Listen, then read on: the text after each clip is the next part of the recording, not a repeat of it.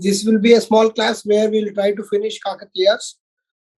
From next week onwards, hopefully your classes will be on daily basis, and we'll try to finish at least chapter 3 and 4 by the next weekend, and then only chapter 5 will be left. So our target is still the same, to complete the entire syllabus, especially of the part 2 of paper 2, which is history, uh, culture and history of Telangana. So today we'll try to complete Kakatiyas. By next class we'll start the Qutb Shahi dynasties and the Velama kingdoms. Subsequently we'll do the Asaf Jahis, and then we'll do the socio-cultural movements, and finally we'll do the formation of Hyderabad state. So this is the sequence in which we'll try to cover.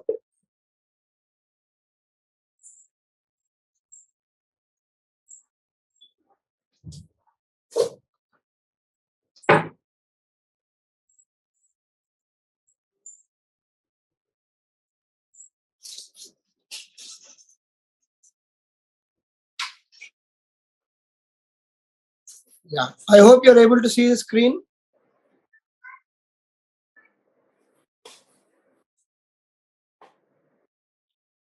You're able to see the screen? Okay, thank you. So last class we have started with Kakatiyas. Okay, we have done Kakatiyas. Okay, we have seen how the Kakatiyas were feudatories of the Rashtrakutas and Western Chalukyas for more than 2 decades. Okay, and then we have seen the various sources of information with regard to the Kakatiyas and how they were building beautiful architectural aspects like Toranas and all, and how they were initially feudatories of the Rashtrakutas, and then how various temples, Toranas, gave the insights into their ornaments used. Okay, and then we have seen some of the main inscriptions written by some of the prominent Kakatiya rulers. Okay, and then how various literary sources, these are the literary sources which give insights into Kakatiyas and their administration and their genealogy. Okay, we see that mostly Telugu or Sanskrit was the language or the court language used, and most of the books were written in these languages. Some of the inscriptions or the writings of Muslims also and foreign visitors also have given insights about Kakatiyas. Okay, and you can see this is the extent to which the Kakatiyas were spread, and these are the prominent towns during the Kakatiya rule, and they were spread during almost in the 80% present day Telangana and then Andhra region, and this reached zenith during Ganapati Deva, Rudrama Devi, and then subsequently Pratap Rudra too. Okay, and we have seen the early feudatory chiefs who were serving as feudatories to Rashtrakutas and Western Chalukyas. It starts with Karke Gundayana, who is said to be the official founder of this particular Kakatiya kingdom. Of course, it was not a kingdom at that point of time. They were only early feudatories. Okay, they were working under the Rashtrakutas on the instruction of Rashtrakutas, and hence, with regard to the inscriptions also, up to Prola Raja, the number of inscriptions are very less because they were feudatories and they could not give any kind of inscriptions or coinage in their name, unlike the kings. And then the first time the official ruler was Rudradeva, who was initially a feudatory for 4 years and then declared himself as independent. And this declaration of independence is recorded at the 1,000 pillar temple inscription of Hanmakonda.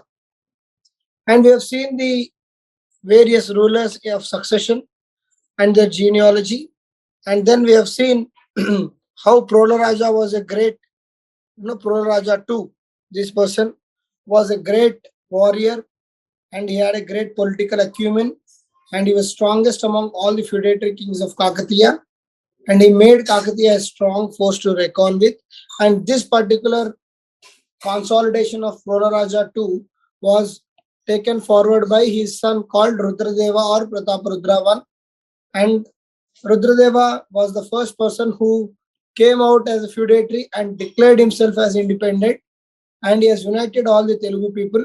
He was an independent king for close to 3 decades, and he was born to Proraraja II and Muppamamba. He was a great warrior. He had a very good relations. He has very good political acumen, but unfortunately, he lost his life by fighting the war against Yadavas.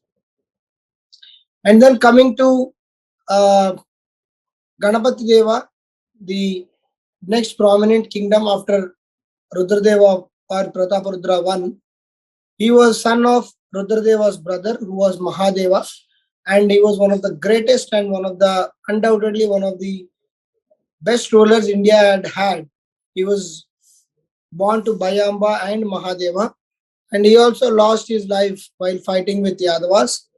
Okay, when Mahadeva lost his life fighting with Yadavas, he was taken as a prisoner, and then subsequently he was released by the Yadava king, who was Jaitugi, and he got married to Jaitugi's daughter, Somala Devi. And after that, he started consolidating and expanding the kingdom. He took a lot of welfare measures, administrative measures. He conquered the eastern parts of Andhra, that is Kalinga and other regions, and he fought war with the Pandya king, that is Jatavarman Sundar Pandya. Okay, and then he initially won that battle against Pandyas, but then subsequently Pandyas came up with a very big army and defeated Ganapati Deva, for which he felt humiliated, because in his close to 50 years of rule, he never got defeated by any army. But when he got defeated by Sundar Pandya, he handed over the reins officially to his daughter called Rudramadevi. And Rudramadevi was a very meritorious administrator, very trained administrator, and a foreign ruler called Marco Polo visited during this reign, and she used the Motupalli ports for trade, and she understood the threats of Pandya kings to the Kakatiyas and started fortifying the Warangal fort by using various fortifying techniques. So because of this, the defense mechanism of Kakatiyas was one of the best, and their forts were almost unsurmountable. And at one point of time, her brothers, who felt jealous of her, rebelled, but the rebellion was successfully suppressed by Rudramadevi. And because of the internal rebellion within her kingdom, a person called Ambadeva started rebellion against Rudramadevi, and in fighting this rebellion, she lost her valuable life. And then Prataparudra II, the last ruler, came to the throne.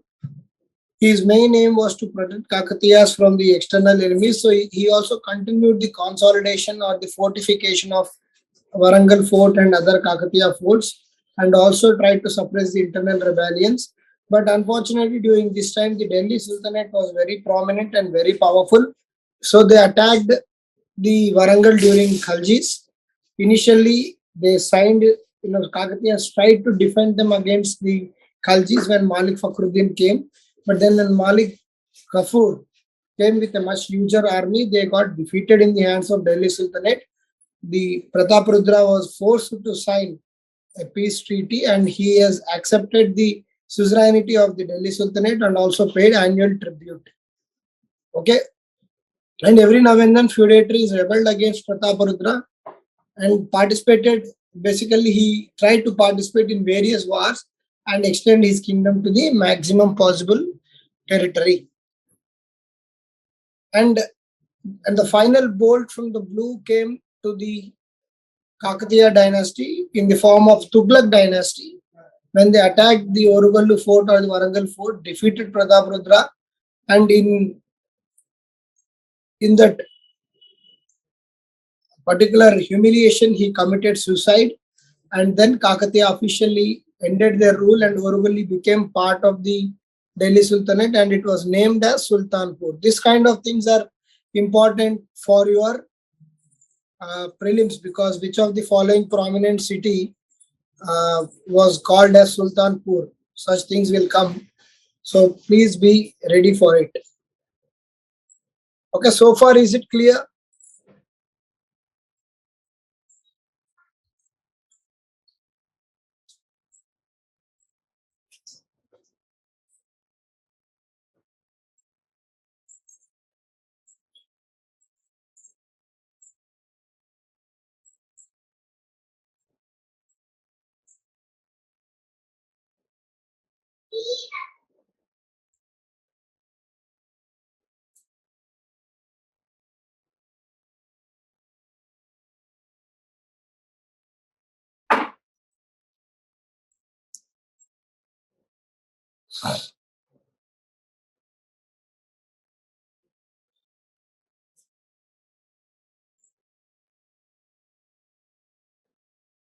Harita Ambadeva is one of the feudatories of Kakatiya. Okay, like how Kakatiyas were feudatories of Rashtrakutas, and how Kakatiyas at one point of time overthrew the domination of Rashtrakutas and became independent during Rudradeva.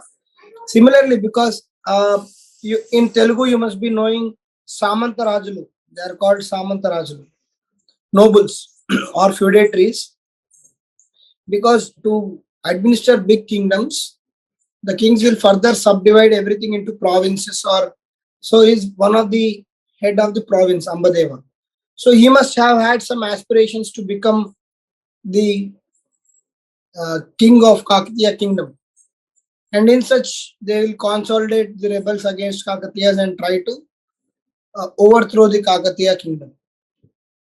We must be seeing in many movies, right? So it's like that. Ambadeva is also one of the feudatory kings of Kakatiyas. And unfortunately, this issue was faced by Pratap Rudra also, but he could successfully handle that. Clear?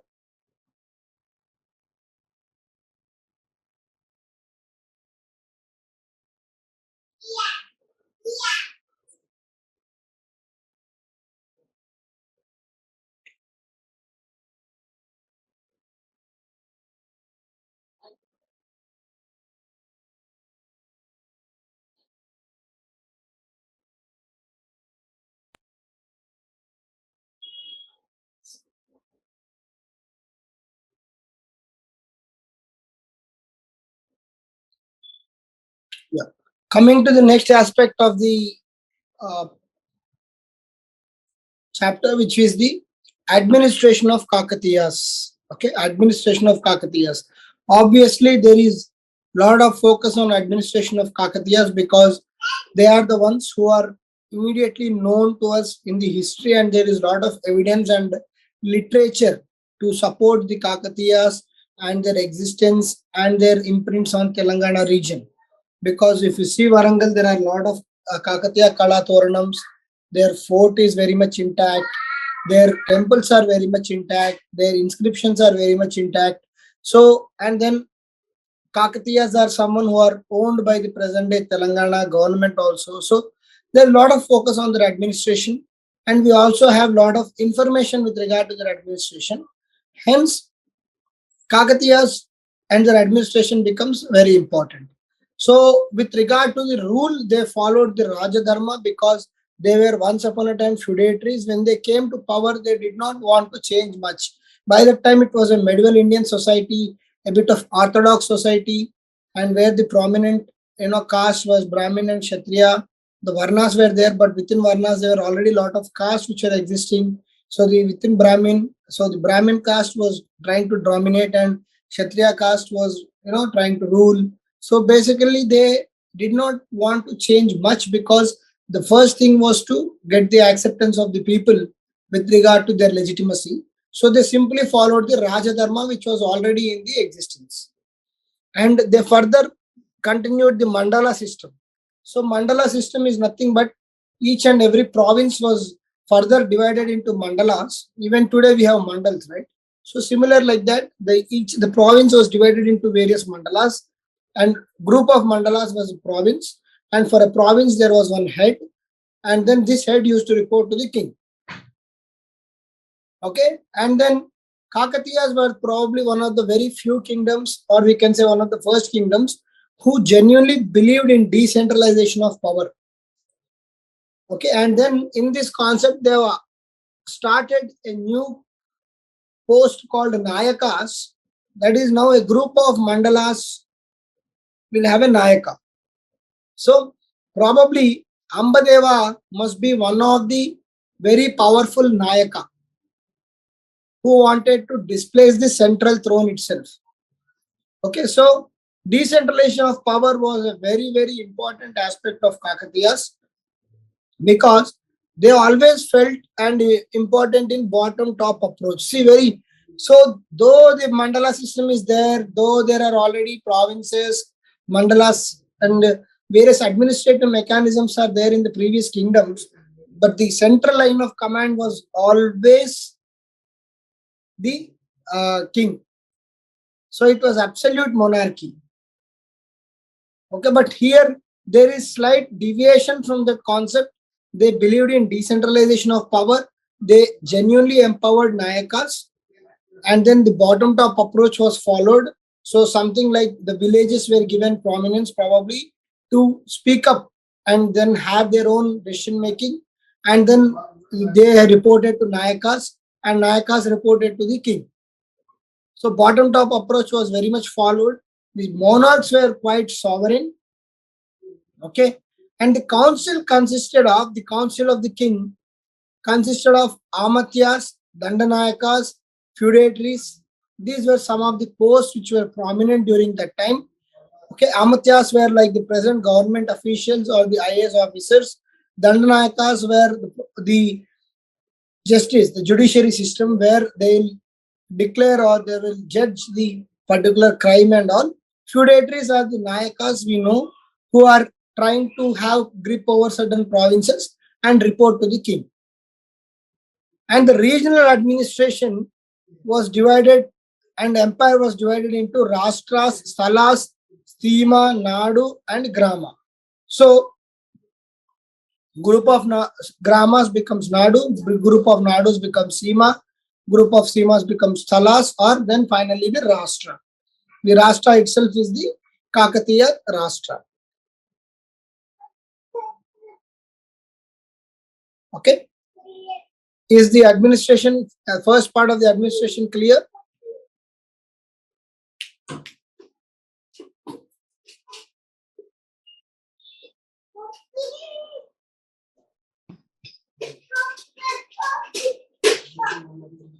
Now coming to the village system.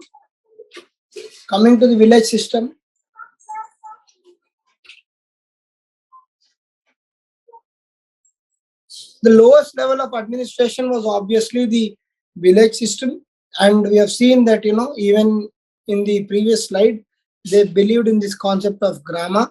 So this grama or the village system was the lowest level of administration, and they always believed in bottom to top approach. Okay, so the officials who were the head of villages were called Ayagars. The Ayagars were the official heads of the village system, and then they used the army to fortify the empire. We knew this started very seriously from the time of Rudramadevi, considering the Pandyan threats from the south they had. So they fortified the empire with the army as well as with the forts, and at one point of time the forts were almost invincible. So they could not be conquered, and many historians write for the fact that Kakatiyan forts were very invincible, and when the forts are invincible, the opposition soldiers become very much inactive or very much helpless because they cannot penetrate the fort. Unless you penetrate the fort and go and occupy or go and kill the king, you have not won the battle.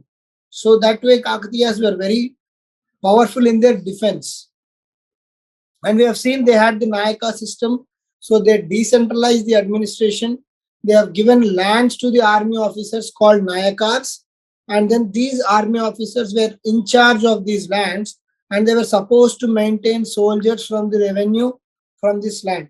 If you remember properly, similar kind of system was done by Akbar during the medieval India, and it was called as Mansabdari system. So this Nayaka system was very much similar to the Mansabdari system, and the judicial system which was already in place.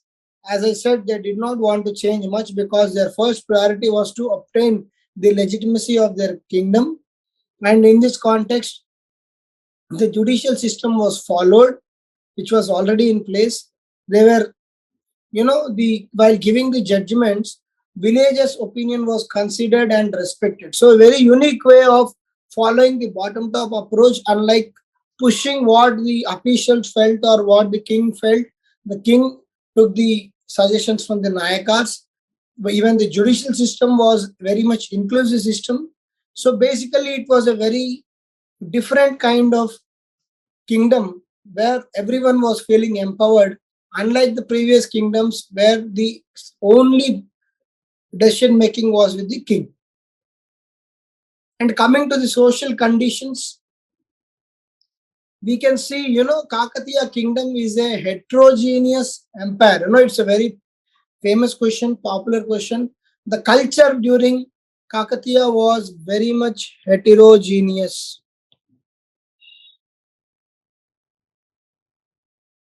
So they themselves followed Shaivism at one point of time, but they were okay with Vaishnavism. They gave grants to Jainism, and obviously Buddhism was already prevalent. So a very heterogeneous society was followed during the Kakatiya. So the social conditions was there were a lot of religions and their intermixture was going on at this point of time. So just imagine the concept of medieval India. You will understand this particular mixture of religions. And then not only the Varna system, we know that by medieval time the Varna system got much complicated in the name of Jati system, where each and every profession started having its own caste, subcaste, and then there is intermixture of this caste and subcaste, and now caste became attributed by birth, something which is presently even today followed. The caste became attributed from the time of birth, and people born in certain castes were supposed to do certain kinds of jobs only. So if we see and look at the history of South India, there are not many Kshatriya castes in South India. Okay, most of the castes were probably from the Shudra clan, but then when the kingdoms became and when the rulers came into the throne, slowly to obtain the legitimacy of the common people, because they have to be agreed upon by the common people as the king of their kingdom. So hence, though their actual clan or caste might be different, when they came to the power, slowly but surely with the help of priest class and other Brahmins, they proclaimed themselves as Kshatriya caste.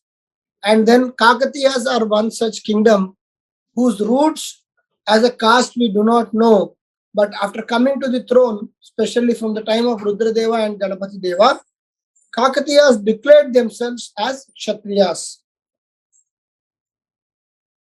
And the society also was quite complex, and intermixture was going on between various jatis. Some of the inhuman practices like sati and untouchability were already followed. See, as you see here, Ganapati Deva, after all the victories, when he finally consolidated the great Kakatiya kingdom, he called himself Kshatriya and a descendant of Surya Vamsha. We can see even Rajputs in the North India call themselves as Surya Vamshi, Chandra Vamshi, Agni Vamshi. This is again, I told you a number of times now that they want to legitimize their kinship, that they are shadows of gods. Okay. And in this process, they will try to obtain their genealogy from some or the other prominent, Hindu king or Hindu god. In that concept only, Surya Vamsha, Chandra Vamsha, Agni Vamsha, okay, all these came into picture. So Ganapati Deva, after consolidating the kingdom and becoming the absolute ruler of Kakatiya kingdom, called himself Kshatriya. And then this process of calling himself Kshatriya, he called himself Surya Vamsha. Okay. And there were a lot of regional conflicts, the class wars, fights in the social system. We all know that, because the society was an intermixture of various caste, class, okay. And then between the Brahmin class also, there were the Vaishnavas, there were the Shaivas. So a lot of religious conflicts, because we are talking about a century from 12th to 14th century. Okay, 12th to 14th century. So we know that by the time there were a lot of, the Islam has penetrated into India, and Indian society was still, having, and now the Jati system made the Hindu religion very complicated. A lot of religions were there. And then we can see, that how much this caste system or the religious conflicts played a role. Mulla Ramayanam, which is an epic in the Telugu literature, was objected by Brahmanas during Prataparudra because Molla did not belong to the upper caste. Of course, Molla Ramayanam is a very prominent literature even today in the Telugu literature. But then at that time, this women who wrote Ramayana was objected by Brahmanas, especially during the Prataparudra period.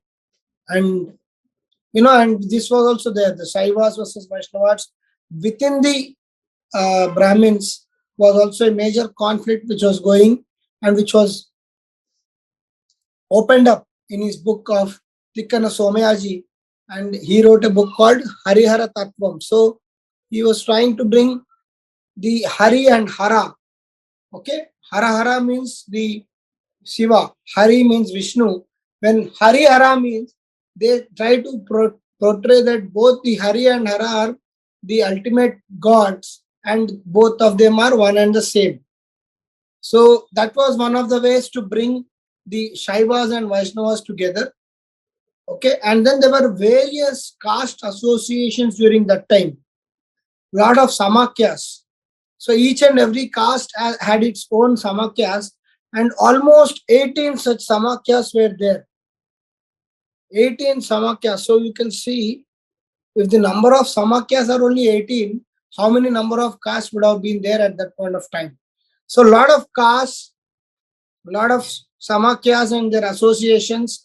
So probably each and every caste has its association, and this association played an important role in the personal and professional life of these individuals, and they started to have say in lot of matters. And obviously sometimes king also had to respect the Samakyas because they were the decision makers for various castes. And some of the very inhuman practices like child marriages, forced widowhood, sati were all common. The sati system was there. Sati Sahaganam was its actual name.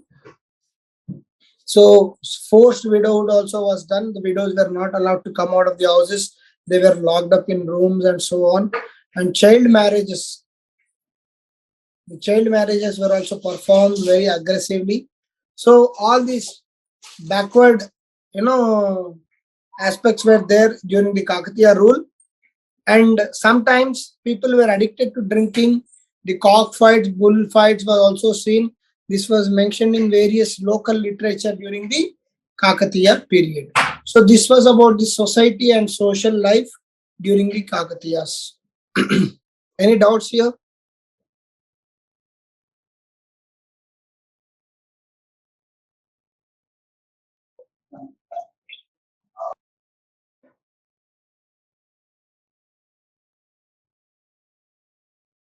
Is it clear?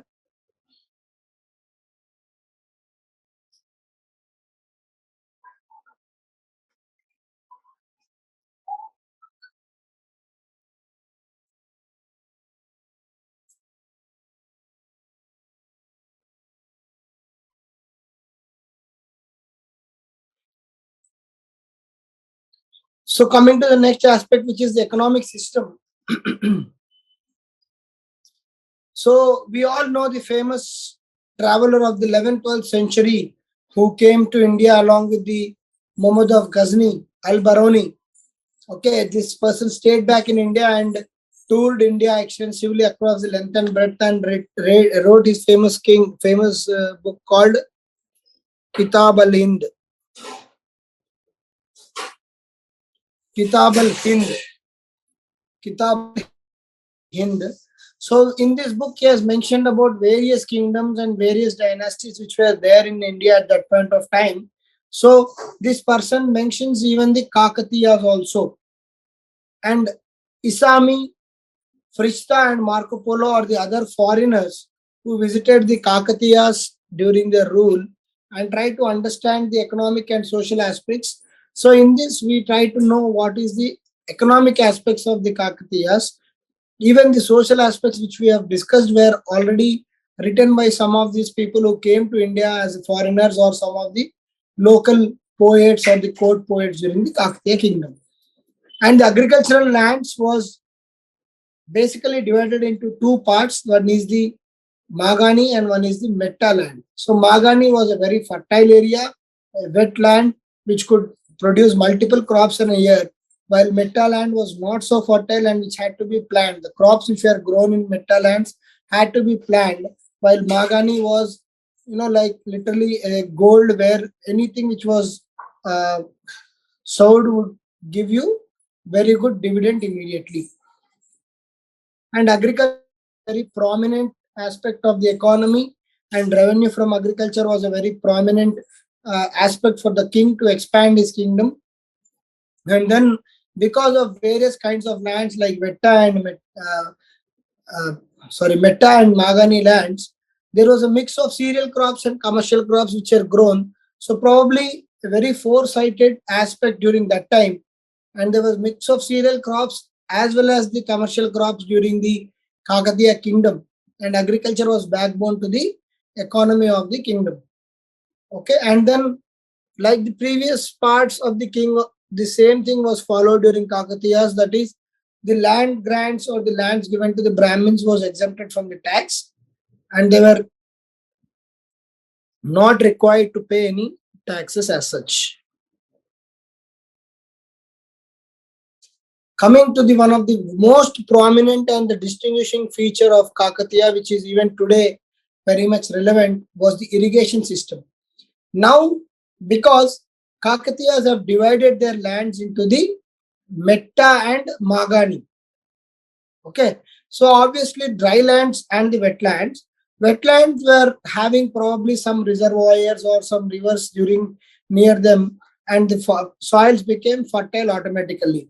But what to do about the dry lands? So because agriculture is their backbone, they took special care for agriculture, and the special care was shown through the construction of lot of tanks and the irrigation facilities. And hence Kakatiya's irrigation system is a very, very prominent aspect of their administration. They have taken special care and focused upon the irrigation system. And they had very big tanks. They had very big tanks called samudrams. Kakatiyas had very big tanks called samudrams, and they have built lot of tanks apart from and then these tanks were used as reservoirs for the irrigation facilities of various lands, so that the agricultural produce in this kingdom could improve, and so could their revenue, and this could help them in establishing huge forts, constructing big temples, and also in the day-to-day administration of the common people. And these are some of the prominent tanks built by various Kakatiya kings. Okay, the Pakala Cheruvu, Hanamakonda Cheruvu, Laknavaram Cheruvu, Bayaram Cheruvu, okay, and Chaunda Samudram, Kunda Samudram, and Kesari Samudram.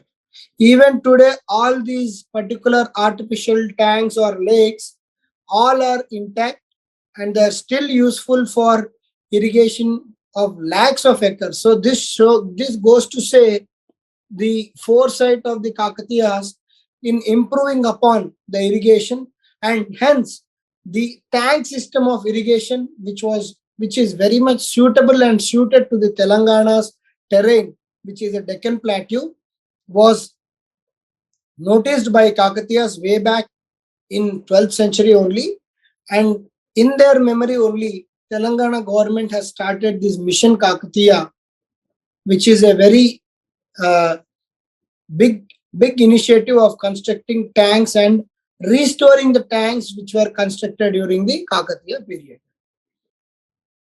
And coming to the religion during Kakatiyas, Jainism, okay, the initial feudatories of Kakatiyas, like the Beta Rajas and all, were supposedly followers of Jainism.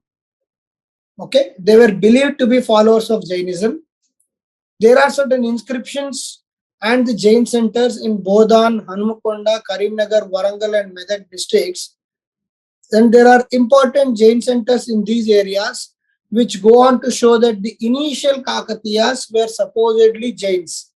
But then, when the Jainism lost prominence, slowly, but Jainism, when it lost its prominence, and when Vaishnavism and Shaivism within the Hindu religion have become a prominent aspects of patronage.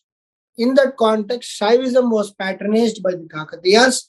We know that they have patronized Shaivism because all their beautiful temples like Thousand Temple or Ramappa Temple, whatever it is, are mostly dedicated to Lord Shiva. So they were the patronizing of the Shaivism, and lot of temples were constructed on Lord Shiva by the Kakatiyas.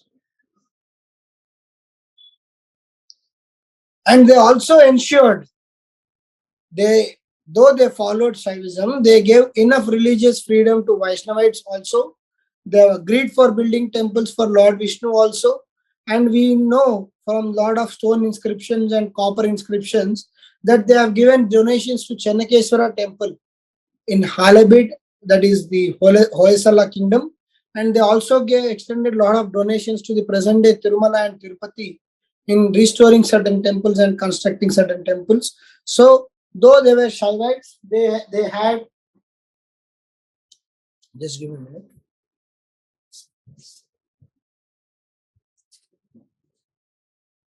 So though they were Shaivites, they did not confine themselves only to the Shaivism. They have given enough donations to Vaishnavites, and their initial ancestors were followers of Jainism. Okay, and they also, by the time, of course, Buddhism lost significant prominence in India itself, and it was morely into Sri Lanka, China, and the Southeast areas. But whatever Buddhism was there, even that they did not discourage. So this goes on to show that it was a heterogeneous and a kind of harmony, confluence of various religions was there during the Kakatiyas, and it goes on to show that there are a lot of religions, lot of castes, and rulers were themselves tolerant to all these various religions and castes, and they encouraged every religion without discriminating anyone, though they themselves at the later stage have adopted Shaivism, but they have not discriminated any other aspect of the religion. Coming to the literature, we have seen some of the prominent books which were written, or one of the prominent literary works during the Kakatiya period. We have seen that previously. Apart from that, okay, there was lot of focus on Vidya Mandapas. Vidya Mandapas means a place or congregation where people used to come and study, like what we call as Veda Patashalas or something of that sort. Two major Vidya Mandapas were built during the Kakatiya period, one at the Sri Salem, one at the Pushpagiri. So they promoted the education by building the Vidya Mandapas. And obviously Sanskrit language was the language for teaching Vedas, grammar and logic. So it again goes to show indirectly that the education was confined to only certain castes or the higher caste, because Sanskrit was not the language of the lower caste. But at the same time, the Telugu literature evolved because Kakatiyas promoted Telugu literature. The Telugu literature evolved, and prominent kings like Palakurki Somanatha, Tikkana Somayaji, and Mulla were some of the important poets during the time of Kakatiya period. So the teaching of the Vidya Mandapas was in Sanskrit language, but of course Telugu language evolved, Telugu literature evolved, and some of the prominent poets and prominent writers were also evolving during the time of Kakatiyas. On a whole, the literature was given enough importance and it was encouraged by the state. And coming to the architecture, we all know the prominence which the Kakatiyas attached to the architecture. They built a lot of temples, they have built a lot of Toranas. So a lot of emphasis was there on the architecture. And some of the wonderful constructions of Kakatiyas are fortunately even today intact. And one of the recent proud moments for Telangana region was the recognition of Ramappa Temple as a UNESCO cultural heritage site. So, which is again constructed by the Kakatiyas.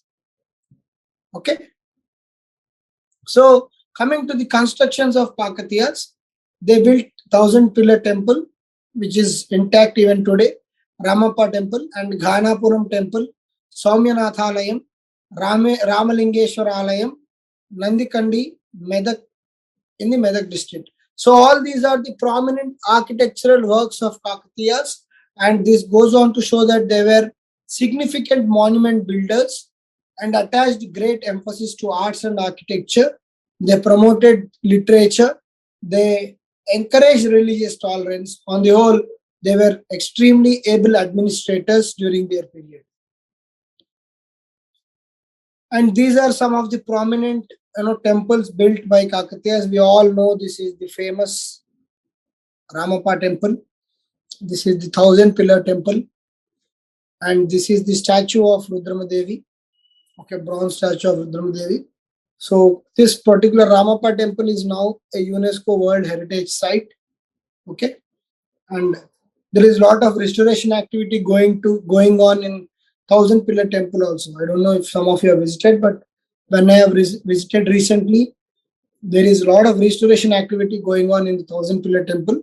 Ramappa temple is, I have visited Ramappa temple, and it is a masterpiece and one of the beautiful constructions. Okay, it is a kind of Vesara style, you can say. The style is slightly Vesara, because if you see, the platforms are star platforms. You see here, 1, 2, 3, 4. This, whenever you go to, and the same thing is here. The basements of the temples are like this. If you see, when you go to Kakatiya temples, you try to see, it is like this. So there are projections outside, so they cannot be typically classified as Dravidian or the Nagara styles. It is a kind of Vesara style, and the deity is obviously at here center, and you can see there is a proper Kalyana Mandapam, there is proper Mandapam. Okay, so it's a kind of Vesara style. It is not a typical Dravidian style, because again, if you see here, there is not huge Vimana. The Vimana is there, but it is not huge. And here itself, there is no proper Vimana on. So it's a very peculiar style of construction for Kakatiyas, and it is close to Vesara style and not to other styles. Okay, so this is about the Kakatiyas.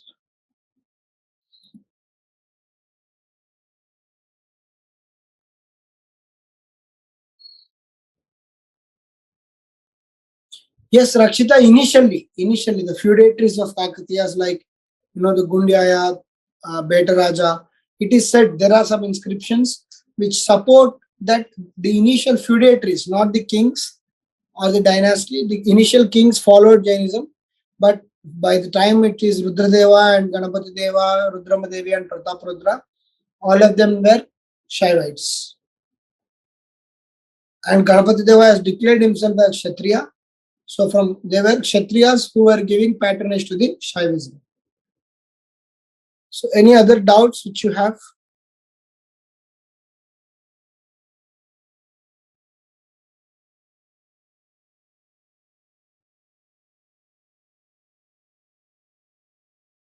So with this, we are trying to complete the Kakatiya kingdom. The Kakatiya is done. So the next important part is the Qutb Shahis. We'll do Qutb Shahis in the coming week. Okay. So we'll have classes regularly. Hopefully, henceforth, we'll have regular classes. So I hope Kakatiya is clear.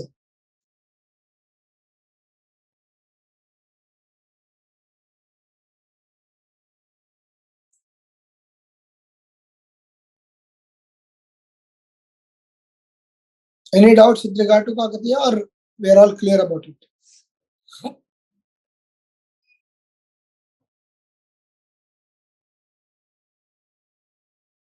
Yes, Kaushik, they used Motupalli port. We have seen Rani Rudramadevi using Motupalli port to have international trade. Yes, they had trade relationships.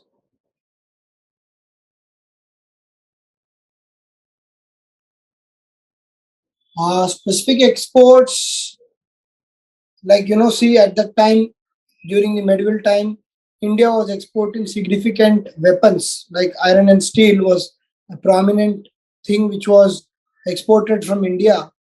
Okay, and in return they were getting gold. Imports were obviously the horses.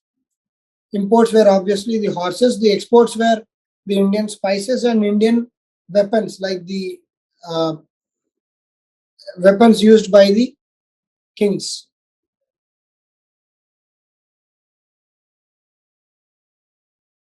And at that time, they were during Kakatiyas, some of the local clothes were also famous.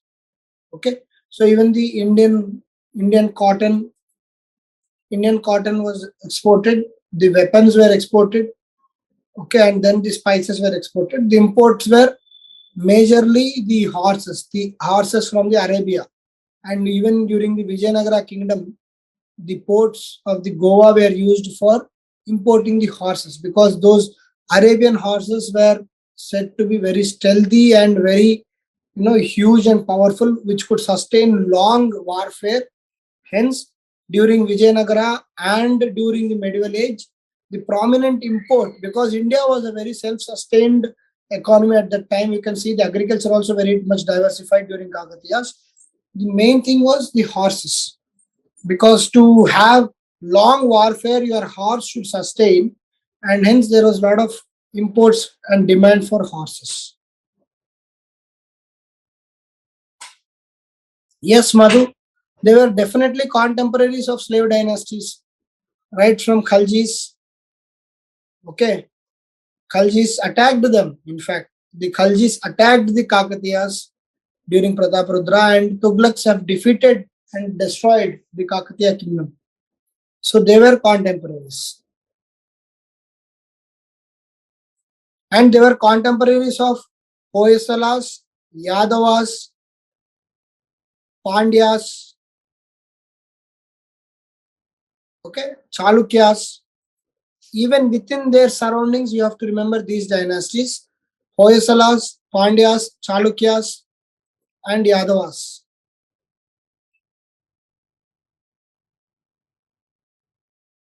And they have given donations to Chennakesava temple at Halebid, Hoysala's capital.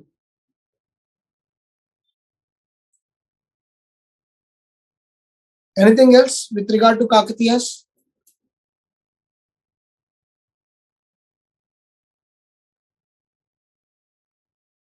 Clear, Madhu?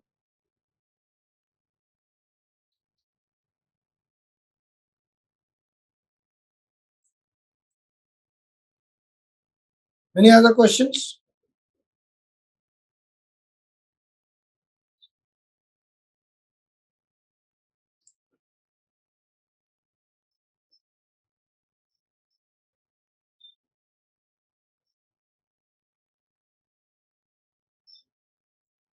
Yes. Yes, Sarita. That's why I said it is similar to the Vesara style. And some of the pioneers and the trendsetters of the Vesara style was the Hoysalas. And one of the classic example of Hoysala construction, which is a perfect Vesara style, is the Chennakesava temple. And if you look at the thousand pillar temple, there is a lot of similarity between, at least Ramappa temple is having a huge Vimana. Not huge, but there is a Vimana in just above the Garbhagriha. Garbhagriha is where the deity is sitting. Above that, Vimana will be there. At the entrance, Gopurams will be there. Okay, if you go to Thousand Pillar Temple, which is in the city center, okay, very recently also I've gone. So if you see the cultural or the constructional aspects, there is no huge Gopuram. Like, if you go to Tamil Nadu and see the Chola and Pallava temples, if you see the Madurai Meenakshi temple, the entrance itself, the Gopuram is so huge. But no such kinds of things are seen in Kakatiya constructions. And also the platform on which you are seeing where the mandapa is extended, it is a kind of square platform where there is a projection. There is not so it's a star platform, not a typical square platform like in the Dravidian construction. So it is definitely similar to Vesara style. So Hoysalas were the pioneers of Vesara style. Chennakesava temple in Halebid, Karnataka. So Kakatiya's construction also, it is not purely Dravidian and somewhat similar to Vesara style.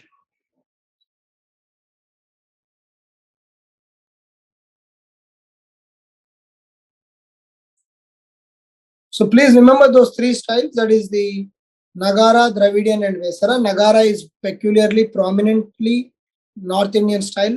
Dravidian is a typical South Indian style. Okay, you can see the Brideshwara temple. So for Nagara, we have the Khajuraho temples. Even the Ayodhya temple, which is coming up in the present day, built in the Ayodhya city, is of Nagara style. The Vesara style is a combination of Nagara and Dravidian. Okay, so it's a hybrid style which is confined peculiarly to the Chalukyas, the Hoysalas, Kakatiyas. So it's a very different kind of style. Clear? Any other doubts?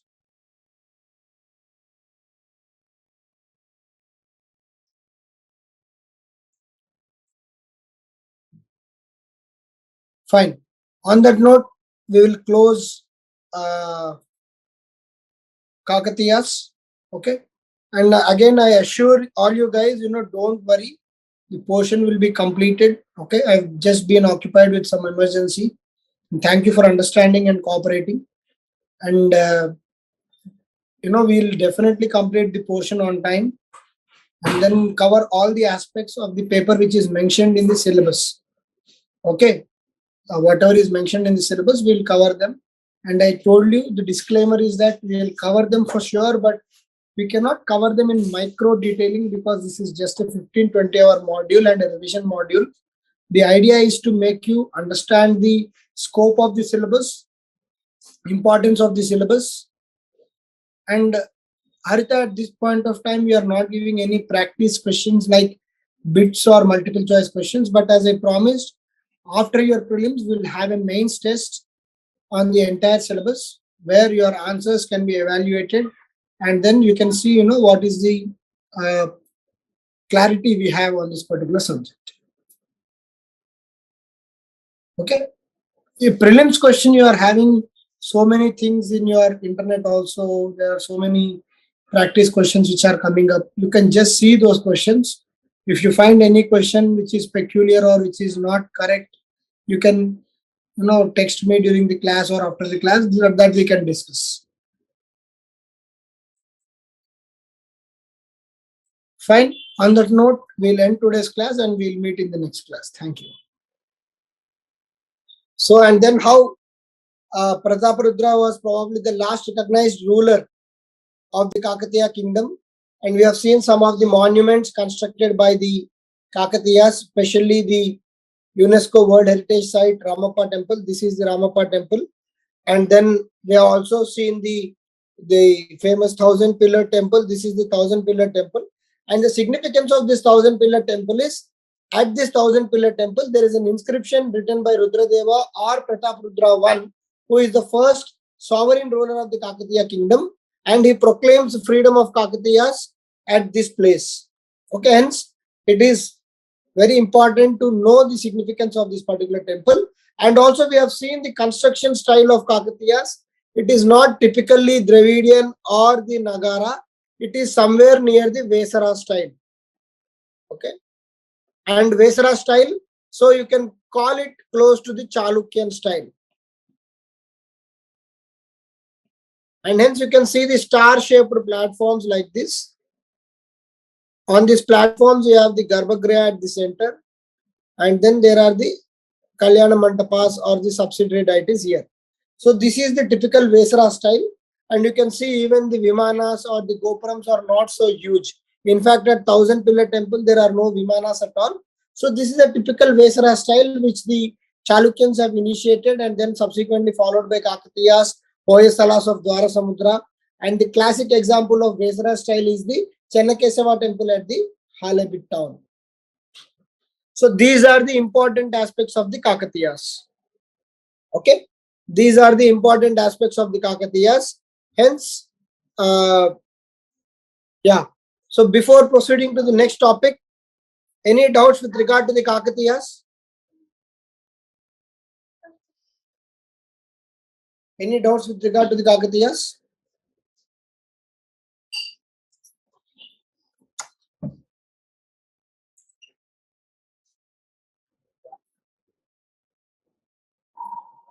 Fine.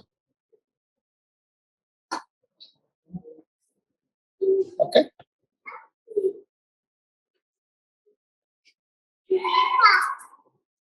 So after Kakatiyas, the next important prominent kingdom, though for a very little time, okay, for almost 40 to 50 years, the next prominent kingdom whom we encounter are the Musunuri Nayaks. Okay, so they are called Musunuri Nayaks. After the fall of Prataparudra in 1325, these Musunuri Nayaks came into the picture.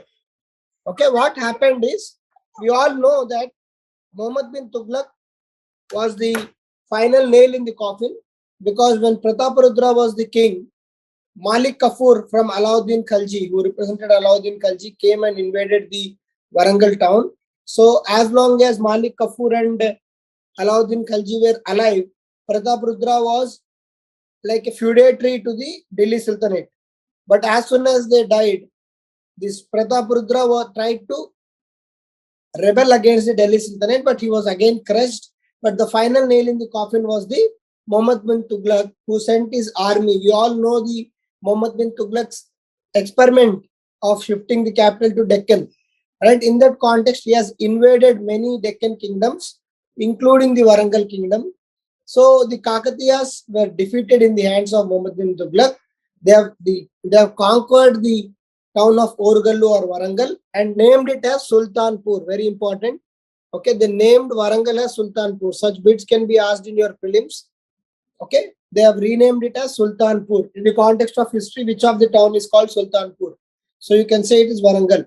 And they have asked certain feudatories of Kakatiyas to take over the Sultanpur and have a governor there. So in this context, a far more Kakatiya governor or commander called Nagaya Ganna Vibudu. Nagaya Ganna Vibudu, and he was renamed as Malik Makbul. See, you see, his actual name is Nagaya Ganna Vibudu. He was named as Malik Makbul and he was placed as the commander for the Warangal or the Sultanpur. Okay, but then the problem was, we all know the time of Muhammad bin Tughlaq, because he was doing a lot of experiments. Initially, he wanted to shift his capital to Deccan, and then he went back to Delhi, and then he was afraid of the Mongol threat, which was there right from the time of Balban, Alauddin Khalji, and Muhammad bin Tughlaq. So he was afraid of the threat from the northwestern border. So he came to Deccan, he went back. So his experiment was failure. Many people settled down here, and that is the reason for establishment of the Bahmani Empire. We all know this.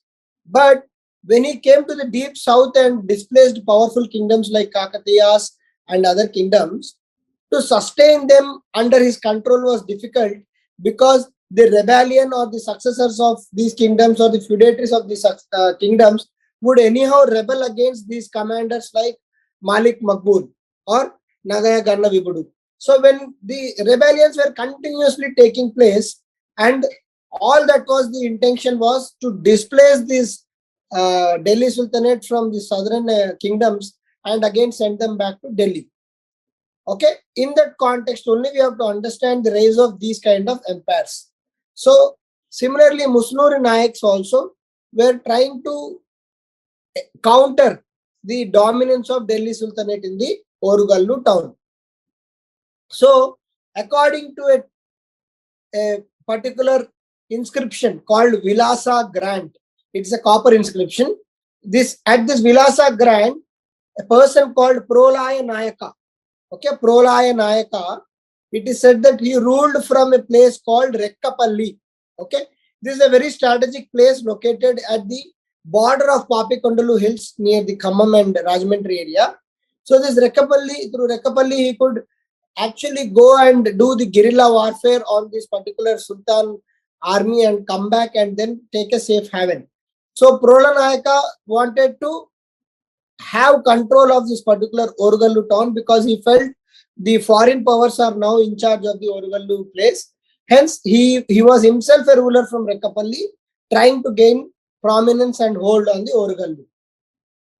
Okay, and we also know that Konda Reddys, who populated the surrounding hill areas of the Nallamala forest, okay, they have helped this particular Prolaya Nayaka to rebel against the Sultanate. Okay, so after this rebellion, finally he became the head of this particular Musunuri Nayakas. Okay, so they felt that the Telugu people are being oppressed by the northern Muslims and their armies, and hence they wanted to restore a rightful king in the place of the Sultanate. And hence the Konda Reddys and the nearby tribes helped the Prolaya Nayaka to gain control over the Sultanpur or the Orogallu. And then he was not having any children, so he was succeeded by a cousin called Musunuri Nayaka.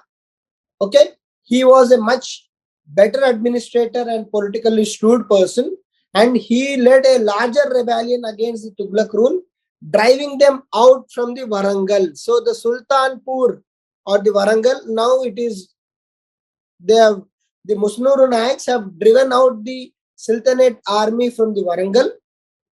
Okay, and at a place called Kaluvacheru Grant, again it's an inscription.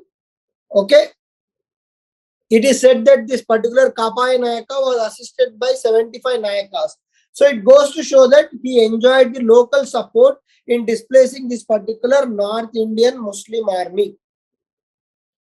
And similarly, a person or the visitor called Farishta narrates that when Kapai Nayaka approached the Hoysala ruler for assistance, so he was given the proper assistance so that the Sultanate people can be evicted from Warangal.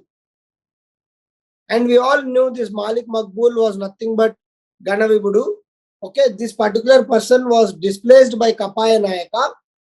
Okay, and then he brought larger swathes of Telangana region under the Musunuri Nayak.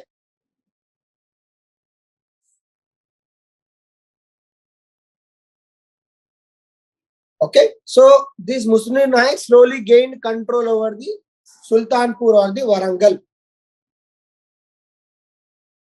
Okay, so and also at the same time we know that the experiments of Muhammad bin Tughlaq led to the formation of Bahmani kingdom. And this Bahmani kingdom was also in the quest of expanding towards the deeper south. And hence they had to encounter the Musunuri Nayaks in their period of expansion. And this particular Kapai Nayaka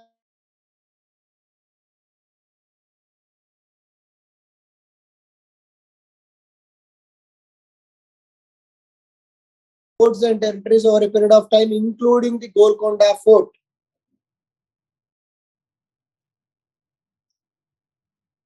And when this Musunuri Nayak, that is Kapai Nayaka, was continuously in fight with the Bahman Shah, he became weaker and weaker. And the weak position of this Musunuri Nayak was exploited by the Reddys of Kondavidu.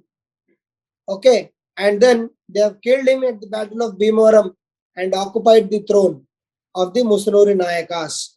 And this Kapai Nayaka was famously called as Sultan of Indian Army.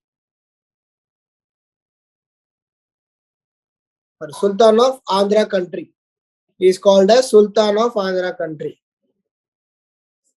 So such titles you please remember.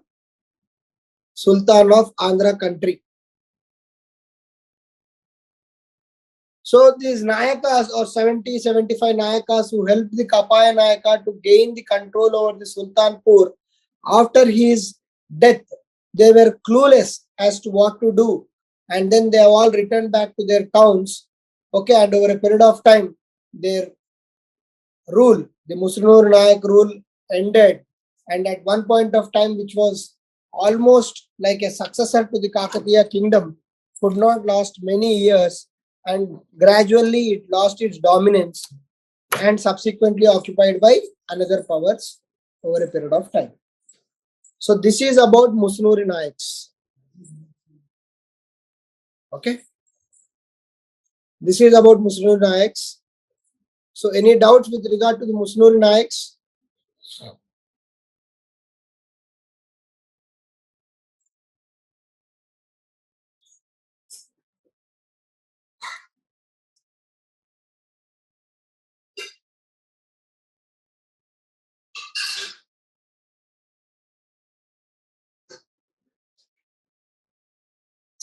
Any doubts with regard to the Musunuri Nayakas? A very small topic, but just first Konda Reddy supported, and then when the power got weakened, they have taken the advantage and removed them.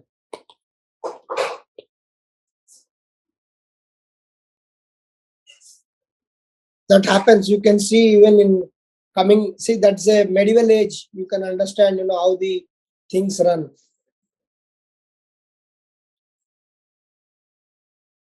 Yeah. Anything else? Clear? Musunuri Nayakas is clear.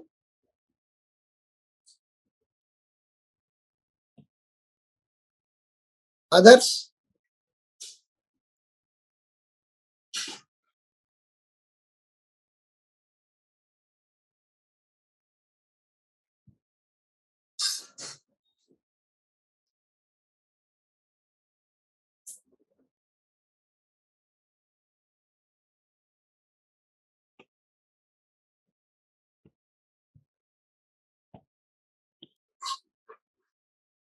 Fine.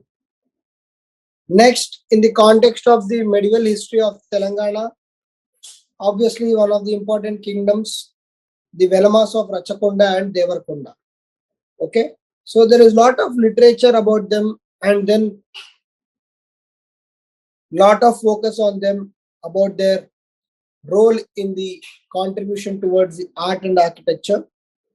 Okay, so definitely one of the important kingdoms, and even one of the commissionerate is also named after the Rachakonda. Okay, and then Devarkonda. Basically, they are from this Velama caste. Okay, and they are also called as Recharla Velamas or Padmanayaka rulers. Okay, they are called as Recharla Velamas or Padmanayak rulers. Okay, just try to remember. If there is a question on Padmanayaks also, don't get confused. Recharla Velamas, Velamas of Rachakonda, Velamas of Devarkonda, Padmanayak rulers, all one and the same. Okay. So basically these Velamas of Rachakonda and Devarkonda, initially, of course, this Rachakonda and Devarkonda are the cousin brothers. We'll see that in the future. So simply remember this Velama kingdom. This Velama kingdom were initially loyalists to the Kakatiyas. Like even the Musunuri Nayakas and others, they were the loyalists to the Kakatiyas because Kakatiyas were a very big kingdom, and obviously they were loyalists to the Kakatiyas. Okay, and then the sources of inscriptions are the Rachakonda, Devarkonda, Bongiri, Ainavolu fort. There are forts at Rachakonda, Devarkonda and Bongiri. Okay, so these Velamas of Devarkonda have gone and stayed in these forts and ruled from some of these forts, including the Rachakonda and Devarkonda fort. And at places like Rachakonda, Devarkonda, Bongiri, Ainavolu, there are inscriptions about these particular Velama kingdoms. And the founder of this kingdom was Betala Nayaka. Okay, he was the founder of this of this Velama kingdom. And Recharla Rudra and Prasaditya, these two were the cousin brothers who played an important role in Kakatiya court affairs. So we all know that when the Rudrama Devi came to the power, okay, her own brothers have rebelled against her because they could not tolerate a woman being the head of such a big empire like Kakatiya Empire. So when their brothers, Rudramadevi brothers have rebelled, she suppressed the rebellion.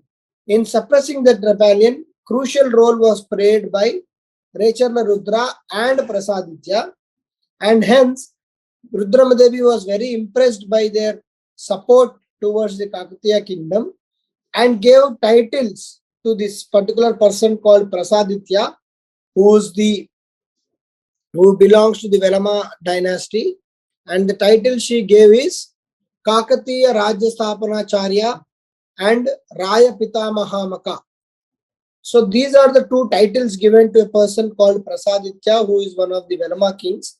Okay, and then after these two brothers, one more brother was the Damanayudu. He also supported Kakatiyas very earnestly and sincerely. Okay, so again, like Kakatiyas, who were the feudatories of the Rashtrakutas, even the Velamas of Rachakonda and Devarkonda were initially like the feudatories of the Kakatiyas. And for the first time, Singamanaika won in 1325. He was son of a person called Eradacha. Okay, he lived in Rachakonda as well as Devarkonda.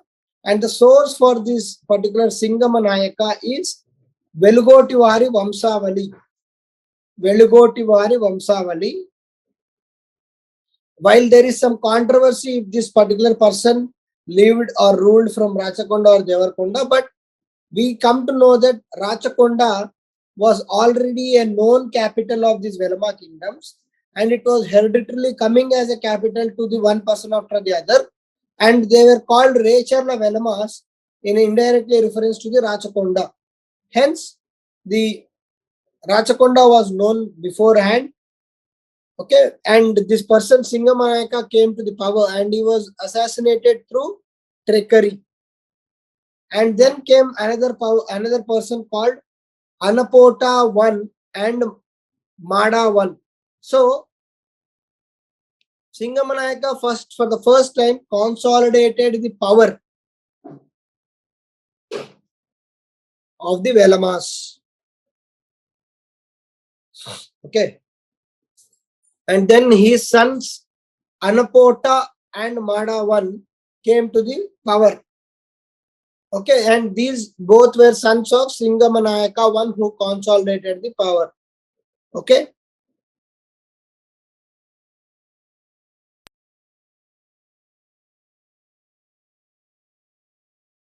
You can see here. For the first time, Anupota I ruled from Rachakonda and Mada I ruled from Devarkonda. Hence, because of this particular split, this dynasty is called Velamas of Rachakonda as well as Devarkonda. And we can see that succession will be continuing. You can see here. So these are the kings who are succeeding their particular Anapota as well as Mada I.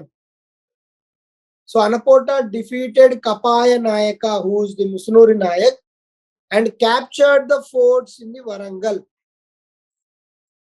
Okay. By 1369, this particular Anapota extended the kingdom up to the Krishna and Tungabhadra. That means almost till the border of the Telangana, he has extended his kingdom. So both Anapota I and Mada I parallelly ruled, and they were in very much coherence. So without any issues, one king was ruling from Rachakonda fort and another king was ruling from the Devarkonda fort. Similarly, their succession continued in the form of Singamanayaka II and Vedagiri I. Singamanayaka II was called Sarvajana Singha Bhupala, and he was a very great scholar. Okay, and he has written Rasanarva Sudhakaram and Ratna Panchalika. Okay, at this point of time, these Recharla kings or the Velama kings faced difficulty with the Reddys. In this context, these Recharla kings went and took the help of Bahmanis. To defeat the Reddys, they have taken the help of Bahmanis. So Bahmanis are now involved into the matters of Recharla kings in order to defeat the Reddy kings. And after Singamanayaka II came Anapota II, and after Vedagiri I came Madanayaka II. And in this context, we can see that there are series of wars which are already going on between Vijayanagara, Reddys and Bahmanis. So these particular Velamas played a very active political role in the particular Deccan Plateau. at one point they were taking Bahmani's help and trying to counter the Reddys, and some point they were trying to counter the Vijayanagaras. So by taking different kingdoms' help, they were trying to be politically relevant and active.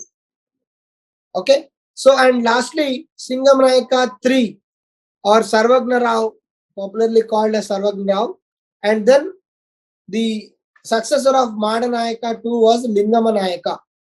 So here where the kingdoms have started to decline, okay, except that Devarkonda was remaining as Rechala kingdom and was subjugated by Bahmanis. You can see at one point of time they took Bahmani help, but now the Rachakonda kingdom was very much removed from the existence, but Devarkonda kingdom was still surviving under the Lingama Nayaka, and this kingdom was subjugated by the Bahmanis. So Bahmanis, who initially helped them to consolidate power, are now subjugating them. And in this context, this Lingama Nayaka has now gone to the Gajapatis of Orissa and taken their help. So Gajapatis, taking advantage of the Lingama Nayaka's weakness, have made him their feudatory. So the Rechala Velamas or the Velamas of Rachakonda, Velamas of Devarkonda at one point were the vassals of the Gajapati kings of Orissa. And finally, at one point of time, Bahmani kings occupied the Devarkonda. Rachakonda was already occupied. So both Rachakonda and Devarkonda became part of the Bahmani kingdom.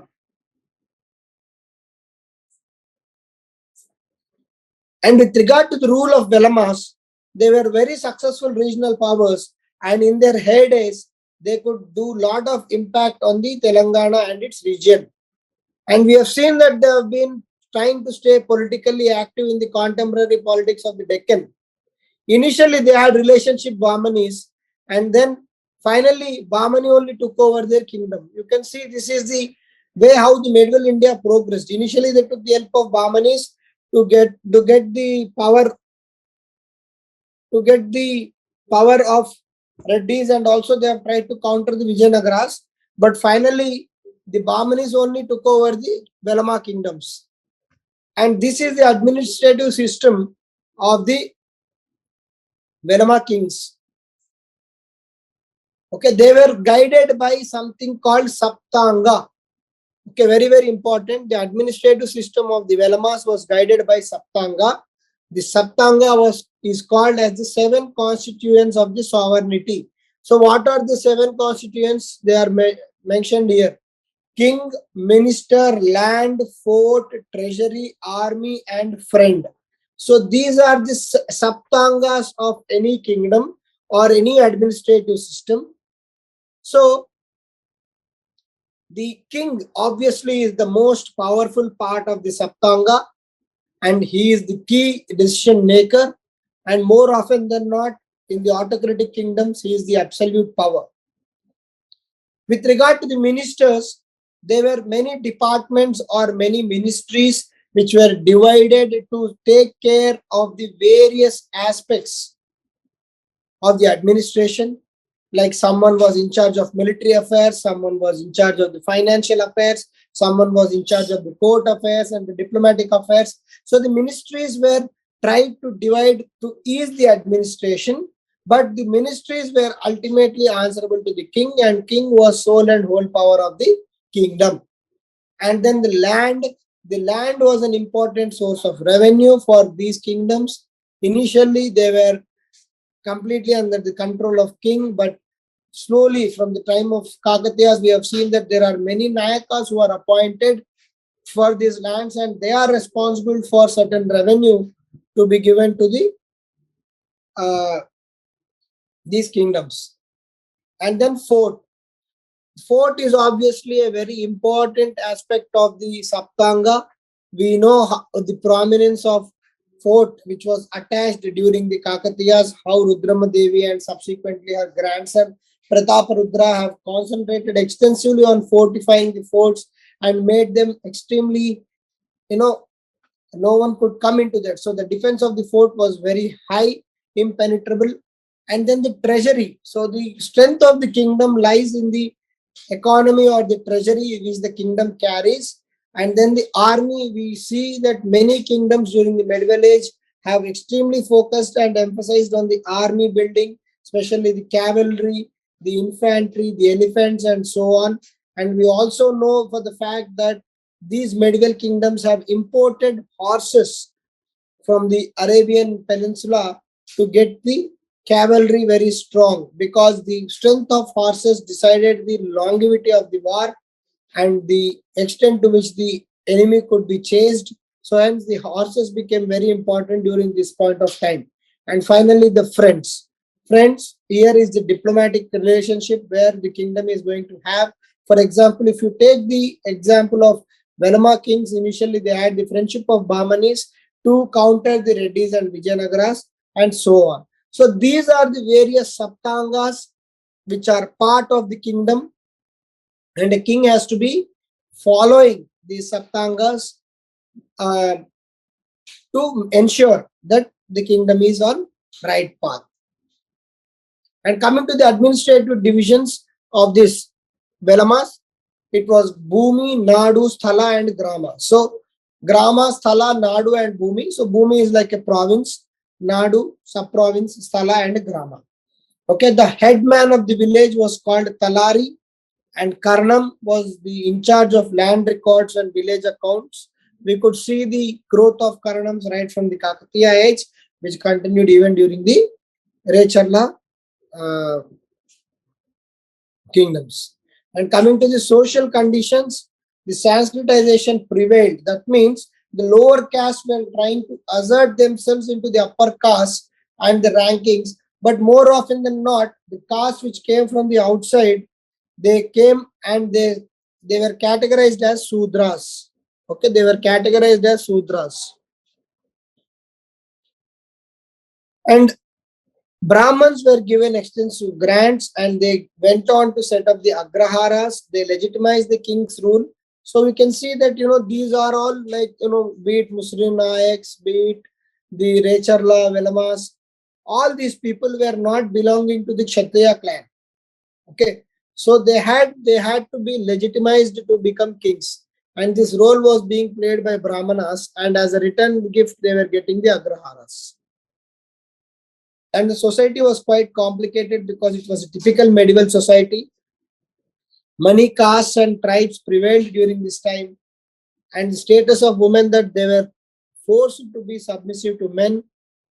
Okay, they were supposed to not question the men in anything. The sati prevailed, the widowhood was forced, and widow marriages were prohibited.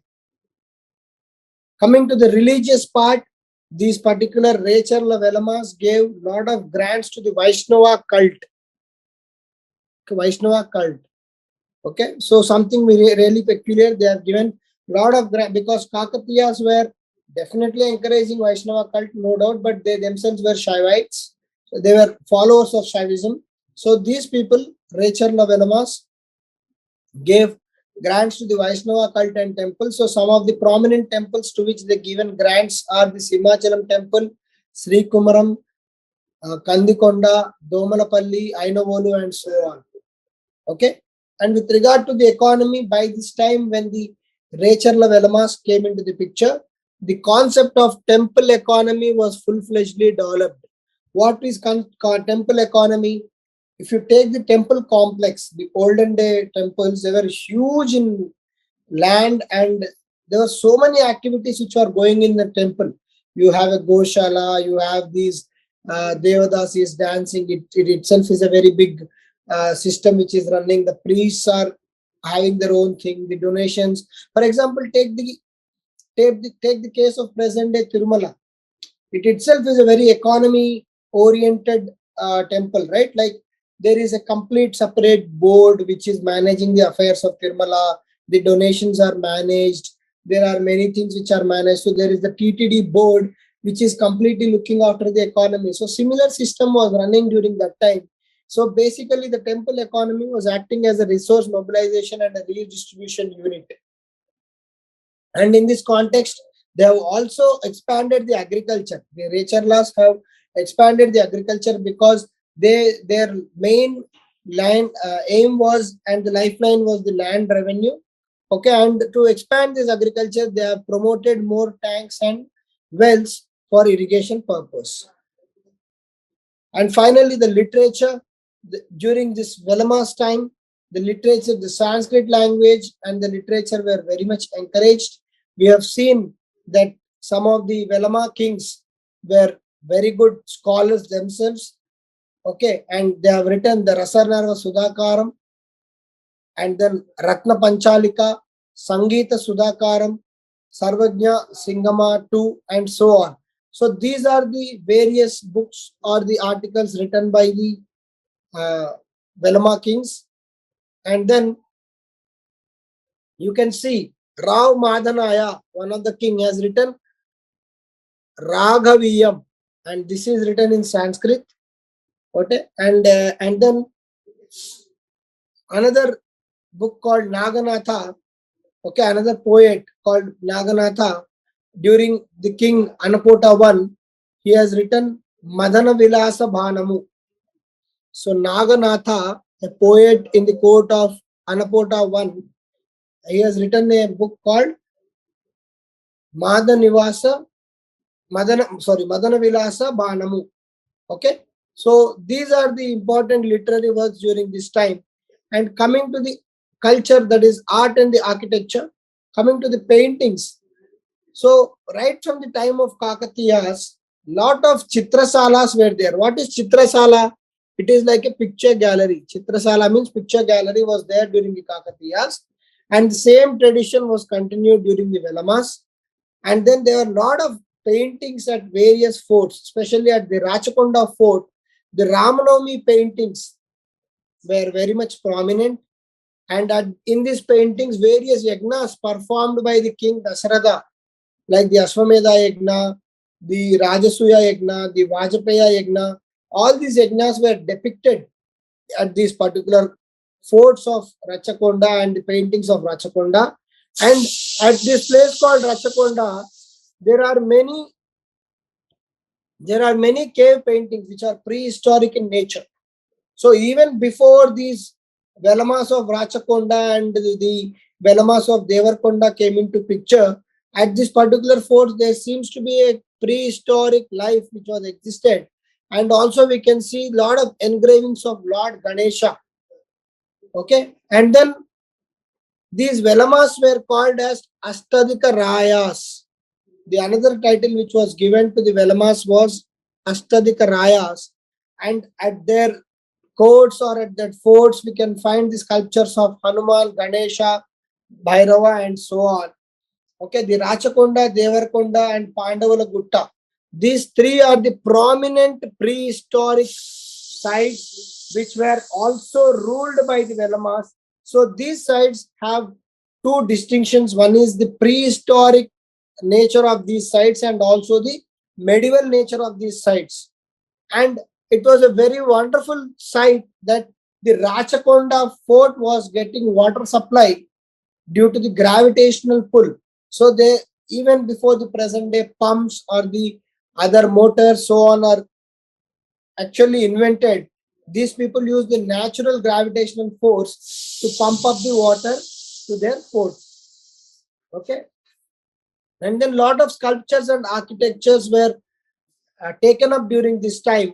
Okay, we know that the temple style during Kakatiyas was basically the Vesara style, and similar style was followed by these particular Velama kingdoms also, and they also followed mostly the style of Chalukyan and Kakatiyas, that is the Vesara style. Okay, and we have seen that they have built many canals, wells, temples, sculptures, because their lifeline was temple economy as well as the agricultural economy. And as they were promoting lot of Vaishnavism as the cult, they have constructed many temples, especially of Lord Narasimha temples in caves. Wherever caves were there, they went on and constructed the temples. Okay, on a whole, this particular kingdom called the Velama kingdoms have contributed significantly not only through political lineage but also the art, architecture, and cultural aspects to the Telangana culture. And hence, in the context of Telangana culture, these particular kingdoms, especially the Rachakonda and Devarakonda Velama kingdom, carry a lot of significance. Is it clear?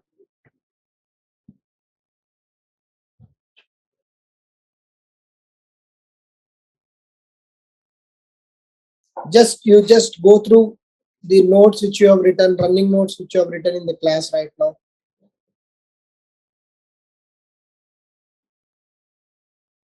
Take 2 minutes of time. So is it clear? The Velamas or the Nayakas, the Velamas of Rachakonda and Devarakonda.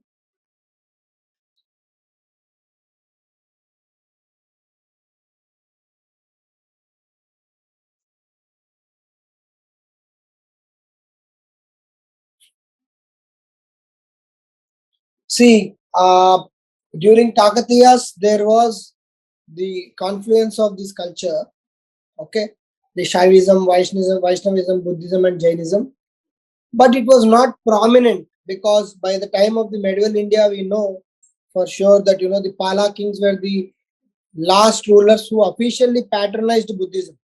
So these Buddhist monks, the Buddhist viharas, chaityas, or probably the stupas, sanghas were all running.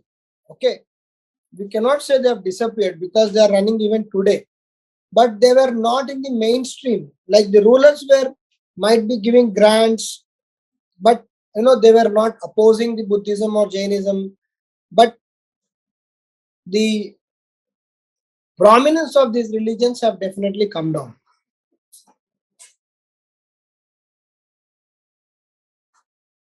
The Kakatiya time was the confluence of various religions. We have seen that. So this is just 100 years or 50 years after Kakatiya. So we cannot say they have disappeared. They did not enjoy the kind of patronage they enjoyed during the previous times.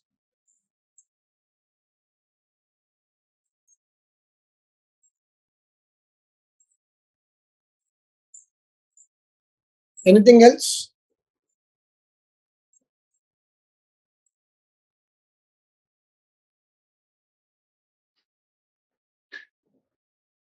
With regard to the Velamas, any other doubts?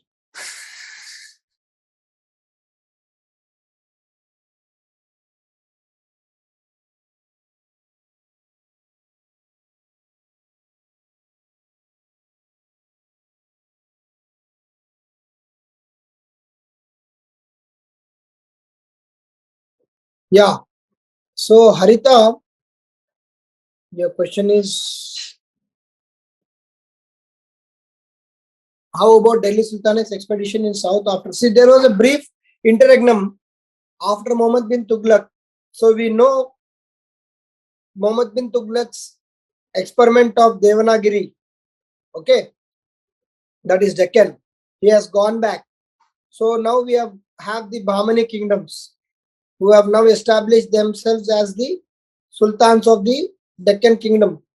And then we have known the history of the Kampali, that is the Vijayanagara dynasty, where Haryana and Bukka were also taken by Muhammad bin Tughlaq. They came back on the banks of Tungabhadra in the presence of the saint Vidyaranya. They got converted back to Hinduism and they started the Vijayanagara dynasty. Similarly, now we are seeing the Musunuri Nayakas rebelled against the Sultanpur commander. Okay, and then after Musunuri Nayakas came the Velamas. So there was a brief lull period where the Sultanate up to Muhammad bin Tughlaq was proactively engaging themselves in the Deccan, but during the Lodis and other kingdoms, slightly there was a gap. And once you can see the Mughal Empire came into the picture, especially from the time of Jahangir and Shah Jahan, again the Deccan affairs are starting to pick up. And by the time Shah Jahan came, Aurangzeb was exclusively appointed as the in charge of Deccan affairs. And he is the one who is continuously coming and involving himself in the day-to-day ruling of Bahmani kingdoms, including the Golconda kingdom, that is the Qutb Shahis. Okay.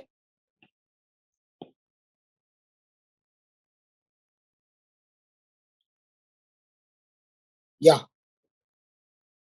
Any other question?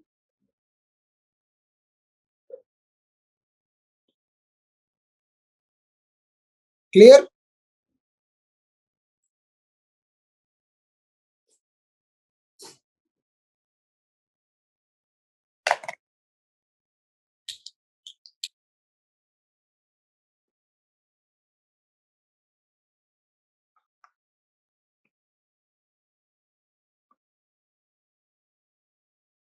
Fine.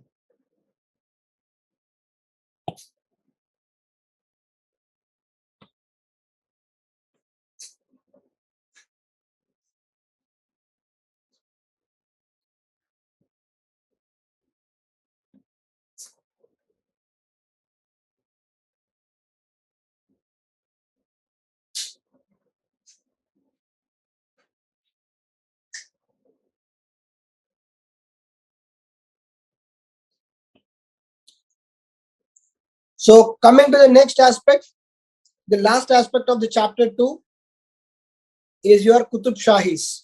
Okay. So Qutb Shahis, we all know, is a very prominent dynasty in the Telangana region because of their hold in the Hyderabad area. Okay.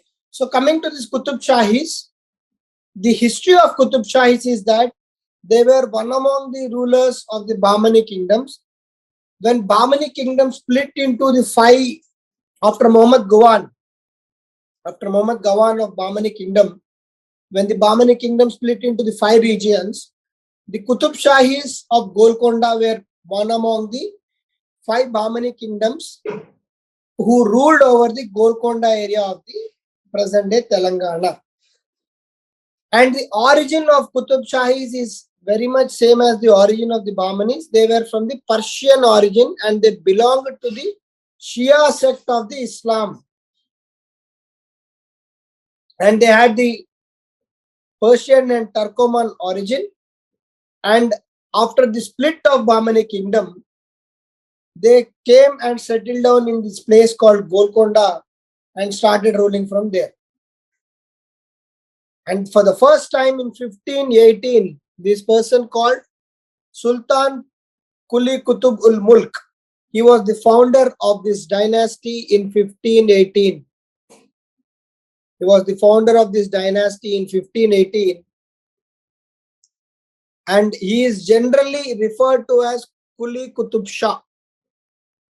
This Mulk is not used, so he is generally referred to as Quli Qutb Shah. Okay. The sources from where we get to know about the Qutb Shahis is the archaeological sources near the Golconda or the various mosques they have built in the Hyderabad, like the Makkah Masjid, the Kaitabad Mosque, the Masab Tank Mosque.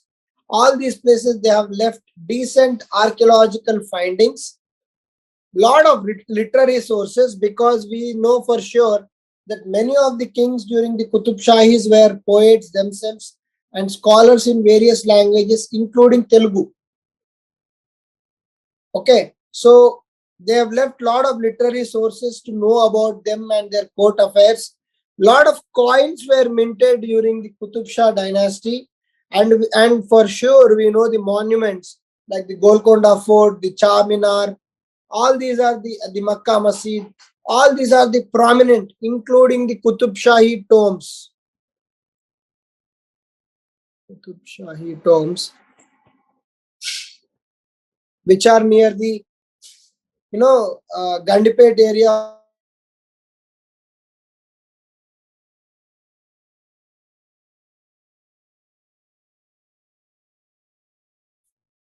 So coming to their political lineage, the Quli Qutb ul Mulk, the founder of this dynasty, ruled from 1518 to 1543. He was the founder of the Qutb Shahi dynasty. Okay, and he was the contemporary of Ibrahim Lodi, that is the Delhi Sultanate king, and also the very famous Sri Krishna Deva Raya. So he was contemporary of these two kings, and he declared independence after the death of Bahmani Sultan where the Bahmani kingdom broke into 5 pieces. He declared himself as independent.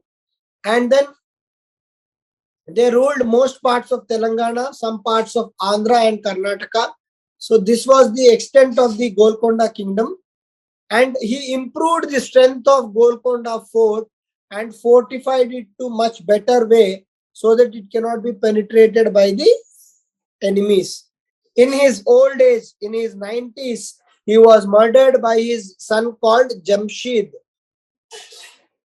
Okay, this person, because this Qutbul Mulk had lot of sons, and Jamshid was one of the contenders. We know like how the battles of successions were very common among these Islamic rulers, and similar thing happened even in the Mughal time. How we know how Aurangzeb came to the throne. So this Jamshid also killed his father and came to the throne. And this Jamshid Quli Qutb Shah, who ruled for only 7 years, has come to throne with the hurdles of succession, because he had to suppress many of his brothers, kill his father, and then come to the throne. So on a very precarious way, he has come to the throne. And unfortunately, during his time, there was a lot of revolts from his nobles, from the common people, and there were a lot of confusion during his reign, because the 7 years period was very turbulent and people did not like his regime. But somehow he could manage, because he had a very capable minister called Kamaluddin Ardistani. This fellow could manage the revolts and the unrest against this particular Jamshid Quli Qutb Shah. And finally, he died of cancer in the year 1550. After him came his brother, this particular Ibrahim Quli Qutb Shah Wali. He migrated to other place during Jamshid Quli Qutb Shah. But when the Jamshid Quli Qutb Shah died, he is the son of Quli Qutbul Mulk, the founder. He came back. He returned to the kingdom from the Vijayanagara dynasty. So as long as Jamshid was ruling the kingdom, this fellow Ibrahim Quli Qutb Shah, he was in the Vijayanagara taking the refuge, or he was in the Vijayanagara taking the shelter against his brother Jamshid. The moment Jamshid died, with the help of Vijayanagara kingdom, this Ibrahim Quli Qutb Shah came to the power in the Golconda Qutb Shahi dynasty. And this person for next 3 decades took the glory of Golconda to next level. He was a very able and prominent administrator. He was a very shrewd politician, and he was deeply influenced by the culture of Hindus, and he was also very much impressed by the Telugu language. And to admire the Hindu culture, the court of Ibrahim Qutb Shah had many scholars who were learned in Vedas, Shastras and Puranas. And we all know that before he came to the power, he stayed in the Vijayanagara kingdom. And at that kingdom, he got married with this woman called Bhagirathi. And the son of Ibrahim and Bhagirathi was the Muhammad Quli Qutb Shah, who went on to become the next Sultan or the ruler of Qutb Shahi kingdom. And Ibrahim Quli Qutb Shah employed lot of Hindus in the administration, diplomatic affairs and also military purposes, okay, within his sultanate. Apart from Telugu and Hindu culture, obviously he patronized the Arabic and Persian poets in his court. He repaired and fortified Golconda Fort and also developed the Hussain Sagar Lake and the Ibrahim Bagh. And you can see the irony here. The very reason how Ibrahim Quli Qutb Shah came to the power was because of the support of Vijayanagara kingdom. But when the 5 Bahmani kingdoms came together and where they wanted to attack Vijayanagara kingdom in 1565, they have confronted the Vijayanagara kingdom in the battle of Tallikota or Banihatti, or also called as Rakshasa Tangadi. At this place, this Ibrahim Quli Qutb Shah joined hands with other Bahmani kings, and fought against the Vijayanagara kingdom, and the same town where he was brought up, the same place where he took shelter, he demolished those places and went on to occupy some parts of Vijayanagara kingdom. So this also shows that the kind of attitude which was prevalent in Deccan or in the medieval age, because this person got shelter from Vijayanagara and ultimately he attacked Vijayanagara and occupied some parts of Vijayanagara. It's a kind of, again, a trickery, we can say. Okay. And then one of the most important rulers is the Muhammad Quli Qutb Shah of the 1580 to 1612. He is very much remembered for his great abilities and grand works. And this period was the period of cultural upliftment because he focused quite a lot on the art, architecture and the literary works during the Quli Qutb Shahs. He was a scholar in Deccani Urdu and also a scholar in Telugu. He wrote many books in Urdu and Telugu also. He was probably one of the first author of the Urdu language. He composed his own verses in the Persian Diwani style. And his poems consisted of verses relating to single topic, like, he wrote many ghazals also.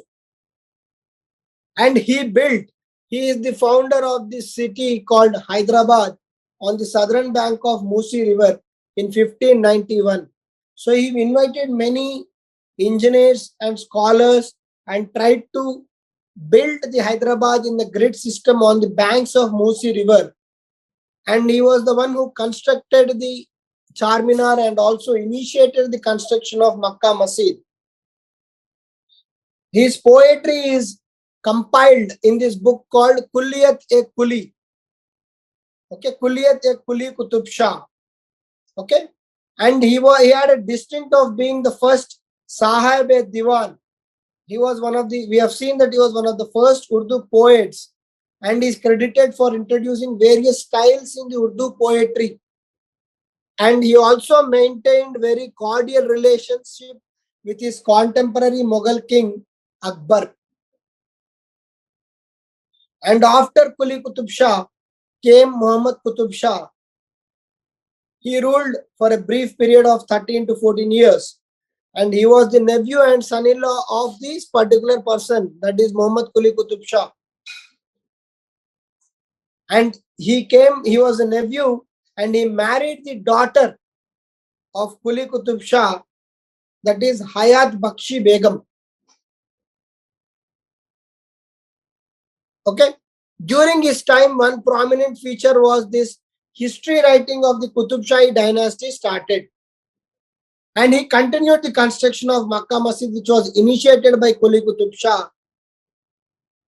And a prominent Persian ambassador called Hassan Beg Khigakwai spent 2 years in the court of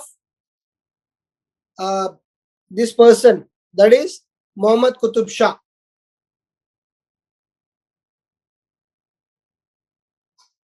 Okay, and then came Abdullah Qutb Shah, that is from 1626 to 1672.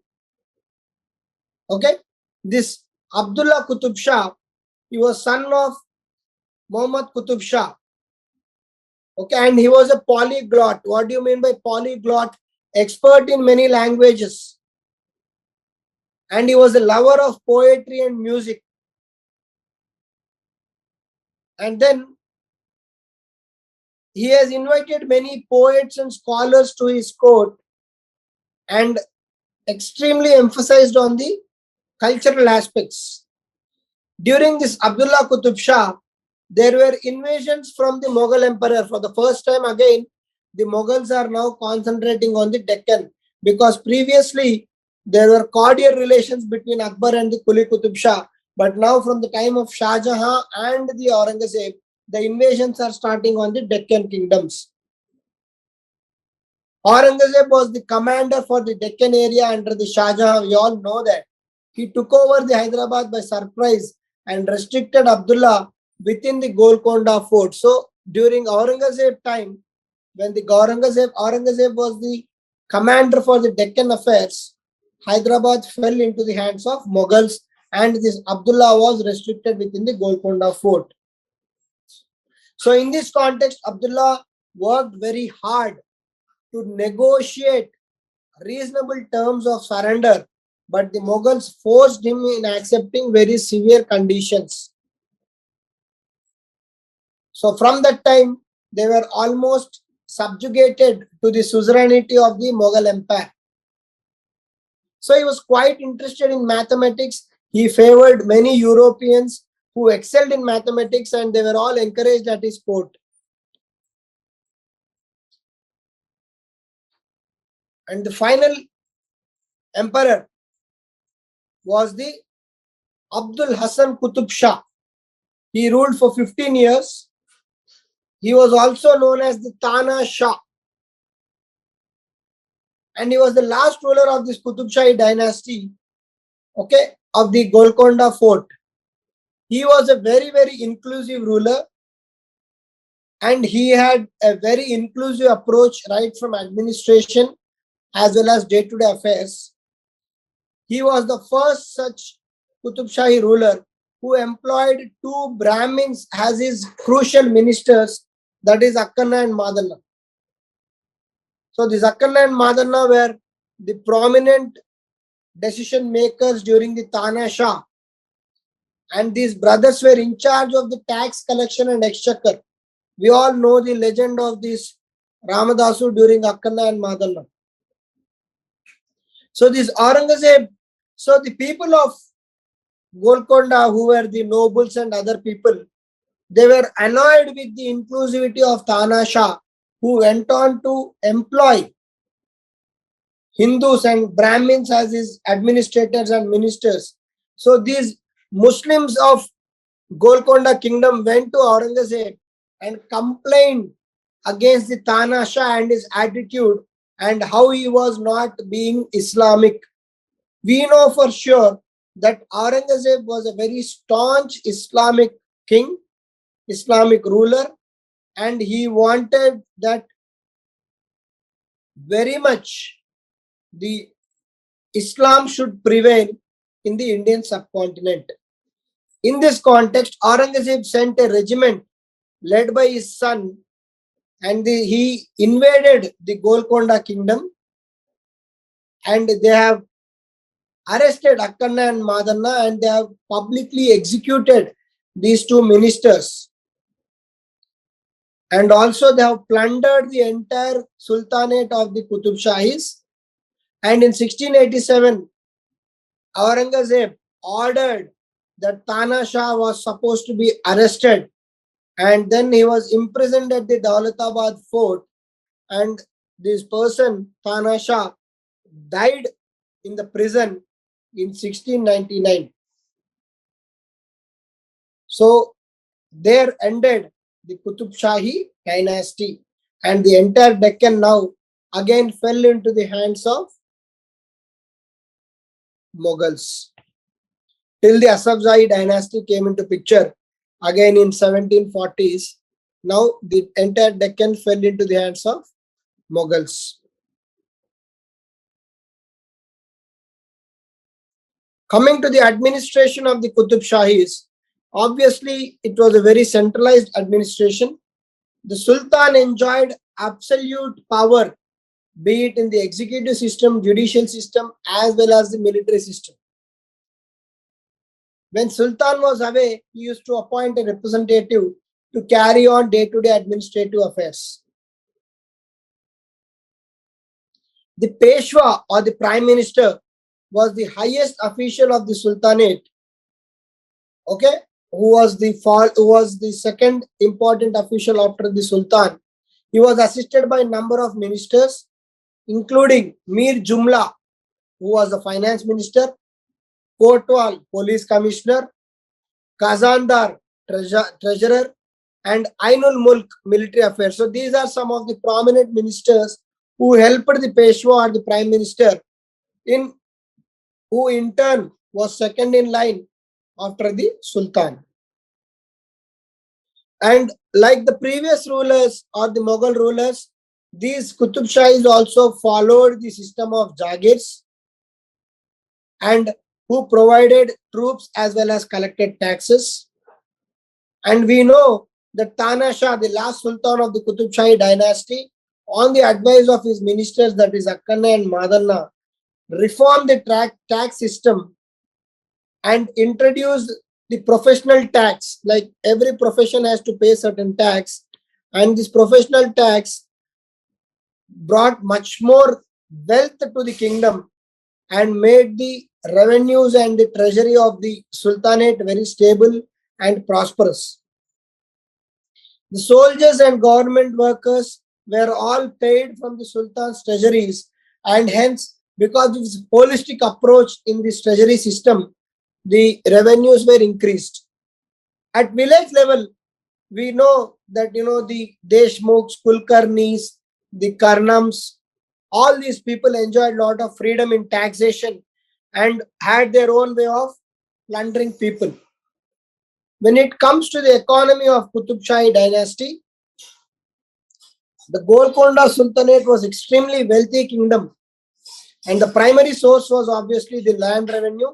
But apart from land revenue, they had a very USP, which is the monopoly of production and polishing the diamonds.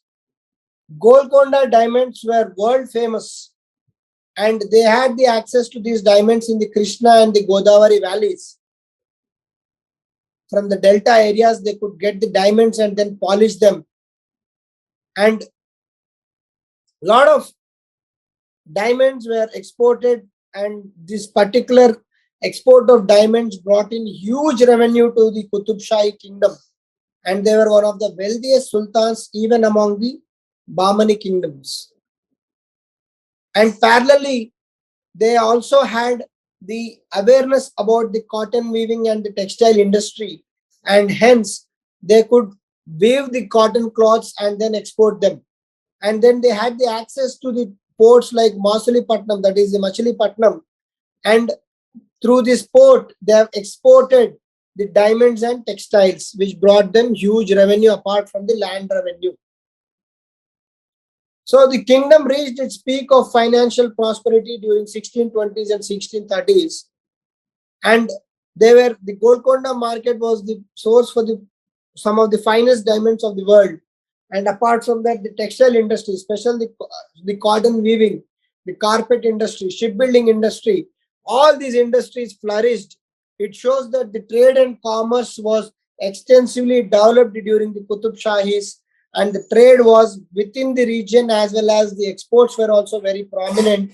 And especially the diamonds and textile exports brought in a lot of money to this particular kingdom. And overall, it was a very wealthy kingdom. Coming to the socio-religious aspects, initially the Qutb Shahi dynasty did not allow the Hindus to freely practice their religion. They were quite strict as Islam rulers. Okay, but then from the time of Qutb Shah, Quli Qutb Shah, he was more tolerant, more understanding, and he was very clear for the fact that we cannot suppress the majority for many days and try to push our agenda. And hence, in this context, he has allowed Hindus to practice their religion and festivals. And over a period of time, the subsequent rulers were only more and more tolerant. And the final, we all know how Tana Shah was having Brahmin and the Hindu ministers as a very prominent decision makers in his kingdom. Okay, and during this time, many castes and subcastes existed. Just give me a minute.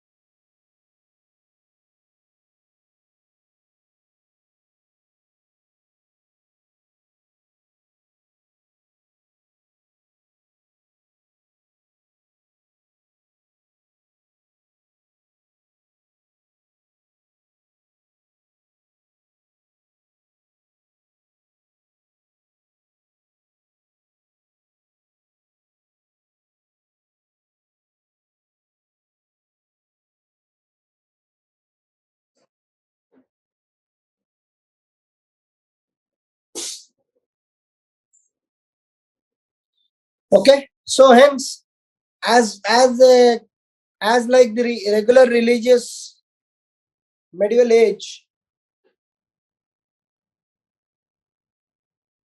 as like the medieval age, many castes and subcastes were prominent during this particular time. So hence, many castes and subcastes existed. And it was during the Tanasha time where this Akana and Madana have introduced this ritual of the state head sending the pearls to the Bhadrachalam temple on the occasion of Ramanavami, which is followed even today. Okay, and with regard to the other social aspects, and we know that there was a lot of wealth in the Qutb Shahi kingdom because there were many sources of revenue, especially the land revenue, be it the diamond trade, be it the textile trade. They were all quite wealthy people. But then there was a kind of inequality where this wealth was concentrated mainly in the higher caste population only. And women position also was not good. And so was the position of the widows. The widowhood was forced upon these women, and the Parda system existed both in the Muslims and the higher caste Hindus. And coming to the architecture part, the Qutb Shahis were patrons of the Persianate Shia culture. So over the period of their rule, they championed the Persian culture. Okay, they championed the Persian culture. Okay, and the court language was obviously Persian, and there was much focus of the Persian literature during the initial time. But as the later rulers came, they were equally enthusiastic about the local languages, especially the languages like Telugu and the mix of local and Persian language like Urdu. So all these languages came into prominence. We know that Quli Qutb Shah was one of the first poets of Urdu. Okay, and they also adapted Telugu because they saw the Telugu language as one of the prominent language, and hence the focus given on Telugu and the impetus given to Telugu, they are popularly called as Telugu Sultans. Again, a very important thing. The Qutb Shahis are popularly called as Telugu Sultans. Okay, we know Quli Qutb Shah wrote many poems in Deccani Urdu, Persian, Telugu. Okay, and then he has published his own set of poems. Okay, so there are much focus on very other books. Okay, and they have written some of the erotic books also. Okay, and they have translated some books from Sanskrit and then translated into Telugu, Persian, and other languages. Coming to the architecture part, the Qutb Shahis are known for extensive architecture in the Indo-Islamic style. Okay, not typical Islamic, not typical Indian, but typical Indo-Islamic style. And where there is a culmination or confluence of two cultures, the Indian culture as well as the Persian culture. Okay, and they built many monuments. The prominent one is obviously during the Quli Qutb Shah time, which is the Charminar.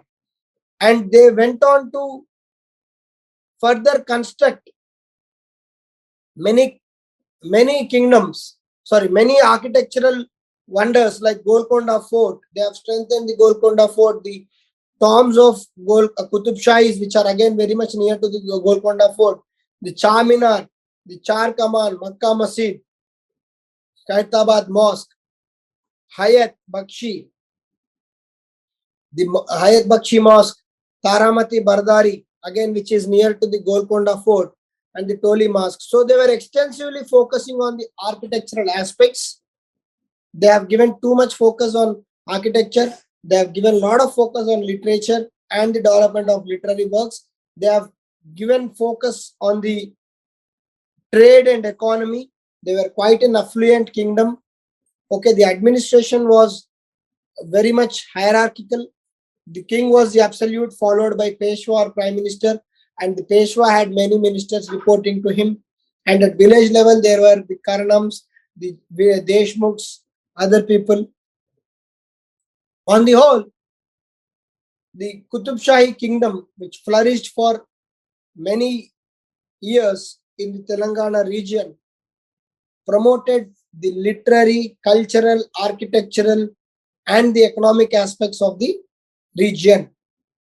And finally, the nail in the coffin was the attack of Aurangzeb's son during Tanashah time, because Tanashah was extremely liberal and a very good king, and this was considered un-Islamic by the nobles of Golconda Fort. They complained to the Aurangzeb. He sent a big army, and Tanashah and his ministers Akalla and Madana were executed publicly. Tanashah was jailed into the Daulatabad fort, and from there he died in 1699. And then the kingdom of Golconda was annexed into the Mughal Empire up to the formation of Asaf Jahis, and hence ended one of the very glorious rule of Qutb Shahi kingdom, which was probably one of the golden ages for the cultural and the architectural aspects of the Telangana region.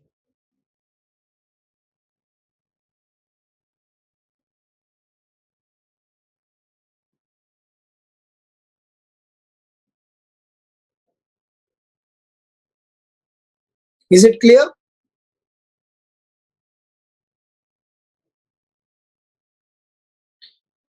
There are only two small topics which are left in chapter 2, which is called Samaka-Saraka, we all know that, and one is the Sarvai Papana. We'll do it in the next class and then straight away start the chapter 3. So we'll be completing chapter 3 mostly in 1 or 2 days. The next class will be mostly day after tomorrow, and we'll complete the chapter 3 there. And by weekend, we are going to complete the chapter 4. So that is our target. So we are still staying with our timeline of completing the entire paper by August end, or maximum 1 or 2 days here and there. So any doubts with regard to the Qutb Shahis?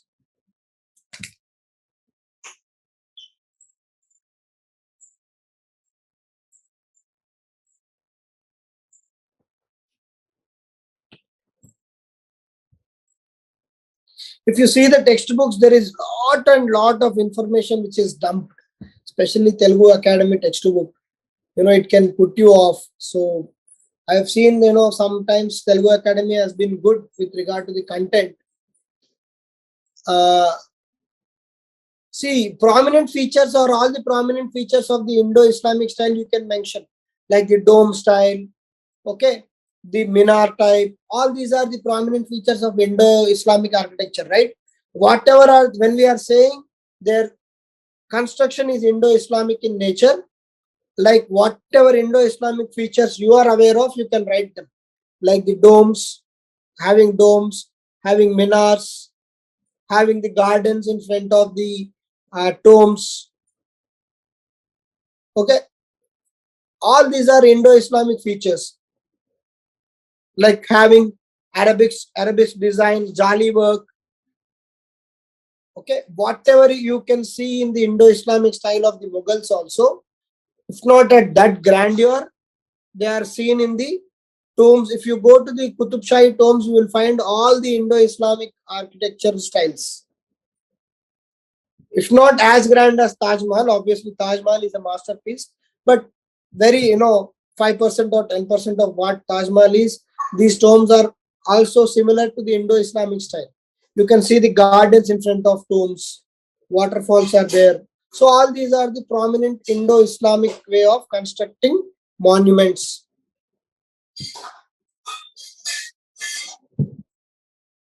Is it clear, everyone?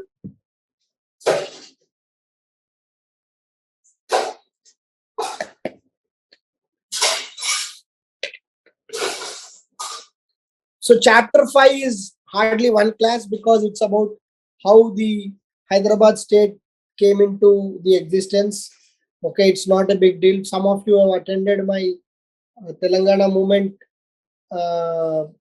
module, must be very clear with the chapter 5. In fact, chapter 5 we have discussed very extensively there. Here it is only some part of the portion. So chapter 5 need not worry at all.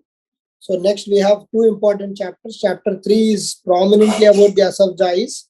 So because Asaf Jahis or the Nizams are the one who are having direct impact on our, present day Telangana. Hence, Asaf Jahi will do it in detail. And then we have some cultural movements of Telangana, especially the women, the backward caste like Bhagireddy Verma and all. So there are some important aspects. We'll do that. Okay. And then hopefully we'll be completing it very soon. Okay. Don't worry. So anything else? Is it clear, everyone?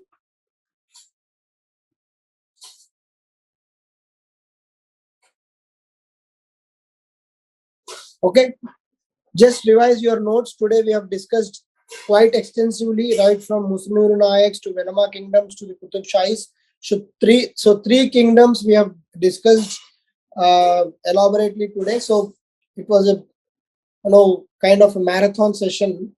So just try to whatever notes after the finishing of Samaka-Saraka and Sarvai Papana, I'll post the PDF for your benefit. But till then, if whatever running notes you have made, you just try to revise them so that your memory will be clear and you will not face much difficulty while revising them. Okay, fine. So in the last class, we have done almost 95% of the second chapter up to the Qutb Shahis. Okay.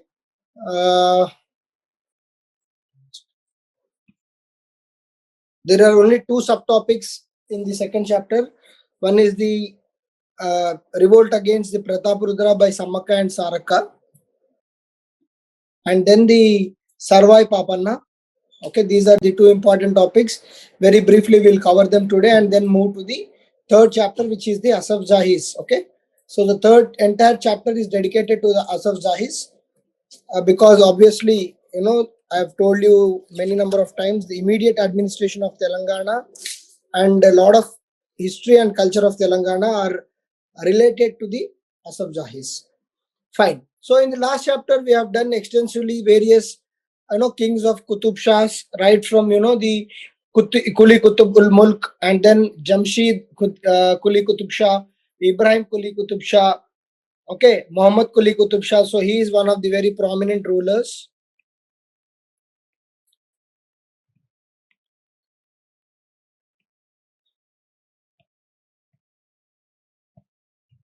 So this, among the kings, also try to remember some of the important kings. For example, Muhammad Kuli Qutb Shah, because he is the founder of the Hyderabad city. Okay, and then he has constructed Charminar and he started laying the foundation for Makkah Masjid. Okay, then Muhammad Qutb Shah, his successor, and then Abdullah Qutb Shah, and then finally followed by the Tana Shah or the Abdul Hassan Qutb Shah. Okay, so these are the important kings of Qutb Shahi dynasty.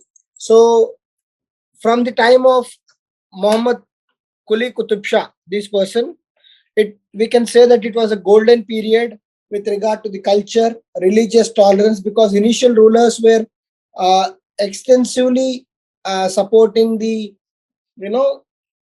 Islamic activities, but right from Ibrahim Qutb Shah and then subsequently Muhammad Kuli Qutb Shah, the tolerance towards the other religions or the majority religion, which was Hinduism, grew, and we can see that there was a cultural revival, cultural upliftment, and confluence of various cultures. Urdu language coming into picture, Telugu language coming into picture.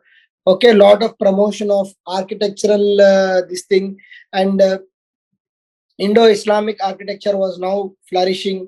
And then finally, during Tana Shah, there was the zenith of bonhomie between Hindus and Muslims, where two prominent Hindu were the ministers of Tana Shah, who were Akkanna and Madanna. They have reformed the taxation system, and subsequently we have seen how the entire Qutb Shahi dynasty, right from the Kuli Qutb Shah time, became extremely wealthy, and because of the trade with Persia, trade with the southeast countries through Mausoleepatnam port, and the diamonds of Golconda were extremely famous. Okay, and then they had the textile expertise. Textile industry was prominent. So all these were making the kingdom very wealthy and very prominent. But unfortunately, some of the hardcore, Islamic scholars of Qutb Shahi dynasty have gone to Aurangzeb and complained about the policies of Qutb Shahs, and thereby this has resulted in a very bitter struggle for these particular Qutb Shahis, because Aurangzeb had sent a huge force to capture Tana Shah, and he was imprisoned in the Daulatabad jail or Daulatabad fort, and his ministers Akana and Madana were publicly executed. And we have seen the various dimensions of the administration of Qutb Shahi dynasty, how the Peshwa, the prime minister, was second in charge after the Sultan himself, and how he had different ministries reporting to him. Okay, and then how the Jagirs were assigned at village level, how the Deshmukhs, Kulkarnis are all enjoyed the freedom. Economy, we have seen it was one of the very budding and very prosperous economy, flourishing, in fact, not budding, sorry, it was a flourishing economy and a very prosperous economy, thanks to the agriculture and diamonds, and also the exports of textiles. So they did not depend on any single particular income for their economy to flourish.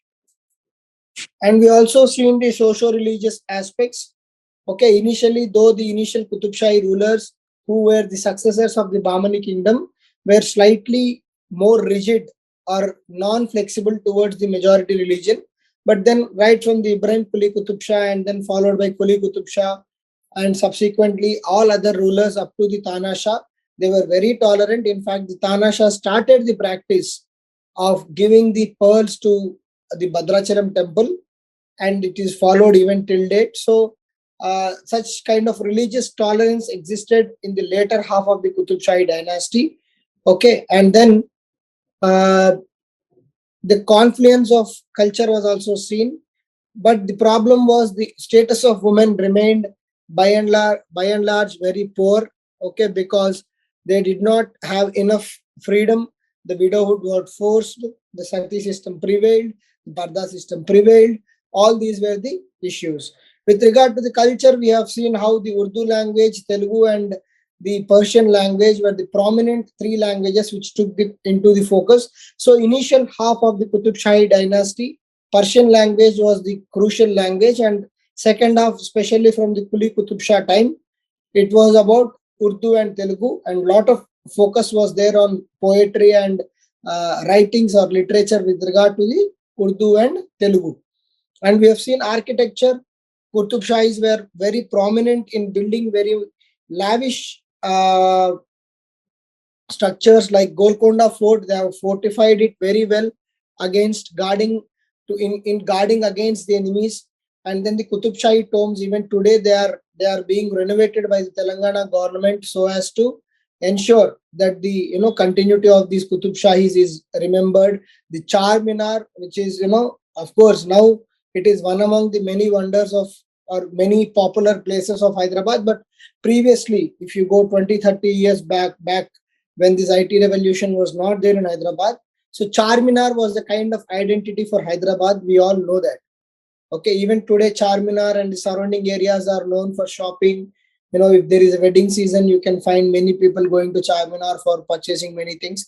So Charminar is still a very big landmark in Hyderabad. Okay, and then there are many things like Makkah Masjid, Khairabad Mosque, and Hayat Bakshi Mosque, Taramati Bardari, which is near the Golconda Fort. All these were constructed by the Qutb Shahi kings. So they have focused extensively on the architecture. So this is about the Qutb Shahi dynasty. So do we have any doubts here before proceeding to the next small subtopics?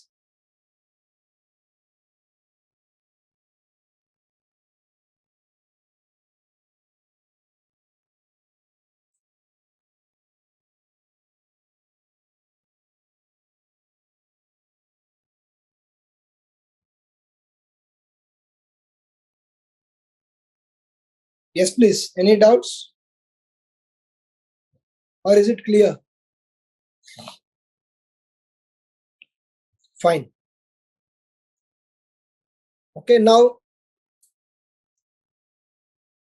coming to the Samaka and Saraka.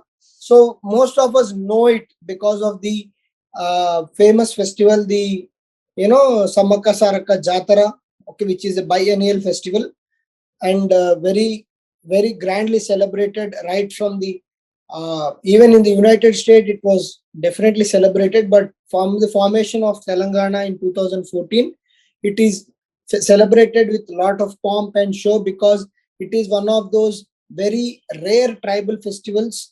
But though it is a tribal festival of the Koya clan, it is observed by many mainstream society people also.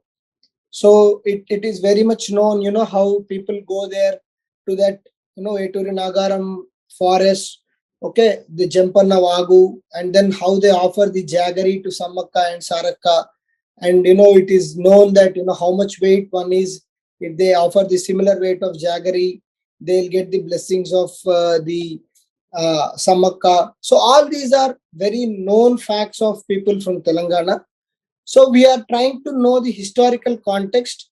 Okay, so there are lot of legends about the magical powers, the mythical powers, or the the magical powers, and the how Samaka and Saraka are considered to be the epitome of Mahashakti and all. So those are all legends. Okay, of course, being those are the religious sentiments. So we'll not discuss anything about the magical powers of Samaka and Saralamma. We all respect that sentiment. So coming to the historical context of Samaka and Saraka, what is their historical background? Why they are actually, why this particular Koya clan became very prominent, and why this legend became so strong is something we want to know. And more than anything, it is in the historical context, it is an opposition to the Kakatiya dynasty. So as far as the history is concerned, how the tribals have revolted against the king, that is the only thing which we want to understand. Okay, so what happened is, during Prataparudra II, who was the grandson of Rudramadevi and who was the successor of the Kakatiya kingdom, he wanted to expand his revenue. Okay, he wanted to expand his revenue. And what happened is, when he reached this particular area of the where the Koya tribes were there within his kingdom, he has imposed certain taxes on this Koya tribe. Okay, and the taxes were very harsh as far as the Koya tribes were concerned, and they could not bear these taxes. And they have opposed, they have told the king that, sir, we cannot pay so much of taxes. And this angered Prataparudra, and he has declared war on this Koya tribe. Okay, so he was angered by this attitude of the Koya tribe. He thought it is a insult to him that they are not paying the sufficient tax, and hence they have declared war on the Koya tribe. And what happened is, in this context, the leader of the clan, who was the Pagidaraju, was killed in the ensuing battle. Okay, and then this forced the grief-ridden Samaka and Saralamma. Actually, these two are mother and daughter. Samaka being the mother, and Saralamma, also known as Saraka, she is the daughter. Okay, when the clan leader Pagidaraju died, so these two women who fought against the odds took up the challenge of fighting against the army of the King Prataparudra. And this Samaka had one daughter called Saralamma and son called Jampanna. Okay, and son-in-law was Govindraju. Okay, Samaka had almost won when Saralamma died in the battle. And then this Jampanna, when he came back, he was morally wounded. He was very severely wounded, and he fell bleeding into a pond called Sampangi Vagu. And we all know that this Vagu is now called as Jampanna Vagu, to honor the sacrifice of Jampanna. Okay, and by seeing so many of her close people die, this tribal woman called Samaka retired into the hills called Chilakala Gutta, and the myth or the legend says that she turned into the vermilion. And to this day, it is believed that she is still there. And the Koya tribe go there and worship her. And it is like, they bring her from the Chilakal Gutta. And then there is a place where they come, invite the Samaka and Saralamma. And they think that the Samaka is the manifestation of the Adi Parashakti. And this goes to show that how these particular tribals have revolted against the Kakatiyas. And it is said that Samaka will become, before turning into vermilion, before turning into the Kunkumbarani, she has cursed the Prataparudra too, that you will face a very bad fate and you are going to have a similar fate like what you have done to us. And in that context only it is said that the Muhammad bin Tughlaq had invaded the Kakatiya kingdom and destroyed the glory of Kakatiya kingdom. It is said that because of curse of Samaka only, the great Kakatiya kingdom had come to end. So it is one of the myths. So these are all myths, but in the context of history, we are seeing how a tribal clan of Koya, under the leadership of initially Pagidi Raju and then Samaka and Saralamma, have revolted against King Prataparudra about the taxation of the Kakatiya kings on these particular tribes.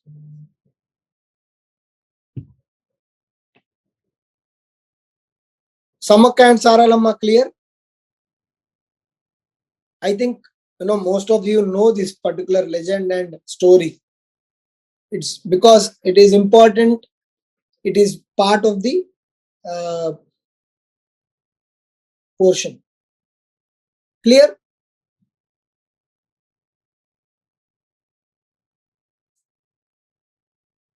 Fine.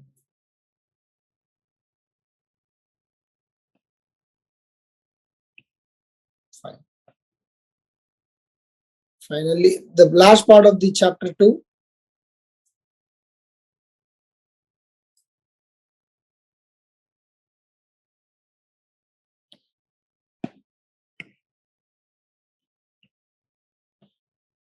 Yeah, this is Sarvai Papana. So recently you must have seen that Telangana government has, celebrated with lot of pomp and show about this particular revolutionary person called Sardar Sarvai Papana Gaud. Okay, a lot of ministers in various districts, including Chief Minister, had given a statement about this great warrior called Sardar Sarvai Papana Gaud. So hence, since it was celebrated with so much of pomp and show, it becomes very important that, this particular topic should be known to us as far as the mains is concerned. Okay, you can expect some 5 mark or 10 mark. Okay, 5 marks may not be there. 10 marker question on Sarvai Papanna or Samaka Saralamma. So these are all very important topics in the Telangana history, right? So hence, you may not have an essay type answer because the content is not so much that you can write for 3 or 4 pages. Maybe a 1 or 2 pages content, 10 marker question you can definitely expect on these kind of revolts. So Sardar Sarvai Papanna, it's a very well-known story to again everyone, like similar to the Samaka Saralamma. In fact, in the next slide, I have shared the Wikipedia link also. The entire content I have taken from Wikipedia only because I felt the content in Wikipedia was decent enough. And this content of mine also is from Wikipedia only. So if you want further information apart from what we are discussing in the class, you can definitely visit this link. This notes will be provided after the class. So you can just click that link and just see if you can add any value to your notes further than what I have given as a gist. Because basically this person who was also known as Papanna, okay, he was born in 17th century in Telangana region. Okay, he rose, the greatness of this person is from very humble beginnings. Like he was a toddy tapper. Toddy tapper means, toddy means kallu, what we call as. So from a toddy tapper, he has gone and became a very big revolutionary and a very big hero by himself. So he is popularly called as Robin Hood of Telangana sometimes. So how he became such a huge tall figure in the Telangana is a very interesting story to see. So he wanted to expand himself, okay, and then after the death of Aurangzeb, okay, when there was a war of succession, okay, and in this interregnum, when there was an issue of war of succession and the Mughal empire was slightly becoming weaker, and because we know that during the Aurangzeb time, Telangana was annexed into the Mughal empire after the Tanasha. After Tanasha and before the Asaf Jahi, the kingdom, there was a void and this kingdom was under the Mughals. The Telangana region was under the Mughals. So in 1707, when Aurangzeb died, he wanted to turn around his fortunes, okay, and he enhanced his fortunes. Especially, he raided wealthy city of Warangal, okay, and then he wanted to be a king-like person, okay, and then he has raided many forts many number of times, and he was actually trying to loot the wealth wherever possible. So he was a kind of terrifying force. Wherever Sardar Sarvai Papana was coming, people were actually, the rulers or the wealthy people were very much afraid because he was like the Robin Hood. Okay, finally he was captured and executed in 1710. It's a different thing. So he lived in the Golconda region. Okay, and then eventually when he started gaining control of region by region, and then finally he got the control of even the Golconda region of Telangana area also. And as I said, in one of the raids, he has successfully raided on the Warangal, and he has plundered Warangal about all the riches, and with that riches he has gone to new heights. Okay, and then with that money he brought new weapons, he fortified his existing forts, and he was almost like a king when he was at his peak.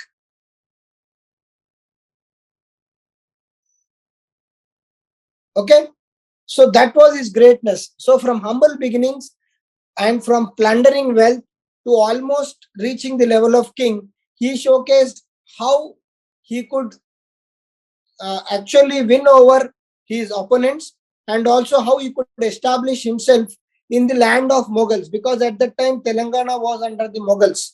So this goes to show how great he was and how hungry he was for the kind of success. And hence, in the history of Telangana, the uh, towering figure of Papanna is remembered because for two things. One is the humble beginnings and the final how he finished. Second thing, as a revolutionary against the alien rule, because at that time Mughal rule was considered as alien rule in the land of Telangana, and how he has opposed the alien rule, and in fact at one point of time became the king of his motherland, is one of the very classic case which is remembered and appreciated by many historians. Of course, he was captured in one of the similar wars and then he was executed. So this is about Sardar Papanna. Yeah. So coming to the next chapter, which is the about the Asaf Jahis. Okay. Again, one of the very prominent kingdoms of Telangana. Okay, the Asaf Jahis. Okay.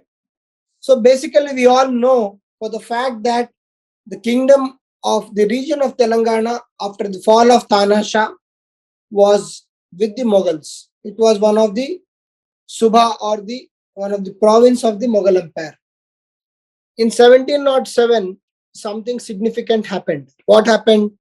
Aurangzeb died. So the era of great Mughals ended in 1707. After that came lot of later Mughals, right from the first later Mughal and then up to Muhammad Shah.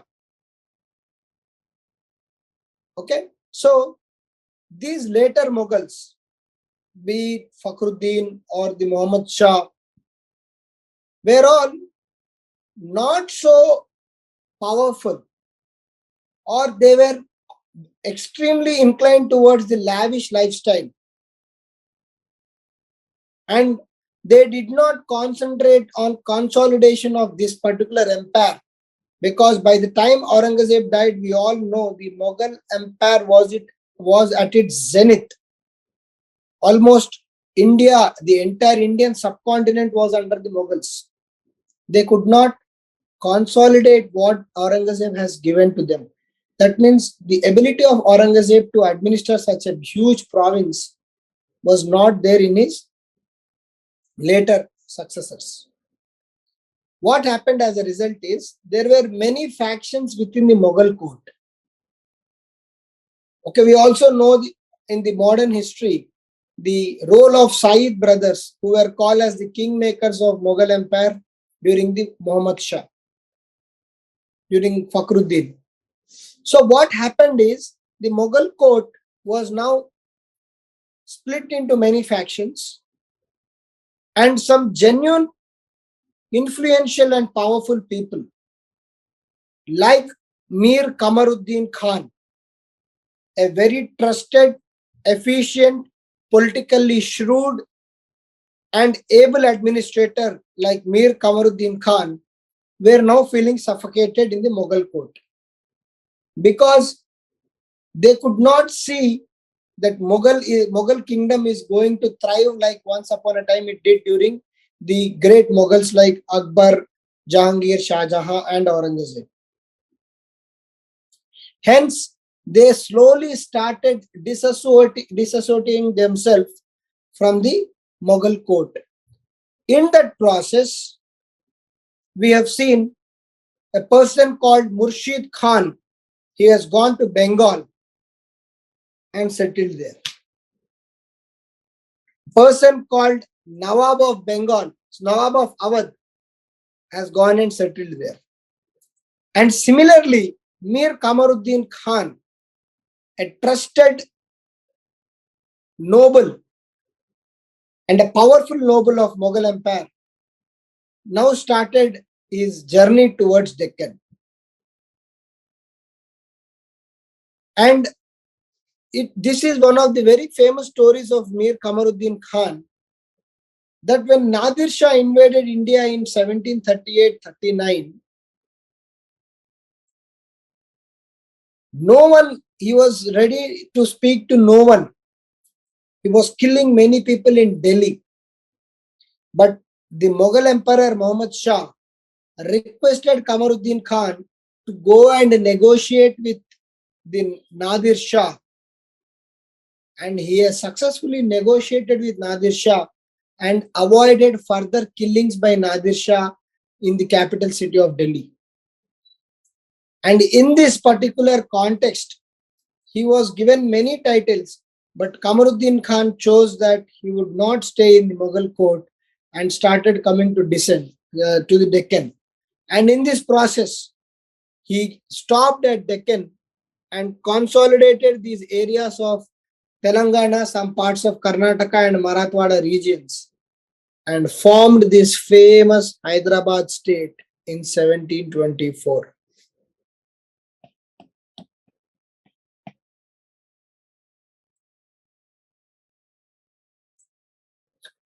And then he called himself, he was in fact given the title of Nizam ul Mulk.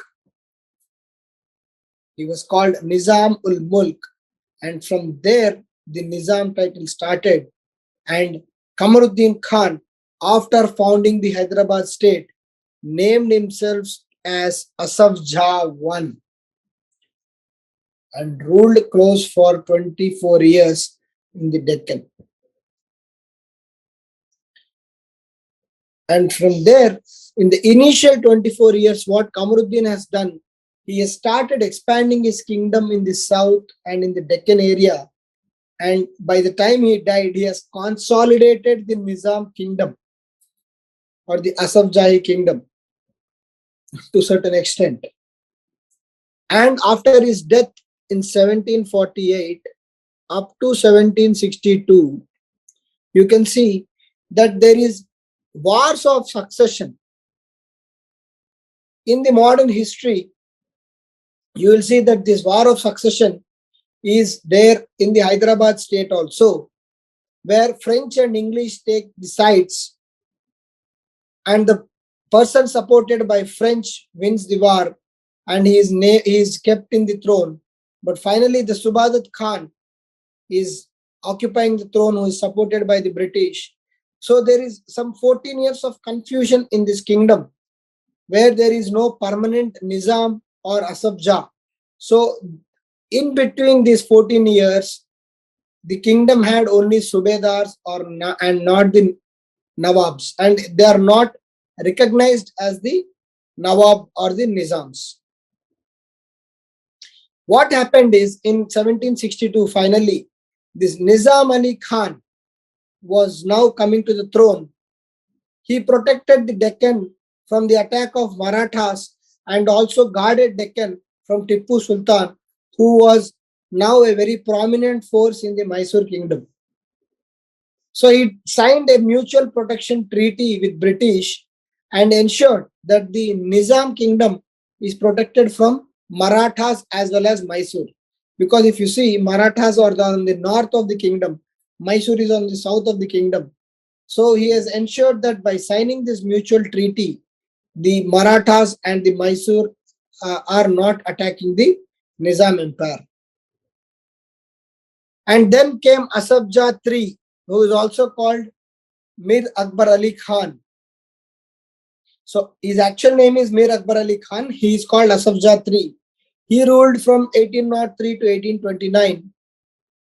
So he became the Subedar Jah and was ratified, and he was the official ratification by Shah Alam came, and he was called as Sikandar Jah.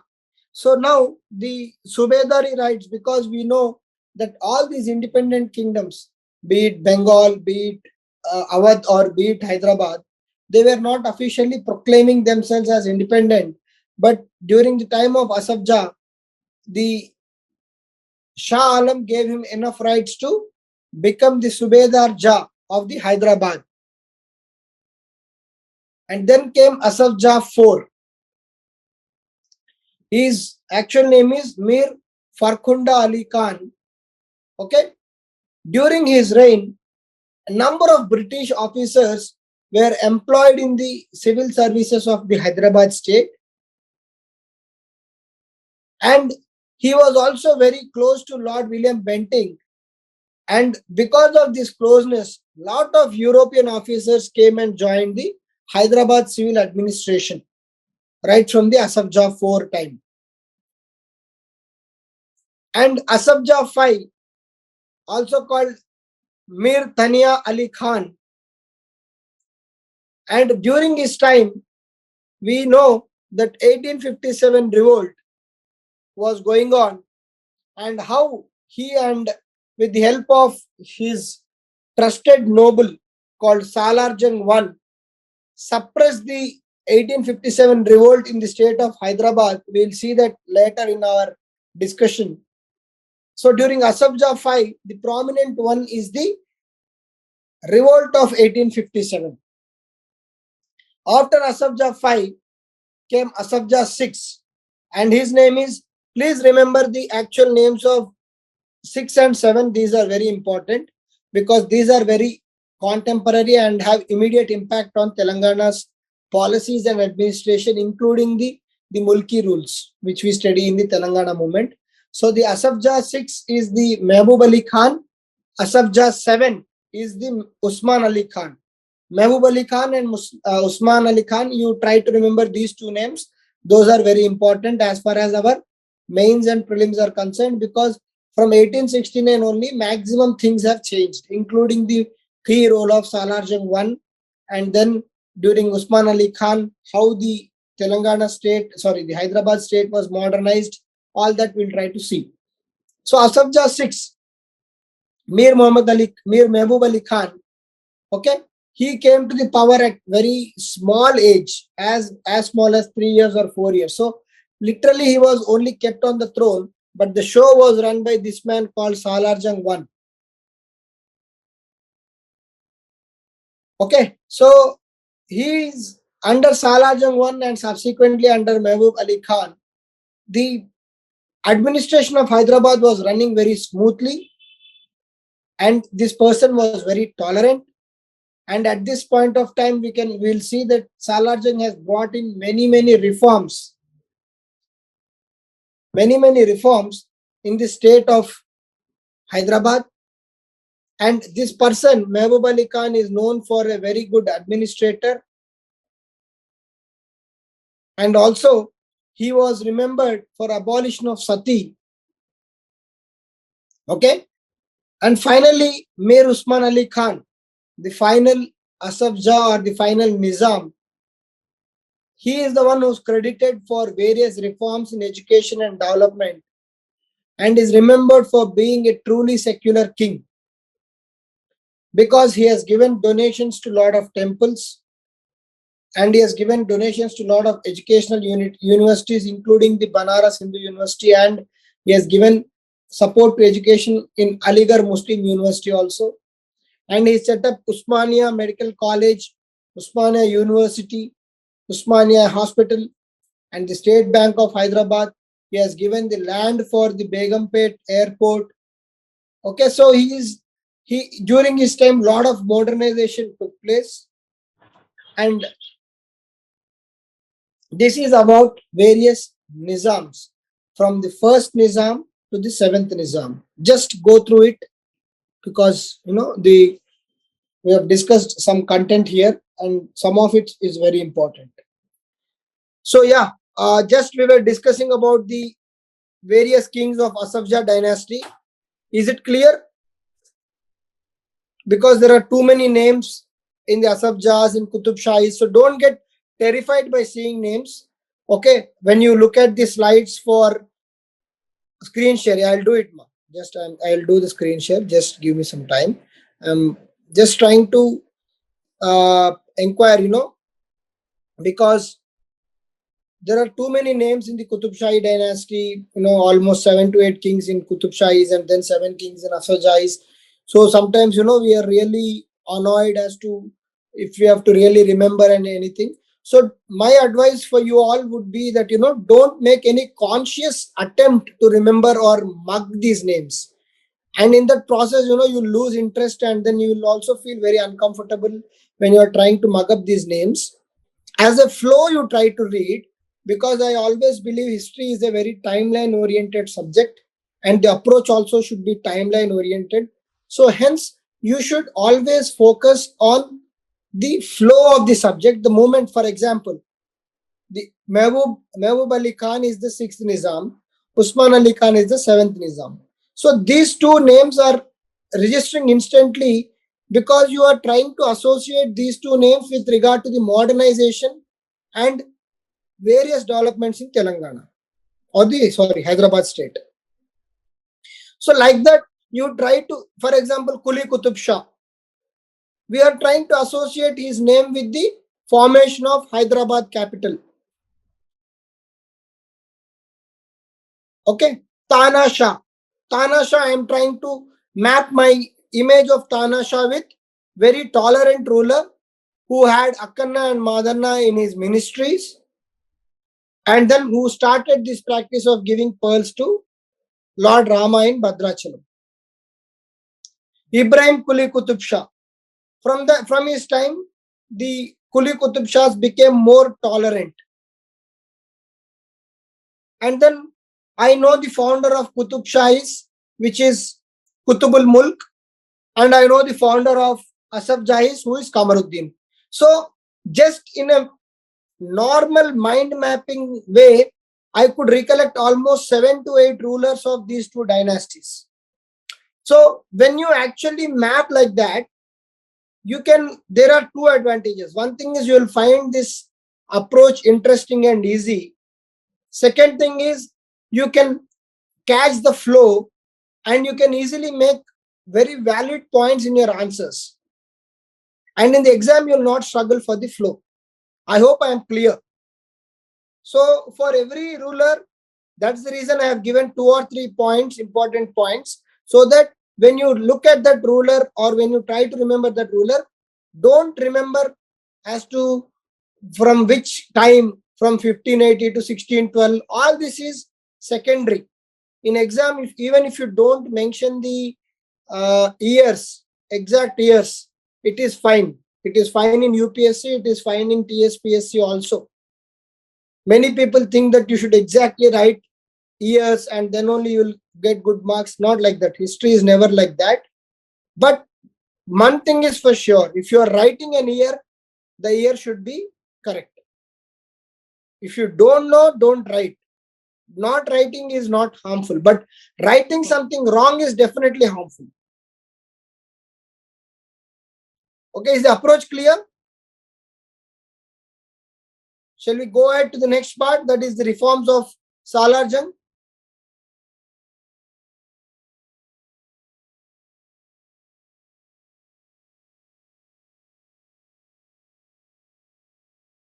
Yeah.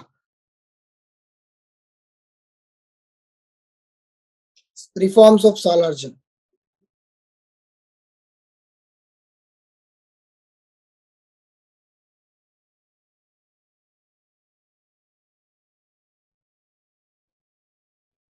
Okay, so the administration till 1853, okay, the administration of Nizams till 1853 basically was autocratic, because the command of Nizams was the top to bottom approach, and they were just dealing in the farmans. Okay, they were dealing in farmans. Farmans are the royal orders given by the kings with specific intentions or specific reasons. And there was no specific ministers, or like how it was during the Qutb Shahis. Like in the Peshwa is the second in line, under him there were ministers, the Peshwa was responsible. So there was no such delegation of power. The contracts were awarded very randomly, mostly to the relatives of Nizams. The tax collection was beyond the point, excessive. And then we know that for sure the money was very much there for the Nizams, and all these people were living a very opulent and luxurious lifestyle.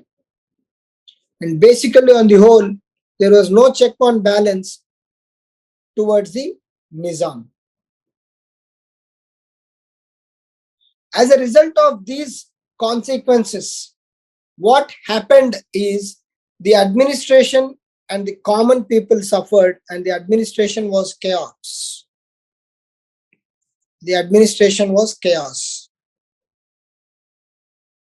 In this context, this person called Salar Jung I became the prime minister of the Nizam state, or during the Asaf Jahi dynasty, and reformed the complete setup, which was continued up to 1948. And most of the reforms are even continued till date.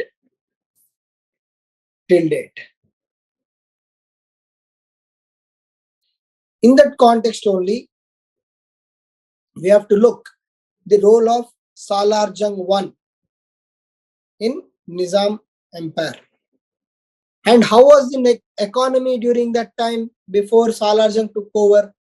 Basically, the economy was Jagirdari system, because the Mughal impact was very much there on the Asaf Jahi dynasty. The Jagirdari system was continuing. What was introduced during Mughal was being continued. The Jagirs were given, and the direct control lands were under the Nizam, some lands. But then the only main revenue system was land revenue. And some nobles enjoyed, the king enjoyed, but the common people were still suffering. And what were the social features of that Nizam kingdom before the taking up of Salar Jung I? That there were many castes, subcastes, various tribes. Okay, and then there was definitely Asaf Jahis, especially by the time again the 5th and 6th Asaf Jah came into the picture. They became more tolerant, more harmonious, and they respected the local culture. So basically, the Hyderabad state was a kind of confluence of culture. So you just try to write these kind of words in your answers. The Hyderabad state was a confluence of cultures by the time Salar Jung tried to take over the Hyderabad kingdom, Hyderabad state as a prime minister. And in that medieval Telangana or the medieval Hyderabad state, two prominent social evils existed. Two prominent social evils existed. One is the bonded labor, which is also called as the Vetti Chakiri system or the Vetti system. And the second social evil is the Jogini system, which is similar to the Devadasi system of the Tamil Nadu. So what is this Vetti Chakri is basically generations after generations, continuous unpaid labor service was given to certain prominent people of the village. And basically these services were taken free of cost because these generations after generations were indirectly paying the loans taken by their forefathers, and intelligently these Kulkarnis or the Deshmukhs of the village were cheating them with excessive interest, and they ended up paying only interest and the principal was never paid because of the cunning tactics. And in trying to repay this interest only, generations after generations served the master free of cost, and they were treated inhumanly. And people like Patwaris, Patels and Deshmukhs have taken advantage of these secondary occupations of blacksmiths, carpenter, washermen, everyone, and taken free services. And this system is called Vetti Chakiri system. And the 7th Nizam in the year 1923 prohibited this particular Vetti system, but unfortunately it was never implemented, even followed in the independent state. But finally, today, the Vetti system is not there in the Telangana. It was like Dora. They were called Doras, and these were the servants to those Doras. Even in the contemporary Telangana jargon, political jargon, you can see how people accuse, like, are you behaving like Dora? So that Dora mindset is like these people like Patwaris, Patels and Deshmukhs claimed themselves to be Doras, and they extracted this very inhumane way of Vetti Chakri from these people. And the next social evil was the Jogini system. What do you mean by this Jogini system? The patriarchal practice, it's basically a patriarchal practice which is similar to Devadasi system. Okay, what is that? The girls, right from their birth, were offered in the service of the god. They were trained as dancers. So to the outside world, they were the servants of the god. They were called the angels of God. They used to dance only in favor of God and not get in touch with any outside males. But inside this particular temple yard, they were sexually exploited and they were treated in a very inhuman way. And this particular system of making girls as a slaves or indirectly slaves is called as the Jogini system in Telangana. Okay, so in the faith of Veerashaivites, those are called Joginis. In the faith of Vaishnavites, they are called Devadasis. And we'll see that people like Bhagyareddy Varma took up this cause of Joginis, and in 1934, again the 7th Nizam, Mir Usman Ali Khan, has prohibited this Jogini system. And the most unfortunate aspect of this Jogini system was many girls were from the Dalit background, the backward caste communities, and the tribal background. And they were all sexually exploited. So there was one movie also in Telugu recently called Shyam Singh Roy. Okay, where I think some of you must have seen it. The system is very clearly shown how the front end projection of Yoginis is completely different from the back end projection of Yoginis.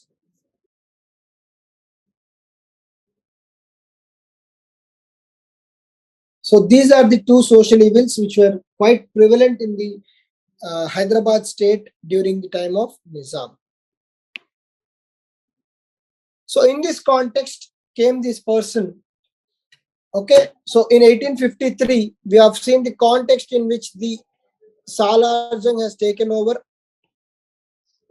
1853, how when the Salar Jung has taken over, we have seen that there were a lot of issues.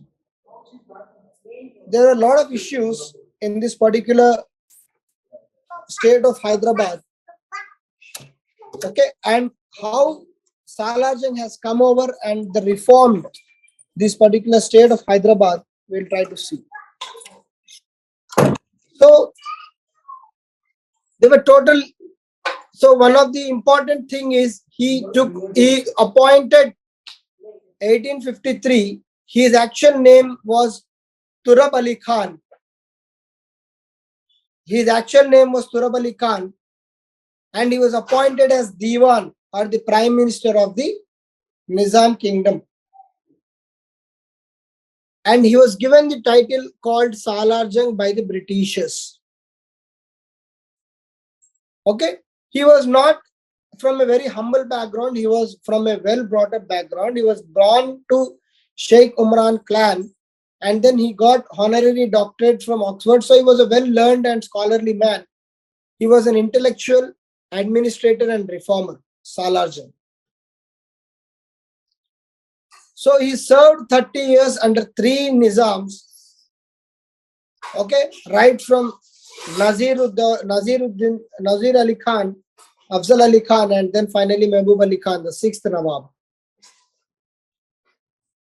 He modernized the Nizam kingdom and brought a lot of renaissance into the Nizam kingdom.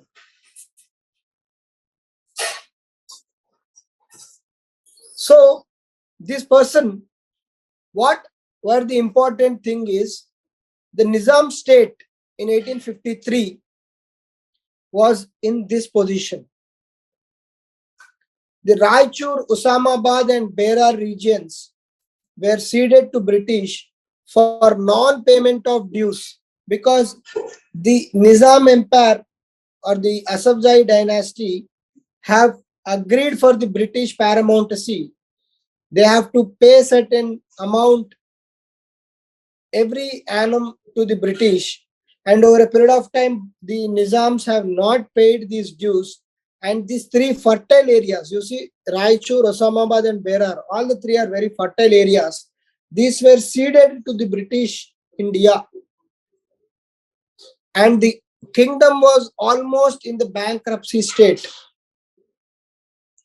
The salaries were not paid, and finally there was very high debt.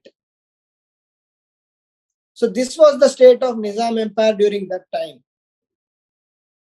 And this person came up and took up reforms in many areas. The first one is the administrative reforms by the Salar Jung.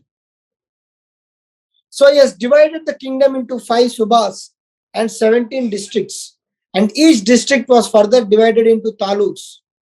So this, again, there was the Subedar, Awal Talakdar and Tahsildar. So the Subedar was the head of Suba. The Awal Talakdar was the head of district, and the Tahsildar was head of Taluk. So clearly he is dividing the entire state into various subas, various districts, and then districts into various mandals or taluks. And for each and every particular division, he is identifying people and making them responsible. And all these people will report to the Diwan, who is the Prime Minister and Salar Jung himself. And to add to that, he has, to make the administrative system much more convenient, he has appointed ministers and assigned them various portfolios like police, revenue, law, social welfare, and education. And he created various departments and various officers to regularize the state of Nizam. So you can see the entire administrative system was overhauled by this particular person called Salar Jung I.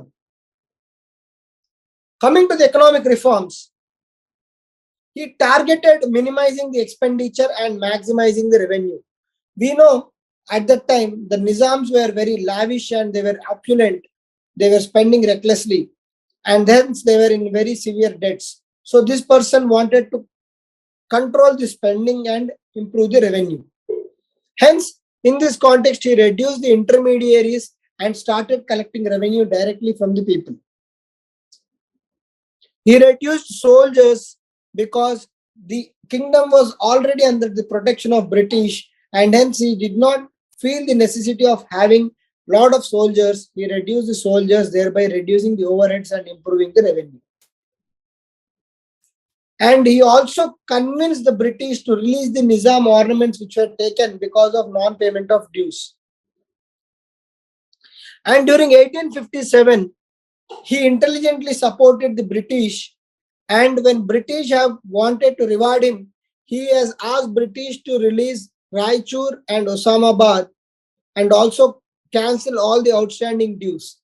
So he was very successful in negotiating this deal with the British, and the addition of Raichur and Osamabad into the Nizam kingdom got them additional revenues, and also the cancellation of outstanding dues made them debt free. So at a single stroke, he has improved the revenue and also reduced the debt.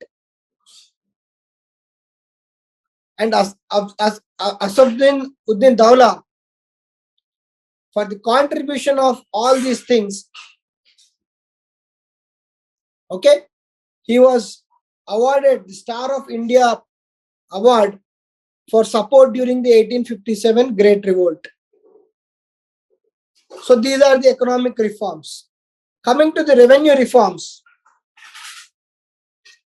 he again overhauled the revenue system. He reconstituted the revenue system and called it Jila Bandi policy. And at that time, the right-wari system was already prevalent. The right-wari system introduced during the 1810 and 1815 was prevalent in the Hyderabad state.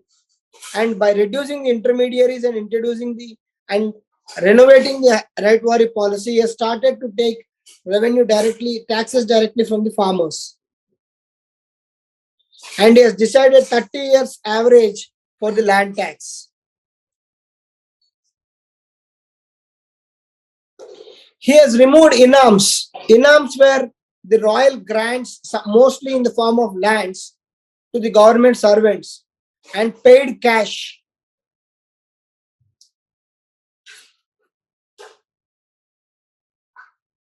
And he has improved the number of revenue zones from 5 zones, and then each zone was headed by again one Subedar. And then he introduced the law reforms. He appointed judges at the taluk and district level, and their appeals were allowed from district courts to high court, and this high court was called Adalat Qutb Shahi. So he has even made a clear hierarchy of courts like this, and then the final was the high court. He abolished serious punishments like the Shariat law, like cutting the hands, etc. And he made punishments more humane. And then there were special courts in the Hyderabad city. And with regard to the education reforms, he himself was awarded a doctorate from the Oxford University. So he has focused more on establishing the schools, which was called Darul Salam, the Higher Education Institute, in 1855. And in that school, Arabic, Urdu, and English were taught. And he was one of the first persons to introduce English medium schools in the state of Hyderabad. In 1870, he built an engineering college, and also he supported Sir Syed Ahmad Khan in establishing the Aligarh Muslim University. And with regard to the police reforms, he was the first person, one of the first persons to separate the revenue and police functions. And he actually established the post of Superintendent of Police for each district. Even today, Superintendent of Police is the head of the police function in each district. He has introduced inspectors at taluk level, and he handpicked many officers for police from the British administration because he felt people who worked on the British would have a lot of experience and would be able to actually have proper law and order control over these areas.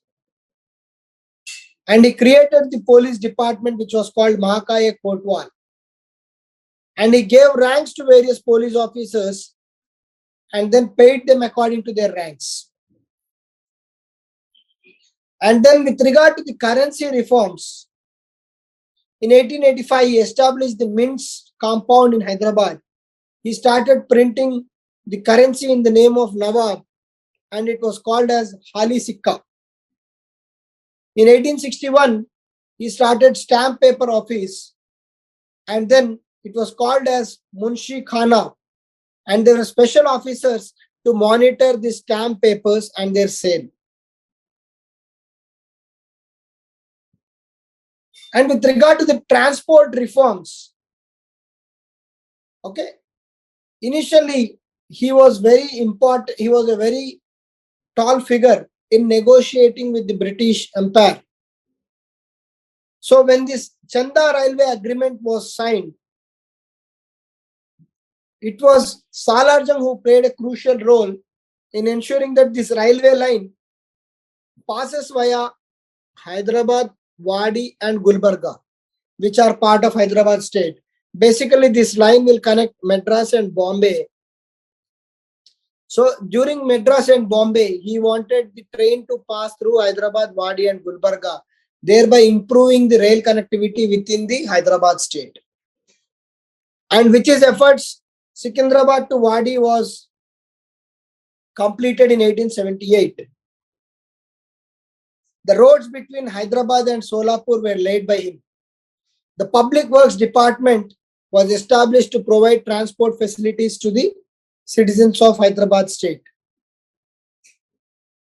These are the reforms he has taken up in many facets or many spheres. Apart from that, he has abolished the Sati Sahagamanam, the Sati practice. He has started the industrial exhibition at the Chadar Ghat.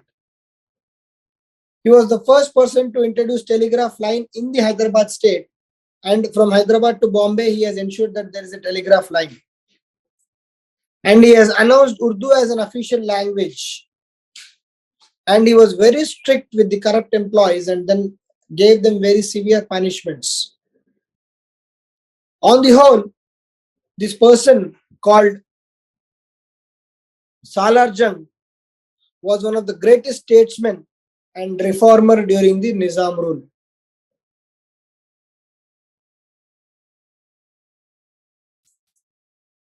So these are the reforms by the Salar Jung, the establishment of the Asaf Jahi dynasty we have seen, and then the reforms of the Salar Jung.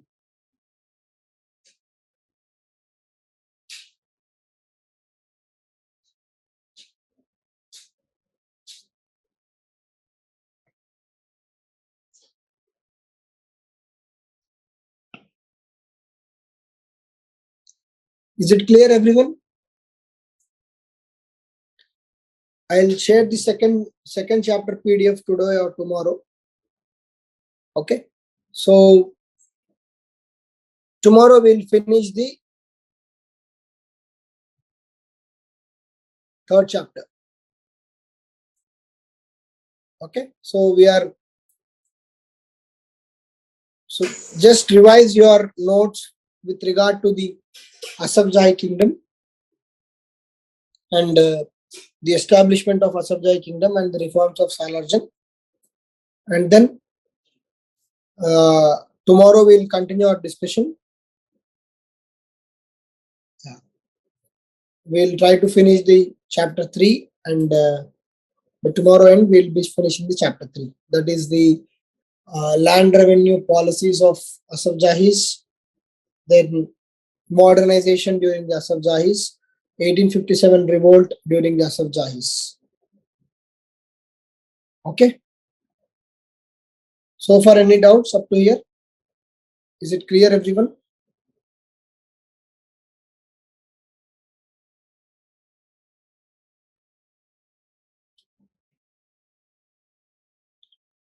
No. Madhu Osman Ali Khan is the Nawab. Okay, Nizam. Salar Jung is the Prime Minister. And moreover, the time frame of Salar Jung is during the previous 5th and 6th Nizams. Osman Ali Khan is the last Nizam or the last Asaf Jah. Asaf Jah 7, what we call, is Mir Osman Ali Khan. Salar Jung is the Prime Minister. He took over the reins, like what you call, he is second to the Nawab.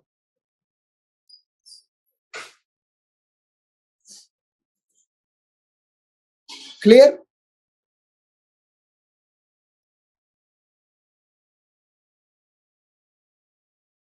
Okay, fine. On the Asaf Jahis. So in yesterday's class, we have seen how Mir Kamaruddin, the first Nizam, came out of the Mughals, and then in 1724 he happens to establish this particular Asaf Jahi dynasty. He was very prominent and important noble. See, even in the noble court, even in the Mughal court, he was a very prominent noble and enjoyed a lot of respect. Okay, and then it is said that the Nadir Shah has even offered the throne of Mughal Empire to the Mir Kamaruddin, but he was not interested. So he was congested with the court politics of Mughal Empire, and thus he came, and he was already the Subedar of Deccan. Why he chose Hyderabad also might be a question to you, but he was already a Subedar of Deccan. So in this context, he was already having the inkling of dealing with this particular area, and hence he came here and settled down, and then over a period of time declared sovereignty. Okay, so that is the context, and then we have seen various Asaf Jahis, Asaf Jahi 2, Asaf Jahi 3. Okay, and then Kamaruddin, Nizam Ali Khan, Mir Akbar Ali Khan, and then Mir Farkhunda Ali Khan, Asaf Jahi 4, and then 5 was Tania Ali Khan. Okay, and we have said that Asaf Jahi 6 and Asaf Jahi 7, who are the Mehboob Ali Khan and then the Osman Ali Khan, these two are very important in the context of history of Telangana, because this is where the actual impact of Asaf Jahi dynasty is felt. Right? And now, then we have gone on to see the administration, and then we have studied about Salar Jung.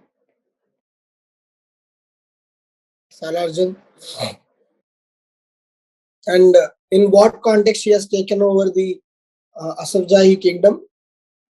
Just to clarify again, Salar Jung is not an Asaf Jah, or he was not a Nizam, he was the Prime Minister of Nizam. Okay, so he was a very prominent noble during the time of Nizam. He served 3 Nizams, 5, 6, okay, 5, 6 and 7, 5 and 6 prominently, and then he has taken up many. We have seen the bonded labor of the Vetti Chakiri, the Jogini system. Okay, and then we have seen the reforms of Salar Jung. Okay, so what are the various reforms taken up by the Salar Jung? The economic reforms, the revenue reforms, the law reforms, police reforms, transport reforms. Okay, and then what are the other various socio-cultural reforms taken up by Asaf Jah? We have seen them, and then we have seen that during those times, he has revived the Nizam kingdom and helped it to sustain for 50 or 60 more years. So he was undoubtedly a very able able statesman and a staunch supporter of Nizam rule. And his contribution in supporting and making the Nizam kingdom stand up is well noticed by the historians. Okay, any doubts with regard to the revision we have done so far, like the up to Salar Jung and his reforms? Any doubt? Is it clear?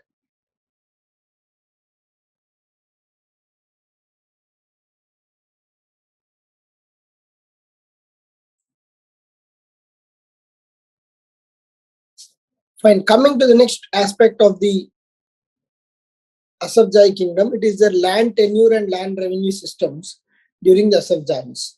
So basically, in the next few slides, I've given a lot of content, okay, because I feel this land revenue system and land tenure system during the Asaf Jahis is going to be one of the important topic, because even today in the present day Telangana, there are a lot of terminologies and terms, and there is a lot of focus on the revenue department. And in fact, the very the group 1 or group 2 exams, mostly the top rankers are placed in the revenue department. So that is the reason there is going to be a focus on revenue department and revenue terminology. So we'll discuss the gist of this particular topic, and when you get this PDF, you can definitely go through in detail. There are certain terms which are used in the uh, textbook as well as this particular PDF. So try to remember them, because in exam there may be a term. For example, in prelims, they may ask you certain term. What is shikmirdari? Okay, like that they may ask you certain terms which are important as far as the examination is concerned. So coming to the land tenure, we already have seen that mostly because of being in the Deccan area, the Telangana region or the Hyderabad state was under the right wari system. We know the three important systems of British, right? Of course, we all know it, but just to revise, they are the permanent settlement or the zamindari system, the right wari system, and the mahalwari system. The zamindari system was mainly in the eastern parts of India, especially in the Bengal, and then the Raitwari system was in the Deccan and the Marathwada regions, and then the Mahalwari system was in the Punjab and other areas. So wherever there were not sufficient zamindars, okay, where the zamindars did not have huge stakes of land and who could not be held accountable for collection of land revenue, British came up with this policy of Raitwari system, where the revenue was directly collected from the peasants themselves. We have seen for the fact that even Salar Jung has made a conscious effort of removing the intermediaries, because he wanted to maximize the revenue collected by the Nizam kingdom. And by the time of Asaf Jahi kingdom, which came into the picture, 68% of the people were dependent on agriculture as occupation for their living. So by and large, the area was the kingdom was predominantly agricultural in nature. So 68% of the people in the occupation or in the workforce are depending on the agriculture. 68% of the people are depending on the agriculture. Okay. And then in these lands, there are various categories of lands, and some of the lands are directly under the control of Diwan. Diwan is like the prime minister. For example, Salar Jung was the prime minister. So whatever lands under him, they are called as Diwan lands. They are called Diwan lands. And these Diwan lands are also called as Khalsa lands. Okay. And then some lands are directly under the Sultan or the Nizam himself, and those are called Sarfai Khas. Okay. And then the lands which were supposed to be held by each and individual were dependent on the state, and sometimes lands were received as jagirs or inams. Inams or jagirs are the gift lands given by the Nizam to people for specific reasons. We have also seen Salar Jung making special focus on reducing these inam lands. Okay, so in the right to system, there were many terminologies which were used. Some of the terminologies are pattedari. So what is this pattedari? When the occupant of the land cultivates personally or by hired labor, that system is called pattedari. Okay, these terms may look confusing. So if you revise 2 or 3 times, you will be able to remember them. So don't worry. Then next term is pot pattedari. When pot means when 2 or more cultivators are joining in cultivating that land, that is called pot pattedari. And then shikmidari. So what is the shikmidari? When the occupant makes over the land to cultivators on certain terms, such cultivators are known as shikmidari. So he is inviting certain cultivators with certain terms to cultivate in his land. That is called shikmidari. And then what is Assami shikmidars? Are tenants at will. So people who are like coming for cyclical agricultural occupation, they are called Assami shikmidars. Okay. So in pattedari, if you see in pattedari, the person who is actually owning the land, he himself is the cultivator. Maybe he is employing certain laborers or hired laborers to help him in the agriculture, but the pattedari system, he himself is the cultivator and he has the land rights. Okay, so hence for him the land revenue was fixed and was assessed from time to time.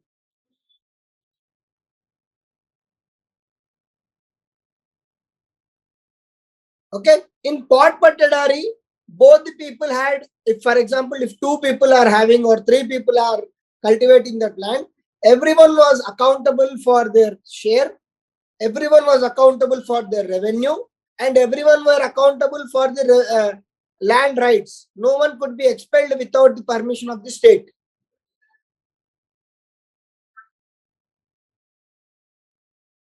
Okay, and similarly, shikmedari were the workers who came and worked. So these are the terminologies of various land nomenclature used during the Asaf Jahis. See, these are pattedari, pot pattedari, shikmedari, and Assami shikmedari. So these are Diwani or Khalsa lands. And in non-Khalsa lands, it is like Sabrasta, Ijara, Agrahara, and Pan Makta. In non-Khalsa lands, there are again Sarfai Khas, Samsthan, Jagir, Paiga, Althama Jagir, Jad Jagir, Thanka Jagir, Mashruti Jagir, Madad Mash Jagir, and Inam lands. So just try to remember these names. So what we can expect is in prelims with regard to the Asaf Jahi dynasty. Al-Thama, Al-Tamga refers to which of the following? It is the name of one of the lands. Such kind of questions may come. So if you see this slide for 2 or 3 times, you will be able to memorize the names. But these are important and we have discussed them. Okay. And then there was this Hyderabad Tenancy and Agricultural Lands Act passed in 10th June 1950. So up to that, the whatever was Asaf Jahi Kingdom rules, those were only running. Okay. So with regard to the previous lands, like, what is this Tahud and Pan Makka? So for example, here you see, in Pan Makta. So the Patel officers, the village officers maintained law and order and the Patwari, the Pan Makta villages were regarded as non-Khalsa lands. So it were not under the direct control of the Nizam. Okay, before the introduction of rightwari system by the British, there were cesses and taxes such as Akbari and Motorfa. That is, Akbari was on the excise duty and Motorfa is the tax on professions. And coming to the Tahud lands, so farming of tax collection, okay, farming of tax collection was called as Tahud. Okay, and then Tahud or Sarbasta of the tenure resembles to Pan Makta, but in Pan Makta the amount levied was fixed by the government once for all. And once the revenue is fixed, the lease was forever. In Pan Makta lands, once the revenue is fixed, the lease was forever. Whereas in Tahud or Sarbasta, there was specified number of years for the lease. And it was called, that lease was called as kaul. Even today we use this word of kaul.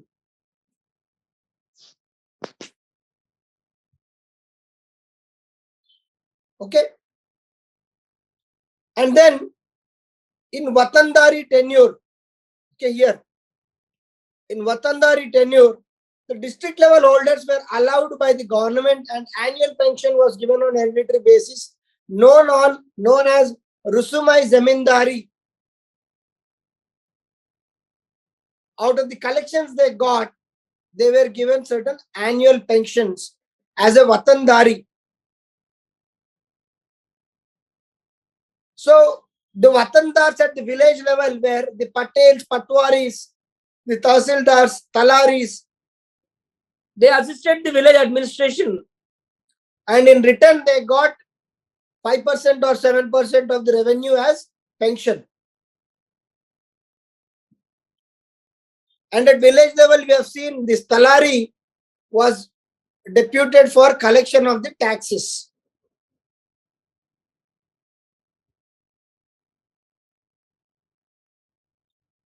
So, and Deshmukhs, Deshpandyas, Watandars were all in charge of the revenue system at the village level.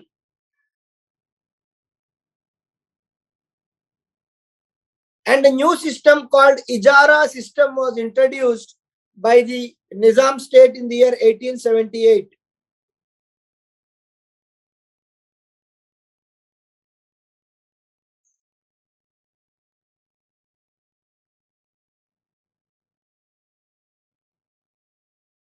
Okay, and then the Safai caste villages belongs to the ruler but were kept under the administration of Diwani officials.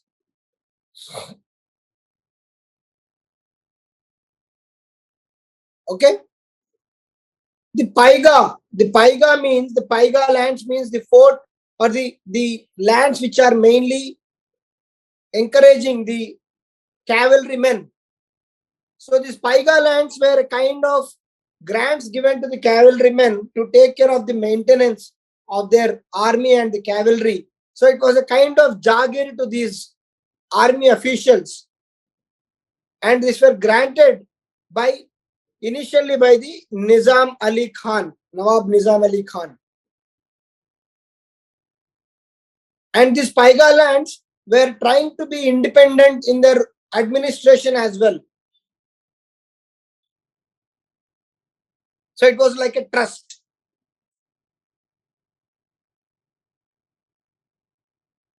Okay, and the Asaf Jahis had clear-cut delegation, and we have seen that during the Salar Jung, there was extensive reforms of the revenue systems, like how the subas, taluks, all these were divided, and for each and every level, there was an official who used to collect the revenue.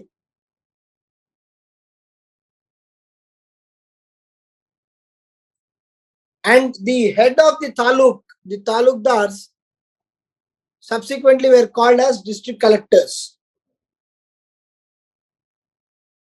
And apart from the land taxes or the revenue, the land revenue, there were some other taxes during the Asaf Jahi kingdom. So these taxes are important. It was called Shadi Patti. The Shadi Patti means marriage tax. Gar Patti. We have seen this word. Mortafa. It is tax on the handlooms. Inam means inam is a grant given by the king to the religious institutions or a charitable institution. And to manage these inams given by the Nizam or the ruler, there was an Inam commission appointed and which ran up to 1912.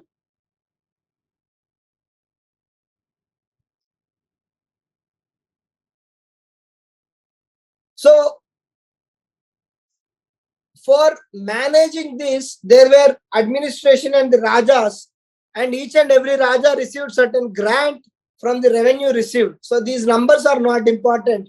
This is just, I've taken it from one of the website, that you can see that how the revenue was distributed among the various Rajas within the Nizam rule for their help in collecting the revenue.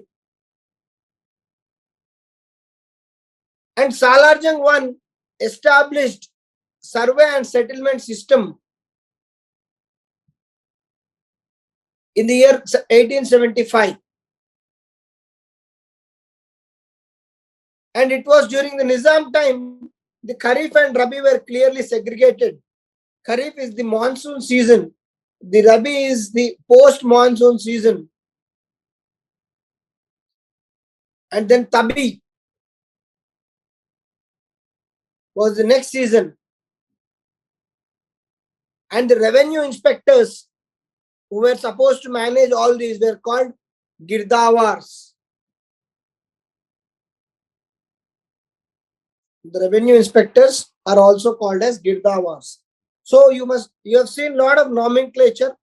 Just go through the slides again, because some of the nomenclature in the land tenure system and the revenue systems are important. Okay, don't get annoyed by the discussion we had right now. Just keep cool, and when you just see the slides again after the class, when I share this, and the second chapter also I have to share, I'll share both the second and third chapter notes. Then you just go through this, you will feel comfortable. Nothing to worry.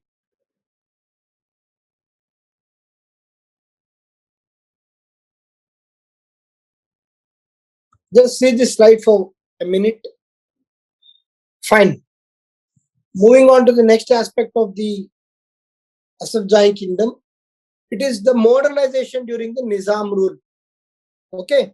So especially if you look at the modernization, one of the key pioneer of the modernization of Nizam rule is undoubtedly Salar Jung I. When he took over in 1853, the kingdom's economic or the political nature was not so conducive. But he has taken up a lot of reforms: administrative, economic, political, police reforms, judicial reforms. And then he has tried to employ the British police into the Nizam's police. So all this way, he has tried to bring in certain element of modernity into the Nizam's rule. And this modernity, especially during the 19th and 20th century, is attributed to two main Nizams, which is the 6th Nizam and 7th Nizam. So the 6th Nizam is Mehboob Ali Khan, and the 6th Nizam is Mehboob Ali Khan, and the 7th Nizam is Mir Usman Ali Khan.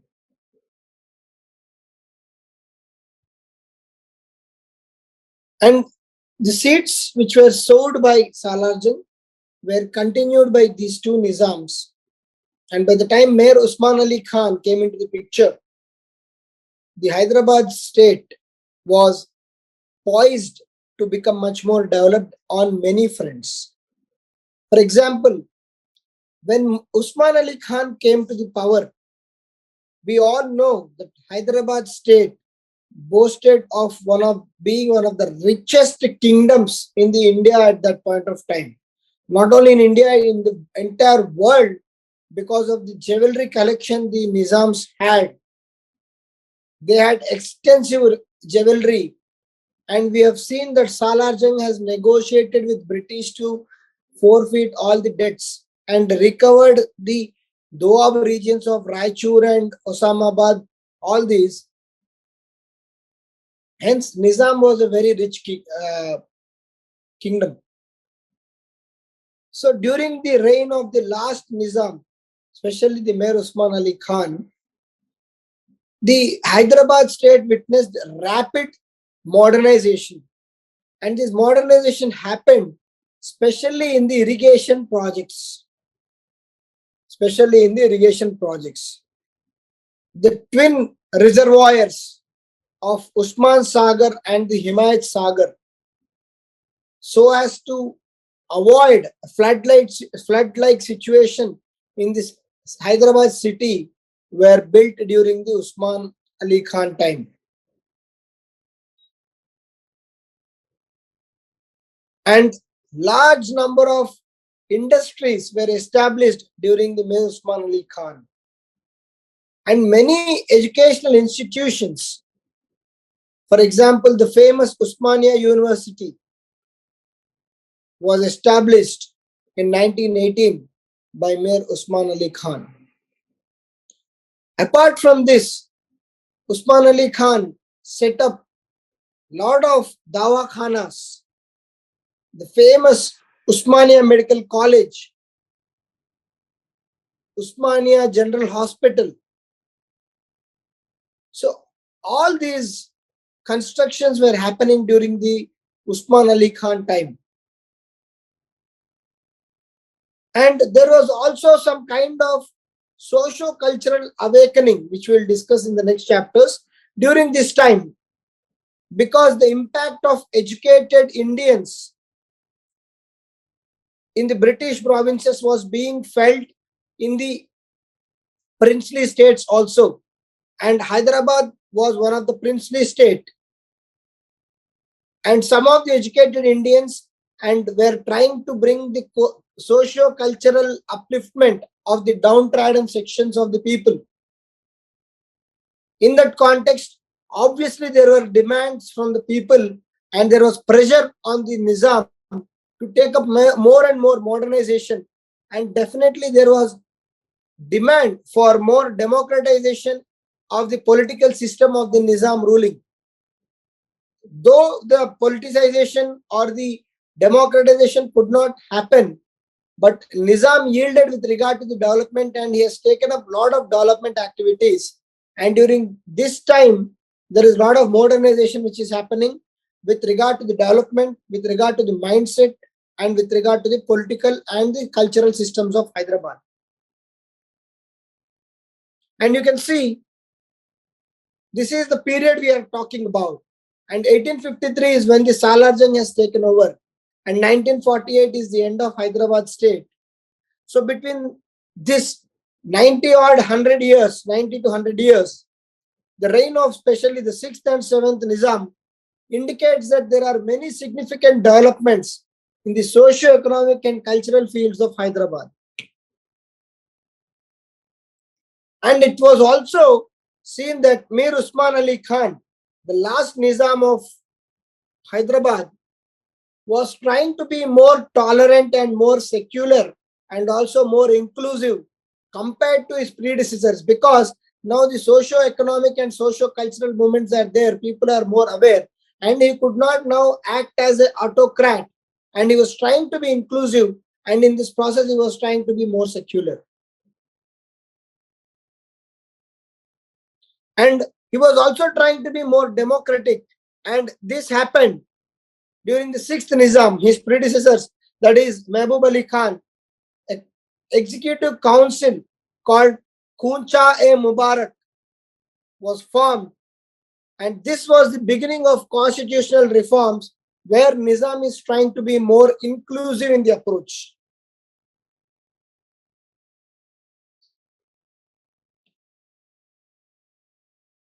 So these are the reforms during the 6th and 7th Nizam. During 6th Nizam, education received special focus. We have seen how Salar Jung was very keen in bringing scholars across the world to the Nizam kingdom. Salar Jung has extended. So when Salar Jung is extending, it is nothing but the Nizam, because Salar Jung is reporting to the Nizam. So Salar Jung has extended educational grants to Banaras Hindu University, Aligarh Muslim University. He has called for worldwide scholars to come and stay in Hyderabad. So he was giving a lot of special grants and focus to the education. And we have seen that the police judiciary reforms were taken up by Salar Jung. The post of superintendent of police was now brought into picture. The judiciary, the hierarchy of courts, we have seen how the special courts were there in Hyderabad and hierarchy of courts were there at the district level. And the forest and excise department were also reorganized on modern lines during the 6th Nizam. And during 7th Nizam, we have seen that he was instrumental in setting up the Usmania University, which started functioning from 1917 and 1918. And he has given money generously to a lot of charitable causes, including religious causes of Hinduism. He also extended a lot of funding to BHU, Aligarh Muslim University, the Shantiniketan College, the Shivaji Vidyapit, the Lady Hardinge Medical College in the Delhi, and the Golden Temple in the Amritsar. He also donated his last 14,000 acres of land to Acharya Vinoba Bhave for the Bhudan movement that started in Pochampalli.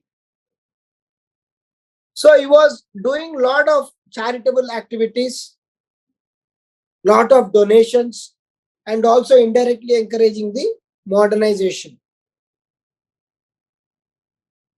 And also the last Nizam, the 7th Nizam, saw the expansion of roads, railways, and the postal systems.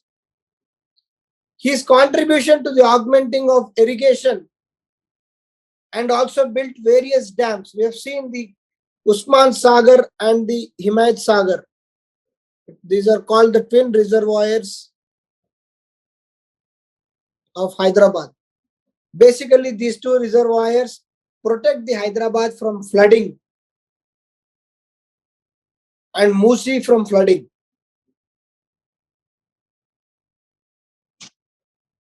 Okay, this is about the modernization during the Nizams.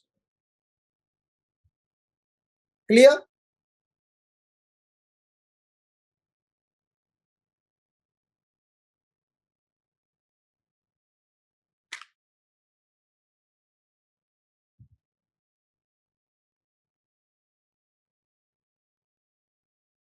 Is the modernization during Nizams clear? Okay, fine.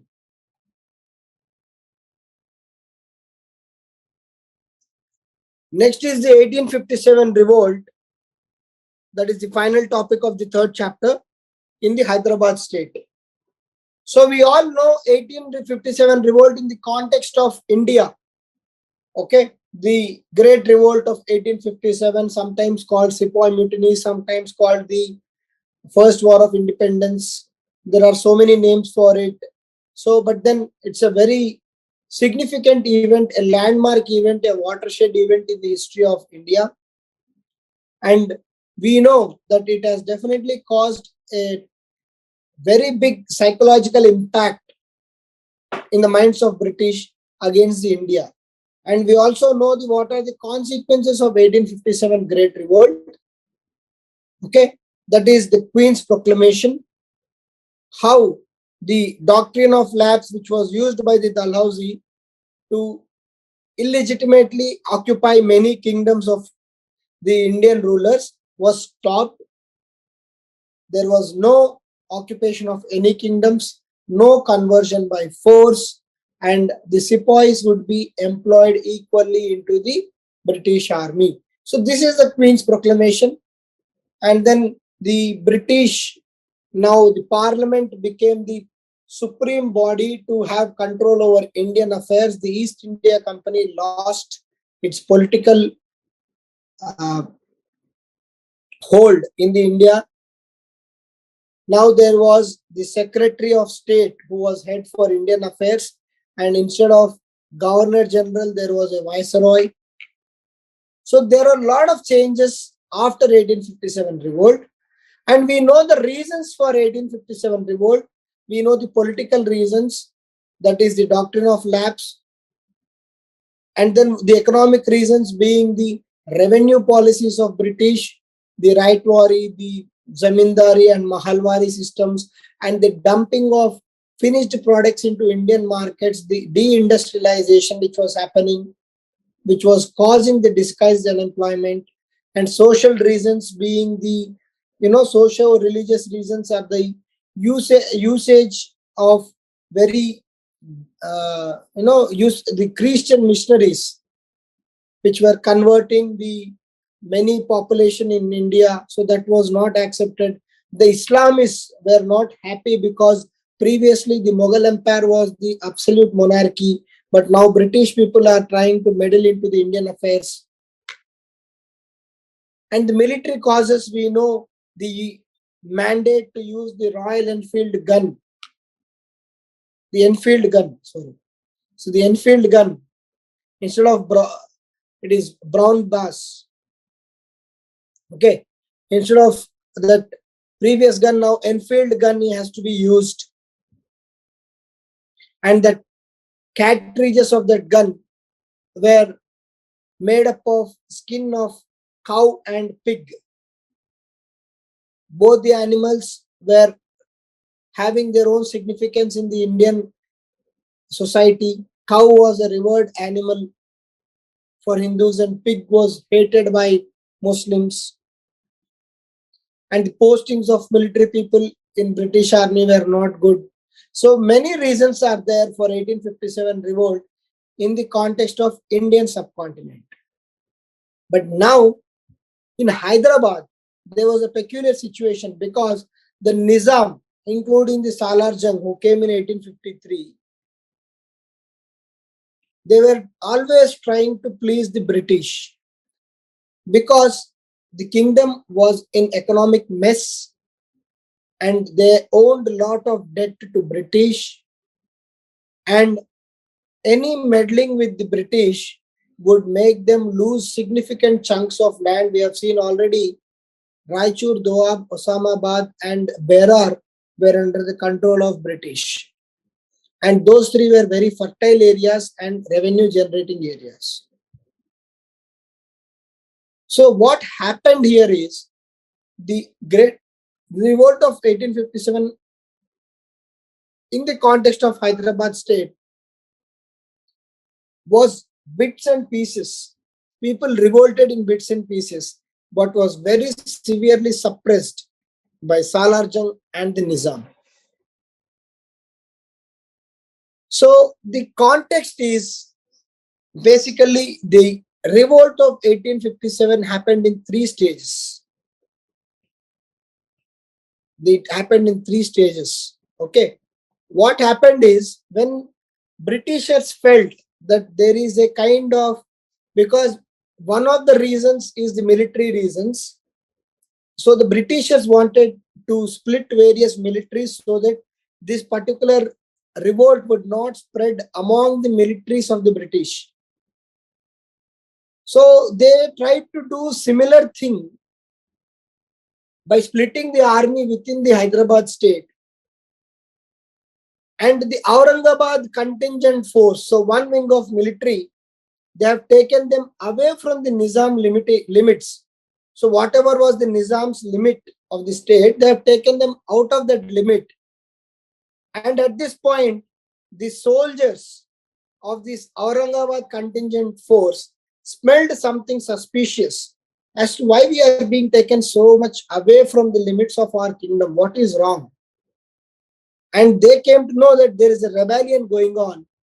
and that's why they are being tried to separate. And they resisted. They resisted at that point that we will not go beyond the limits of Nizam's kingdom. We are Nizam's force. We will try to be within Nizam's kingdom only.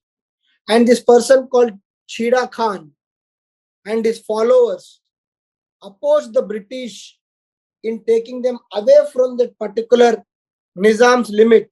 And they came back, he and his followers came back to the Hyderabad state, seeking help of Nizam and Salar Jung, saying that Britishers are trying to misguide us, please help us. But on the contrary, to please the British, Salar Jung has arrested the Chida Khan and his followers. So this was a shocking incident that this Chida Khan was now arrested and his followers were arrested. And this created a ripple-like effect in the Hyderabad state. And this particular incident of arrest of Chida Khan created unrest in the state of Hyderabad.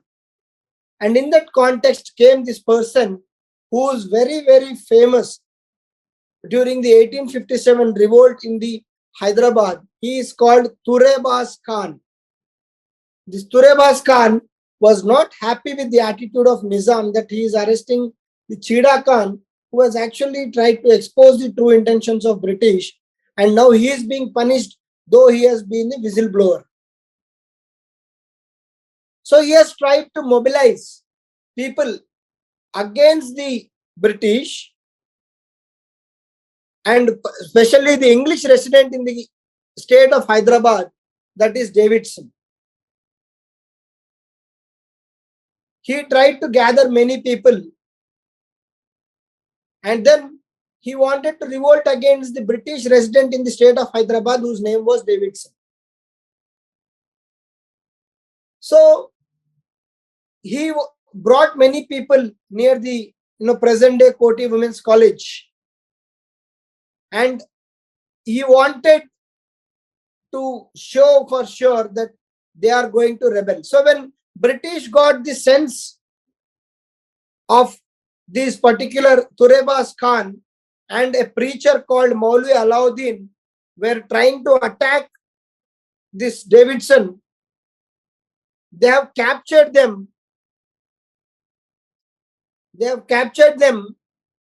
And then the Turebas Khan and Maulvi Alauddin were captured, and then Turebas Khan was publicly, he was killed at some place and he was executed near this Qutb Women's College, and it was claimed that he hanged by himself. So there is a controversy in his death, but it is for sure he was killed by the Nizam troops for turning against the British.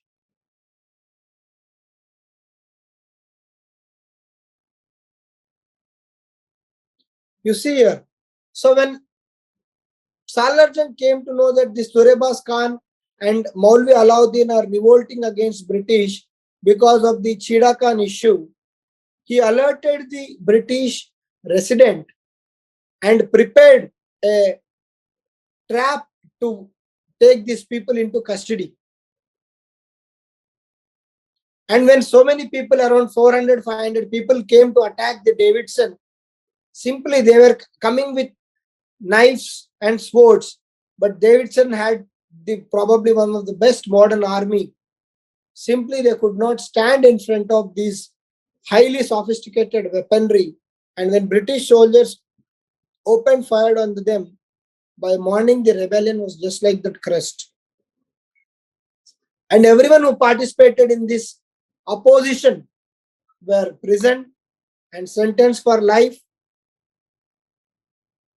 And Turebas Khan, though he escaped immediately, he was caught later. He was killed in the Tupran forest and then executed at the Qutb Women's College. So there is a story about that. Okay, so that is about Turebas Khan and Maulvi Alauddin, who tried to revolt or revolted against the Davidson because of the Chida Khan issue. So in the capital city of Hyderabad, the revolt was suppressed. But the rebellion and conspiracy against the British continued at various places of the state by the people like Raja Venkatappa Nayak, the Malkad Khopal. So many people revolted at so many different places, but everywhere simply the revolt was crushed either by Salar Jung or by the Britishers themselves. And because of the support extended by the Nizam and Salar Jung to the Britishers during the 1857, we have seen yesterday that Britishers have given lot of titles, conferred lot of titles on the Nizam, and also they have released the areas of Raichur, Doab, Osamabad, Berar, and waived off the entire debt of the Nizam kingdom and made them debt free. Hence, the approach in the Hyderabad state with regard to 1857 was not in line with the national mood. They towed the line of Britishers. They supported Britishers because the state leadership, which is the Nizam and the Salar Jung, they supported Britishers. And the reasons for failure of these particular revolts is very clear, that there was no competent leadership who could stand up against the combined forces of British and British and Nizam. And obviously, when the state and the Britishers come to one side, the force or the potential to oppose them is almost impossible. And any single opposition was very badly crushed. And you can see Nizam and Salar Jung were appreciated by the company for supporting them and crushing the revolt in the Hyderabad state. They got lot of laurels for this particular act. So that is the 1857 revolt in the context of Hyderabad state.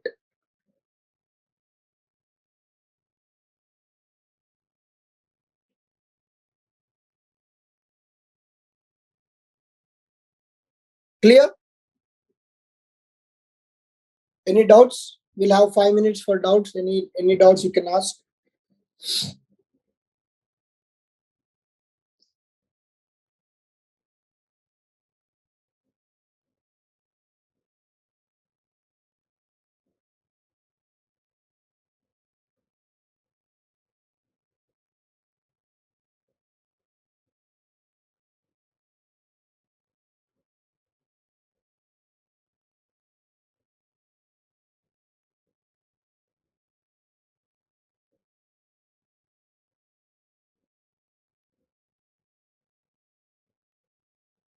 Any doubts?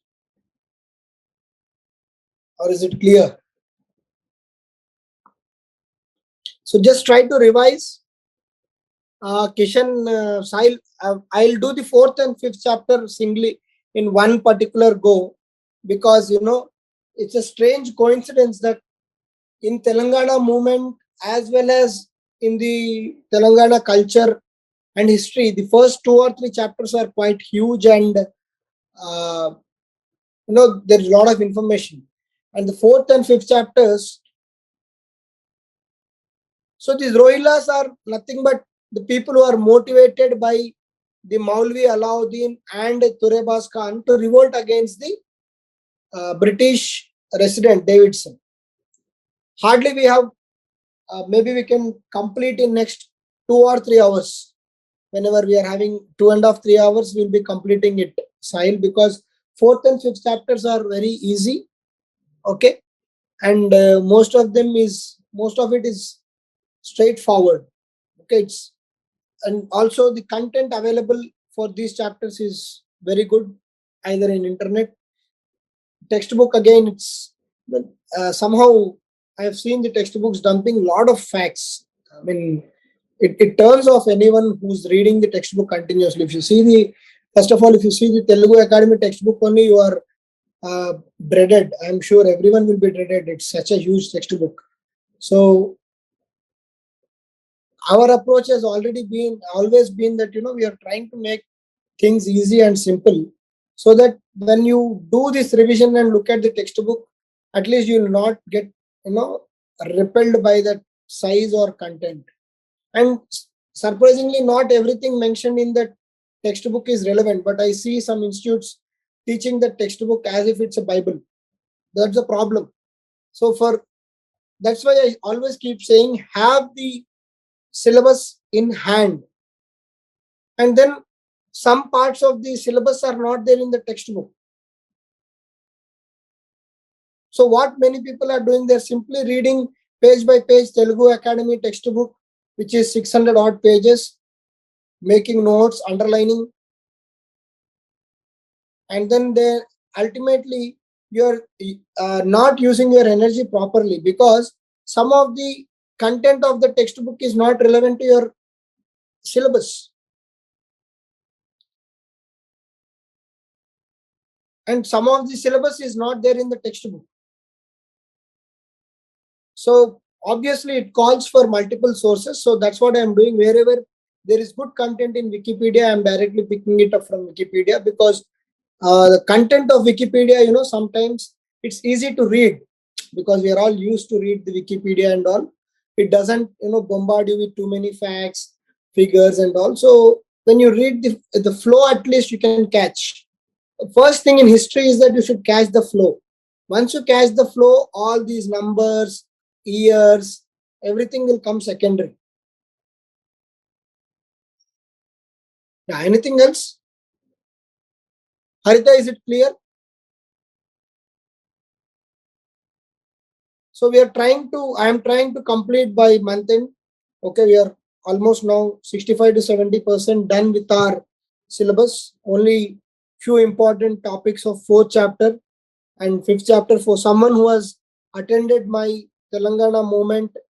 And one good thing is the fourth and fifth chapter of uh, history and culture, and the first and second chapters of Telangana state movement and formation are almost 80% same.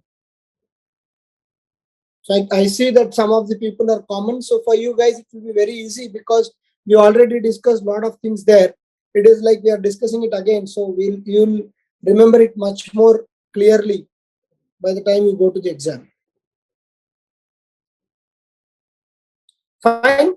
Any more doubts? Okay, I think we are just 2 or 3 classes away from finishing this module. Somehow I tried to cover up because there was a delay from my side for around 4 to 5 days in between, where the entire week got skipped. No, Madhu, Telangana movement is a separate module. It's a completely different module. It's a completely different paper. Okay, it's a 25-30 hour course. Okay, it was done some time back, and the module is available with the institute. You can contact the administrator and then procure that module. Fine, then we'll call it a day. So in the last class, we have discussed about the Asaf Jahi dynasties, their policies, Salar Jung I and his reforms. Subsequently, we have done various aspects of the Telangana, especially the growth and development during the Nizam 6 and 7, that is Mehboob Ali and Usman Ali. Okay, and how the architecture was built during the Asaf Jahis. Okay, and what was the modern development like Usmania University. Okay, the Makkah Masjid. And then we have seen in the last that how 1857, the Great Revolt of 1857, which had a pan-India presence, was taken up in Hyderabad, but was very severely suppressed by Salar Jung and his army, the then Nizam. And for favoring the British, the Nizam received a lot of favors, including the waiving off of a lot of debt and giving back of Doab regions of Raichur or Samabad. Okay, and thus we have seen various aspects of Asaf Jahi dynasty. Today, so we'll be completing, I'm just trying to combine the chapter 4 and 5 because there is a lot of continuity in between these two chapters. So instead of discretely studying them, we can combine them both, and when we study, the impact is more. That is what I felt. Okay, and hence we are seeing the chapter 4 and 5 together.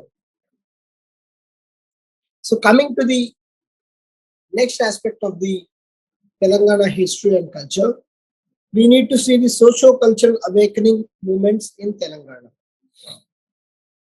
So like that of in the 19th century socio-cultural movements at the India level, there were certain socio-cultural awakening movements in Telangana also.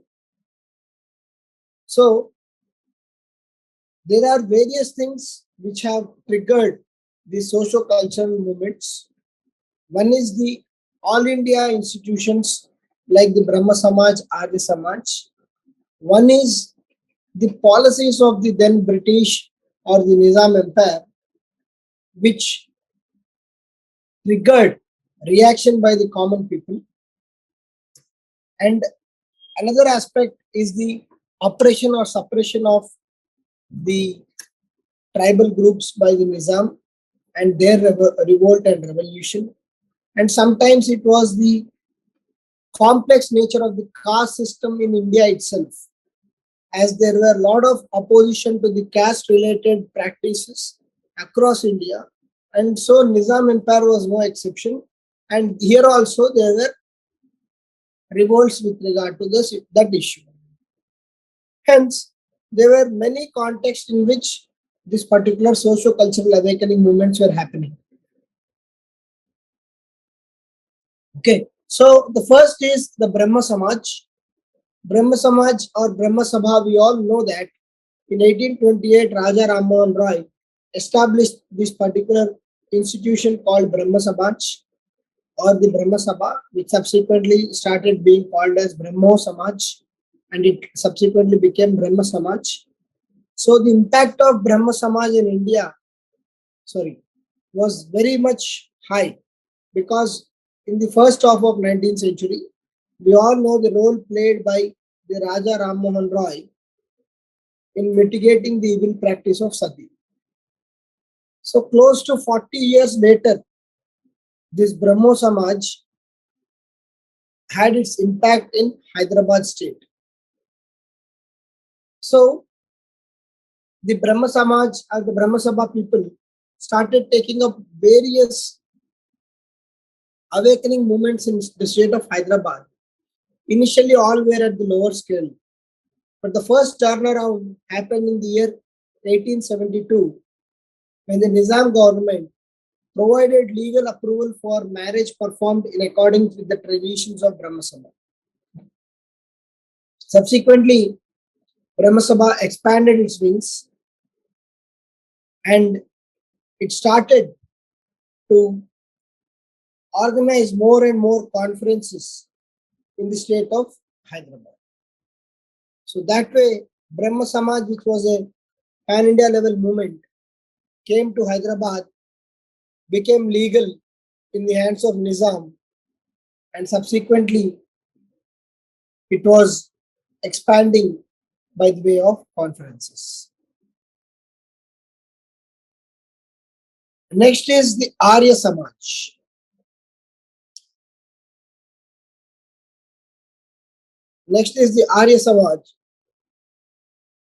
So we all know the importance of Arya Samaj. It was an institution which came up in the second half of 19th century. That is from 1850 to 1899. And the establisher of this particular Arya Samaj was Mool Shankar Tiwari, also popularly called as Swami Dayanand Saraswati. Okay, so when Dayanand Saraswati established Arya Samaj, the main aim of the Arya Samaj was to fight the evils within the Hindu religion. That is the first thing. bring back the glory of Hindu religion in the India, which they felt was now ruled by aliens like Muslims and Britishers. And also, they gave the slogan of go back to Vedas. So they felt Hindu religion became very complicated in the process of deciphering the Vedas. Hence, the need of the hour was to go back to Vedas, understand the true essence and meaning of Vedas, and ensure that Hindu religion becomes as simple as possible. And in 1875, they started proposing simple and brief marriages. It was established in Hyderabad in reaction to the Asaf Jahi rule. So, as I told you, they were against the foreign rule. In here, for them, foreigners were Britishers and Muslims. Though these Muslims were all local people, they felt Muslim is a foreign rule and hence they opposed the Muslim rule. And in reaction to the Muslim rule, Arya Samaj got established in the state of Hyderabad. And like other places in India, they started taking up the Shuddhi movement, which angered this Shuddhi movement angered Nizam, and he killed the propagator of Arya Samaj in the state of Hyderabad, who was called Swami Shraddhanand. And as a reaction to the Shuddhi movement, Nizams expelled Arya Samaj, but this Arya Samaj did not give up. They simply started fighting against the policies of Nizam in the state of Hyderabad.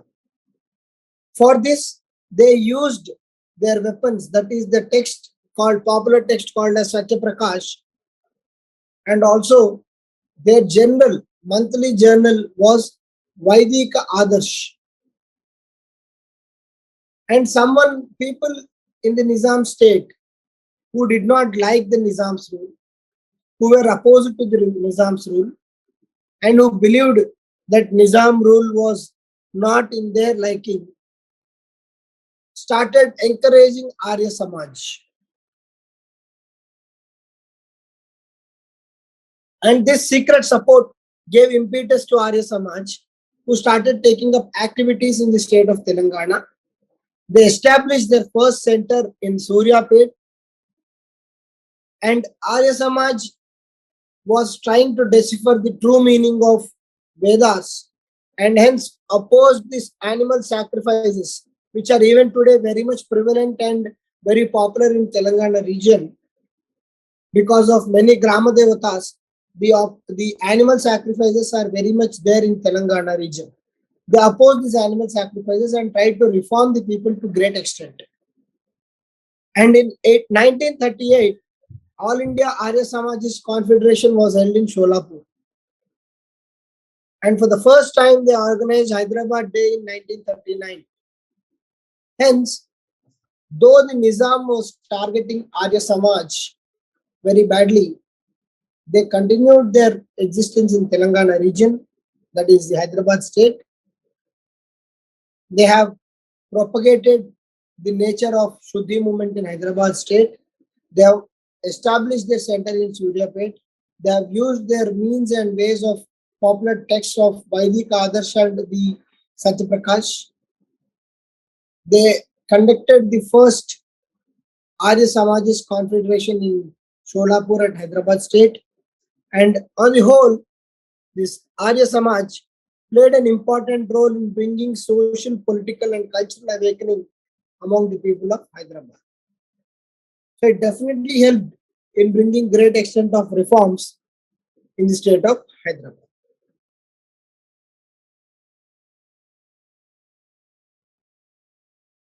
And then we have Razakars. Okay, Razakars. So what is this Razakars? Basically, Razakars are the people who formed in the state of Hyderabad in 1930s. They came into prominence in 1930s and they reached their peak during 1945 to 48. These Razakars were a kind of paramilitary force. They were a kind of paramilitary force under the banner of Muslim nationalism, and this banner of Muslim nationalism was called as Majlis-e-Ittihadul Musliman, MIM party, the MIM party today. So, of course, it is nothing to do with the Razakars now, but the expansion is Majlis-e-Ittihadul Musliman. Okay, so this was the MIM thing in Razakars. It was formed in 1938 by MIM leader Bahadur Yar Jung. They expanded considerably during the leadership of Qasim Razvi around the time of Indian independence. So the founder of these Razakars was Bahadur Yar Jung. Okay, please don't get confused. It may come as a prelims. So Qasim Razvi was not the founder. He was the leader who took up the guard later on and went on to play an important role up to 1948.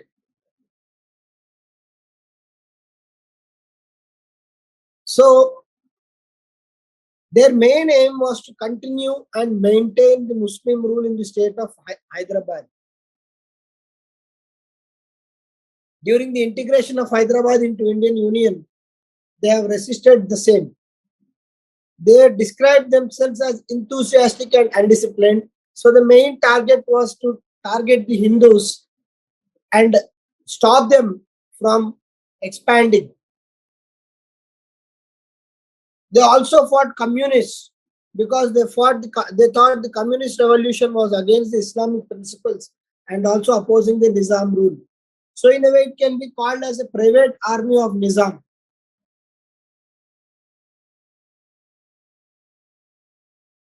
So when Indian government wanted to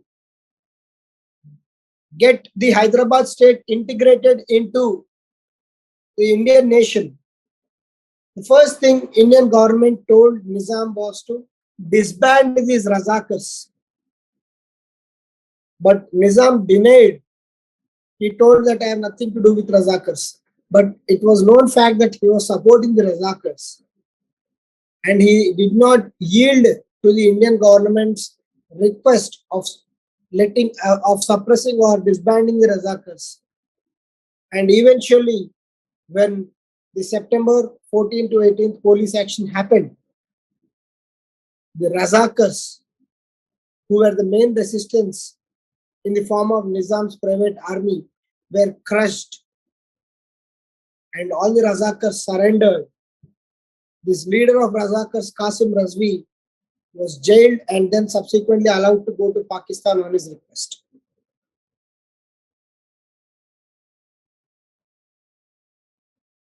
And hence, but then these Razakars have a very violent memories in the history of Telangana. And even today, their heinous crimes against the innocent women and old people are very well documented. But this was a kind of black scar in the Nizam's rule.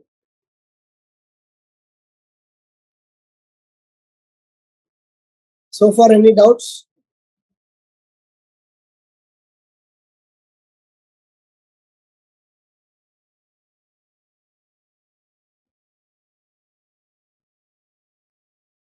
Clear?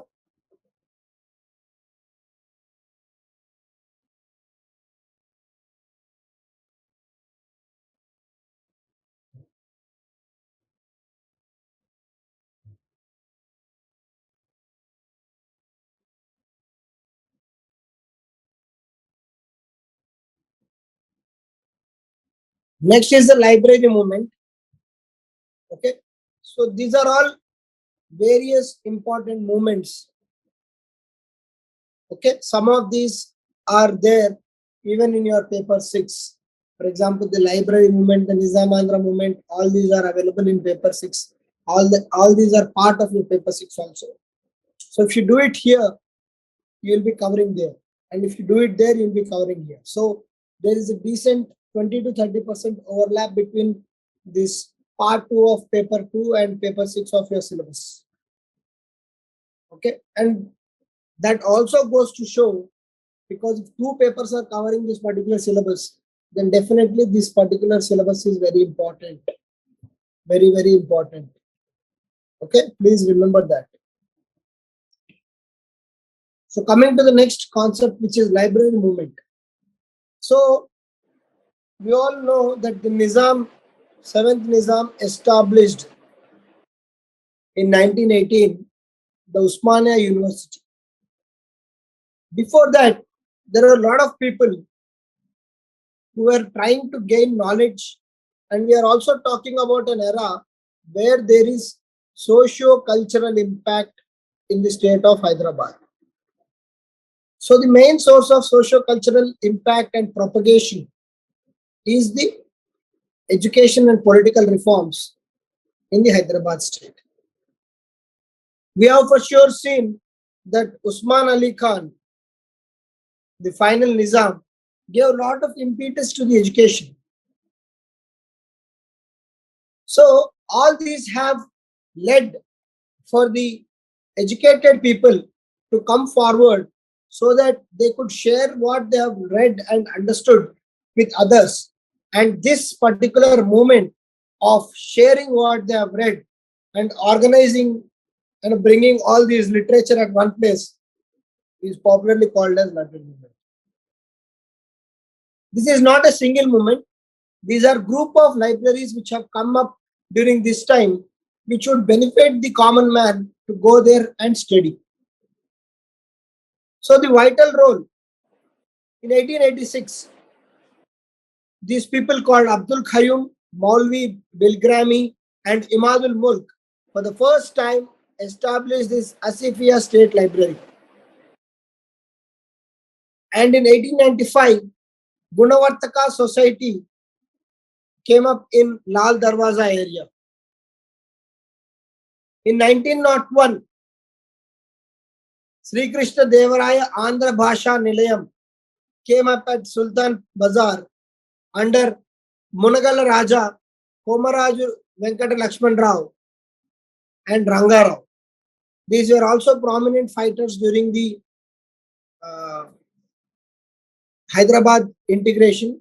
So these people have come up together to establish Sri Krishna Devaraya Andhra Bhasha Nilayam, where at Sultan Bazar, which is the present day Koti. And then this kind of revolution over 4 or 5 years or over a decade led to the series of libraries coming to the state of Hyderabad. However, we should make sure that we know for the fact that Nizam, though he encouraged a lot of education by giving grants and all, he did not support these private libraries because he felt insecure. Because if libraries would come into more and more people would know about some of his misdeeds, and hence maybe there was no proper support from the Nizam side as far as the libraries are concerned.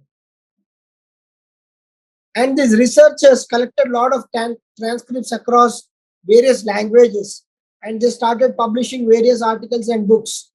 And for the first time in 1925, this Grandhalaya Mahasabha, which is Library Mahasabha, was conducted by Pingali Venkatram Reddy.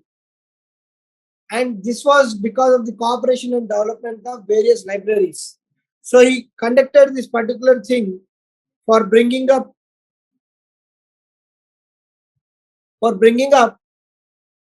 cooperation and development of libraries. The second, and what happened is, while the intentions of this library movement were to propagate the socio-cultural aspects and the development of common people, Nizam felt, because the time also was that like that during that time, that these people were all typically from communist background. So Nizam felt insecure and said he will not encourage this library movement because he thought by bringing people under the umbrella of library, they are actually provoking or instigating the common people against the Nizam. And hence for the second library movement, he did not allow But somehow they tried to conduct the second library movement in 1929. You can see here, Nizam was feeling insecure. He gave a lot of sanctions on the library movement. He watched it and continuously tried to monitor it. But somehow they got the permission from the court and organized the library movements. However, for the fact remains that library movement played very crucial role in mobilizing the people in future movements. So what Nizam thought was indirectly true. This movement not only enlightened the people but also encouraged people to revolt against the mispractices of the Nizam.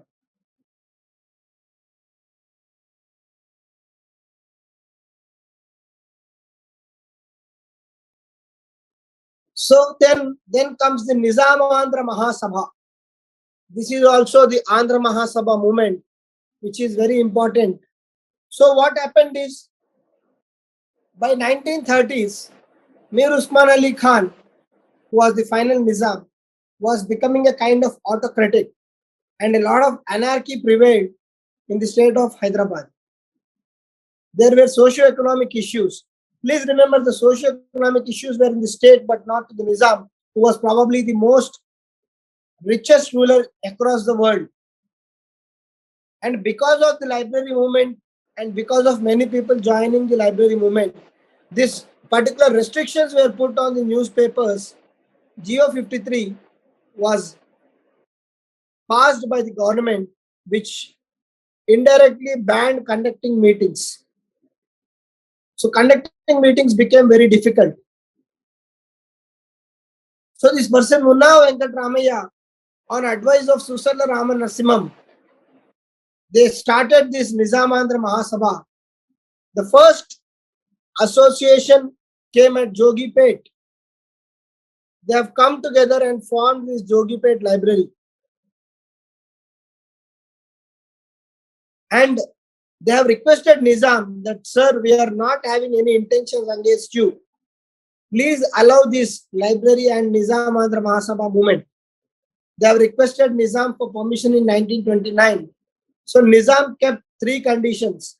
One is non-Mulkish shall not preside this particular Andhra Mahasabha. There should not be any discussions on other religions, and there should not be any discussion on the contemporary politics of the Hyderabad state. They have agreed to these conditions, and in 1930, the first meeting of Nizam Andhra Mahasabha happened at Jogipet, and Suravaram Pratap Reddy was the presiding officer for that particular meeting. And this particular Andhra Mahasabha is a very famous movement, and from 1930 to 1947, close to 15 meetings were there for this Andhra Mahasabha. What this particular Andhra Mahasabha helped is, it was useful in social and scientific reforms, upliftment of Dalit status, and many important people and the downtrodden people and leaders of downtrodden society like Bhagyareddy Verma, A. Ramaswamy, all these people participated in these movements and have helped in uplifting many downtrodden people of the society. And like the library movement, the same Andhra Sabha movement also slowly turned into a political movement. And because of the educated people, the movement started propagating the wrong policies of Nizam, and finally the movement became against Nizam's rule.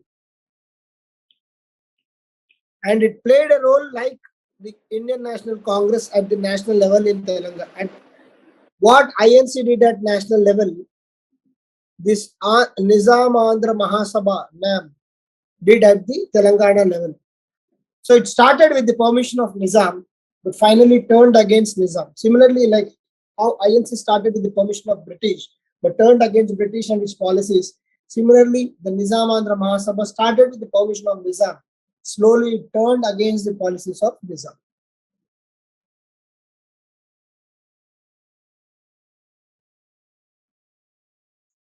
So this is the spread of education during the Nizam's time. So the Christian minority schools came into picture at the first place. Then the Hindu Social Club came at Chadarghat. In 1879, Young Men's Improvement Society came up, and Maulvi Murtuza, he first conducted the Hyderabad Educational Conference. And finally, in 1916, Vaman Nayak, an important figure, he brought this Hyderabad Young Men's Union.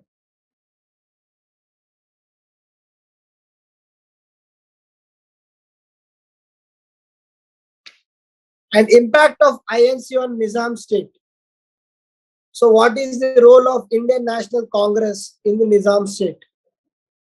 The problem was Nizam did not allow the formation of Congress units in Hyderabad because he was tracking the progress of INC from 1885 onwards and how it expanded from moderates to extremist phase and all.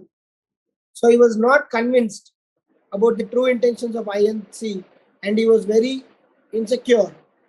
Somehow, the people of India, people of Hyderabad state wanted INC to be part of the Hyderabad state, and people like Dr. Aghornath, Mullah Khayyum, Ramchandra Pillai, all these people welcomed Congress into the Hyderabad state.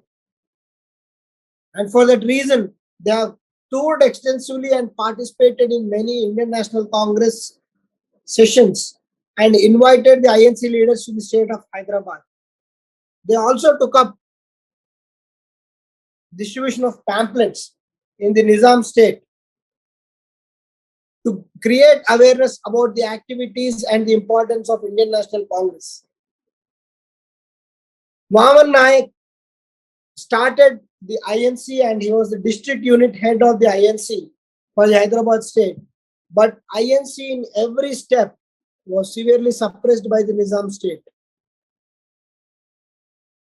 Hence, though INC was present, like say Arya Samaj or something, but their impact on Nizam state was very much negligible because the Nizam was suppressing the progression of INC at every single stage.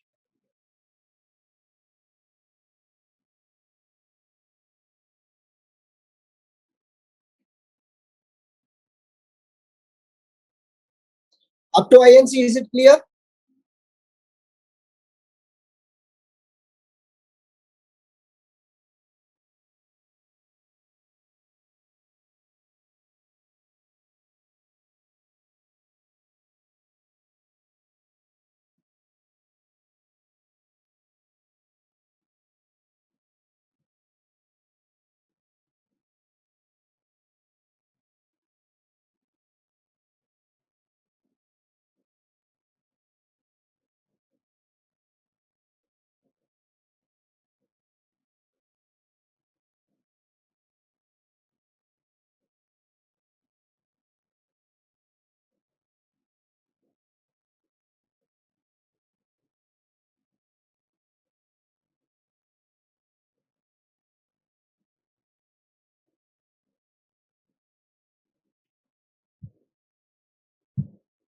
And next is the Nizam People Association or Nizam's Subjects League. So again, it was formed in the year 1935. It was headed by Nawab Nizamud Jung, President Burgula Ramakrishna Rao, the first Chief Minister of Hyderabad State, as General Secretary. And M. Narsingh Rao, Vaman Nayak, Madapati Hanmant Rao, Abdul Hassan Syed, Padmaja Naidu, etc. All these people were prominent leaders of this Nizam Subject League. So what was the main aim of this Nizam's People Association or Nizam Subject League? They were mainly fighting for the Mulki rules. Their aim and objective was for that Hyderabad should belong to Hyderabadis only. They fought for various issues of Mulkis. They wanted Mulkis to get proper recognition in the state of Hyderabad. I hope you all know the issue of Mulkis. If no, you please read the paper 6. What is the definition of Mulki? Mulkis are basically those who are belonging to the state of Hyderabad by residence or by certain rules set by the Nizam. So these rules kept on changing. For that, we can see that how the Mulki rules are defined various number of times, right from the time of Nizams, Salar Jung, then Nizam, how it changed. Okay, so basically for now you remember, for people who don't know who are Mulkis, Mulkis are the residents of the Hyderabad state, and for that to be someone to be called as Mulkis, there are certain rules. And this Nizam's People Association submitted lot of goals to the Nizam for resolving the issues of Mulkis. And when there was previously an issue about the Mulkis and there was some intense revolt on the issue of Mulki, Nizam appointed a committee under Aravamudam Iyengar to look into the issues and complaints of Mulkis. The political reforms were favored by Aravamudam Iyengar. That is the special system, local people, and no favoritism. Like there should be a special system to recognize who are Mulkis and non-Mulkis. The local people should be given a lot of prominence in the jobs, and while the jobs are there, there should be no favoritism. These were the conditions which were proposed by Aravamudam Iyengar. Nizam was also favoring the Mulkis. He initially supported the aims and objectives of Nizam People Association. But the issue was that in their memorandum which was given to Nizam, these people given that the Nizam's rule should behave like a responsible government. The Nizam should not be irresponsible towards Mulkis. And when this particular word was used by the Nizam's People Association, this irked Nizam, and he did not support Nizam People Association from them. And he ensured that he encouraged that people leave this particular association, and he encouraged people to defect from this Nizam's People Association and made them join Razakars. And as a result, because of the decreasing membership and lack of encouragement from the state, this particular Nizam's People Association was dissolved in 1939.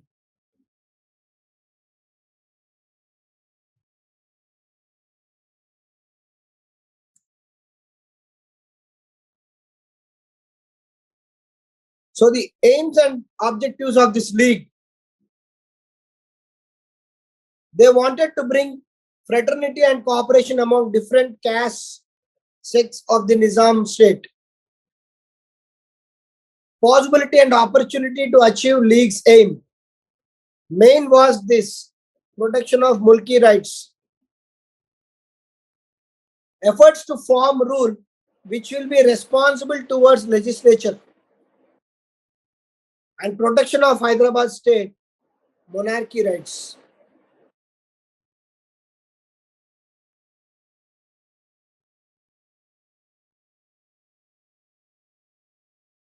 And the next important was the Vande Mataram movement in the context of Nizam state. The Vande Mataram movement. So this Madapati Hanumantrao and others conducted meeting outside Hyderabad.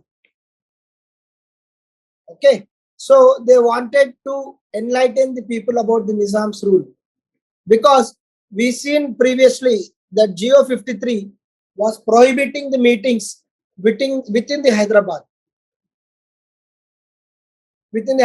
state, because Nizam was feeling insecure right from the library movement, then the Nizam Andra Mahasabha movement. We see now the Nizam's People Association, so on and so forth. Lot of things were happening. So Nizam was insecure about these movements or these issues, and hence issued GO 53, which prohibited meetings and conferences.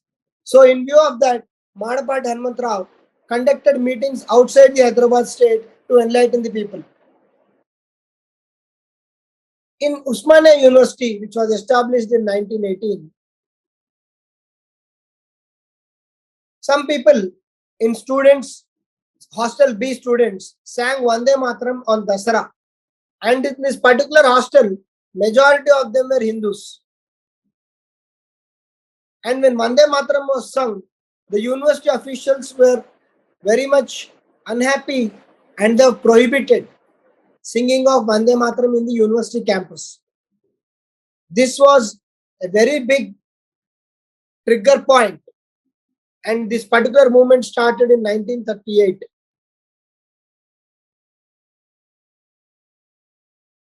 So the people, the students of Hostel B were asked to vacate the hostels. So this particular forceful request for vacation of hostel rooms for singing Vande Mataram in the university campus caused the wrath of the students, and the strike against this decision was done. And this was an instant movement which was supported by the students across the state. And Nizam was very much enraged by the movements of students, and he said, you remove all the students and don't admit them again. Let's see how they'll get degrees. So this was a very big setback for the students who took up the Vande Mataram movement, because they were now suspended from the universities. And then the Nagpur University supported the students in completing the degrees. Students who were removed here approached the Nagpur University. They went to the Valter of Vizag and Andhra University and all, but nowhere they were given admission. Finally, they have reached and knocked the doors of Nagpur University, and they were given admission in the Nagpur University, and they were allowed to complete their degrees. And this Vande Mataram movement was a pan-India movement which received a lot of coverage, and it became a national issue at that point of time in 1938. And many leaders like Gandhiji, Subhash Chandra Bose, all appreciated the students of Usmania University for standing up to their rights. And some of the famous students of this Vande Mataram movement were P.V. Narasimha Rao, N. Ramchandra Reddy, Marichanna Reddy, and so on and so forth.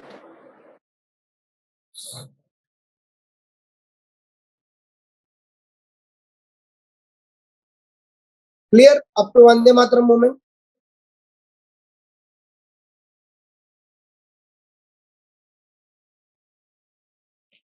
Yeah, Sahib.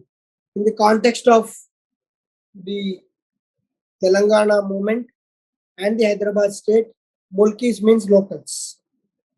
Non-Mulkis means non-locals. Yeah, is it clear up to here, everyone?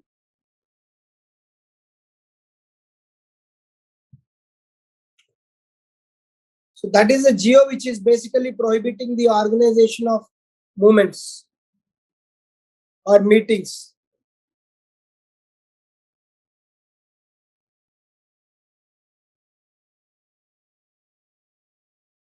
Yeah, it is the name of geo.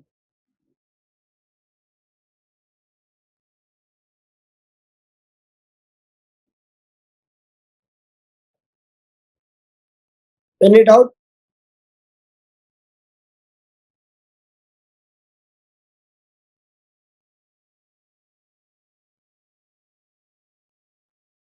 So up to here, is it clear?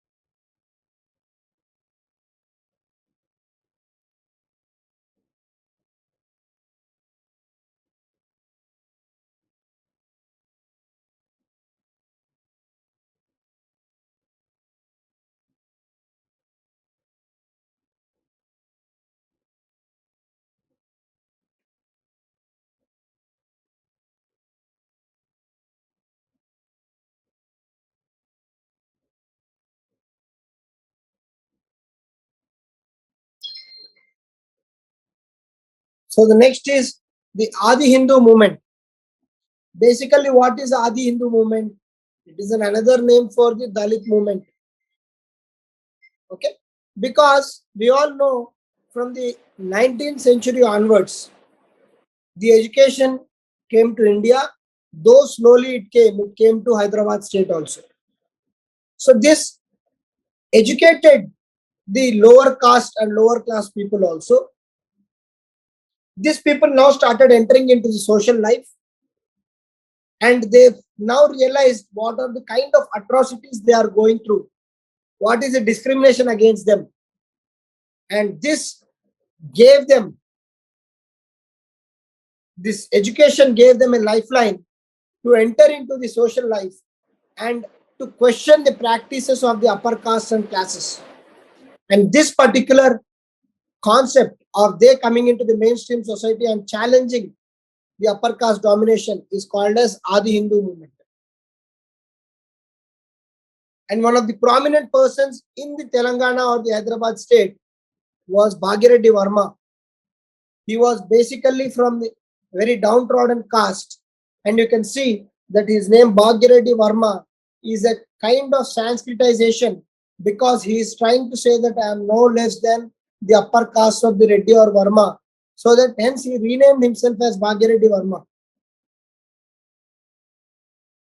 And they questioned this Panchama identity. What is this Panchama identity? Brahman, Kshatriya, Vaishya, and Sudra are the four identities. And one more identity was untouchables. This is the Panchama identity.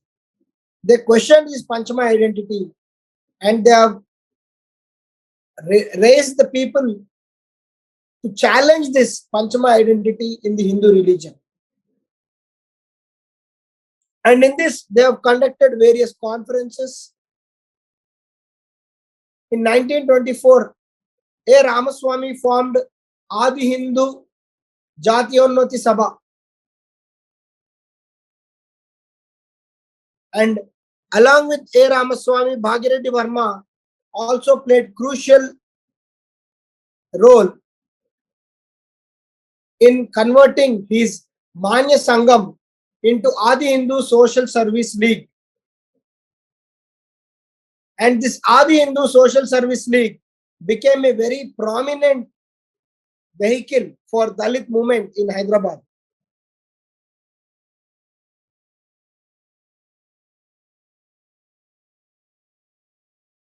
So the aims of this organization were that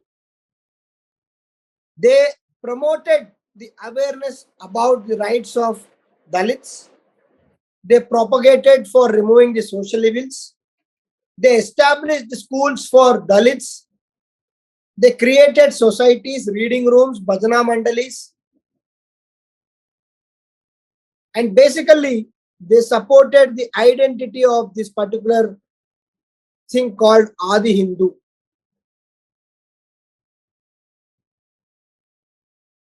They basically supported this identity called Adi Hindu. Clear? This is about the Adi Hindu movement. Okay? And this is a write-up or the read about of the Adi Hindu movement. I have picked it up from Wikipedia, so I found it very detailed. So basically, the gist of this particular write-up is how they opposed that, this Dalits were, they have created this identity of saying that depressed classes or Adi Hindus were the original Indians who inhabited India before the Aryans have advented into country. So they said Aryans are the ones who came into the country and created this Varna system or the caste system. And Adi Hindus are the actual inhabitants of the Indian country. Even today, this particular thing is debated. So they created this kind of radicalism against the upper caste,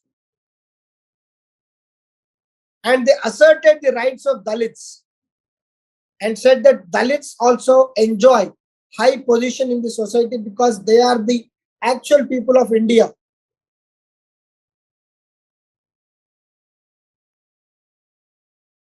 And obviously there was a reaction from the upper caste society also. They questioned the origin of Hinduism or the Hindu identity of Adi Hindus.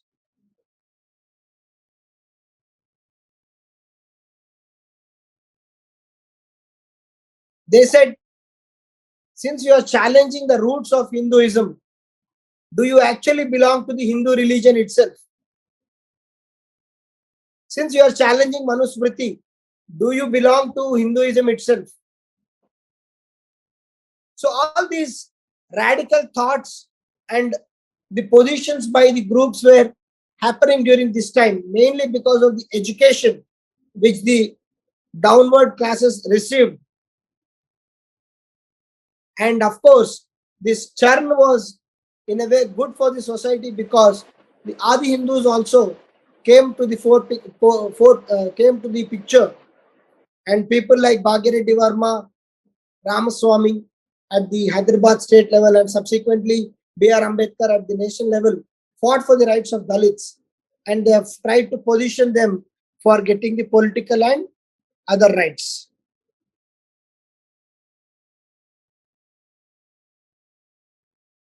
And hence, these kind of arguments were rejected by Adi Hindus. They said, we are questioning the practices of Hinduism and not the Hinduism itself. And finally, it was concluded by themselves that Adi Hindus are very much part of the Hinduism.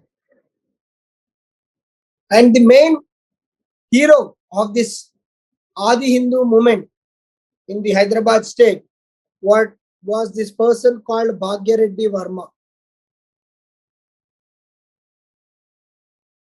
This Bhagireddy Varma was born in Mala caste to Madari Venkaya and Julia Rangamamba.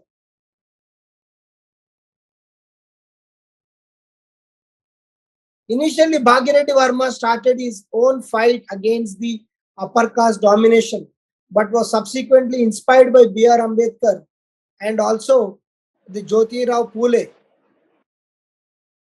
He opposed the discrimination by the upper caste, and this discrimination, and when he himself was subjected to discrimination, he established this Adi Hindu social organization we have seen previously, which tried to bring awareness among the Dalits. And he established the Jagan Mitra Mandali,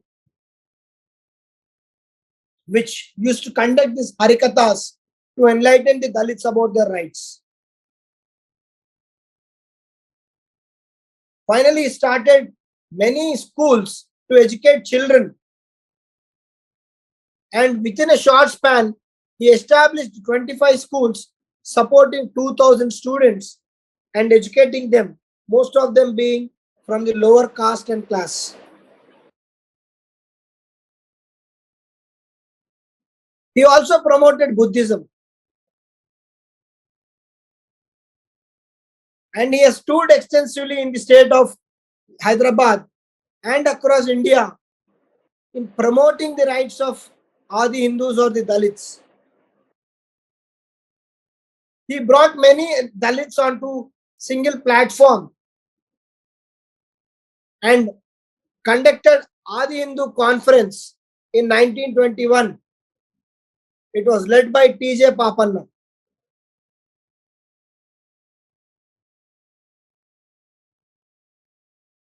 And he also campaigned on many social evils like child marriage, black magic, women education, alcohol prohibition. So he spread his goals not only on the Dalit movements but also the social evils of the contemporary society. He toured other states, the neighbor states of the Hyderabad state, and encouraged many people to come and join this revolution of Adi Hindi movement.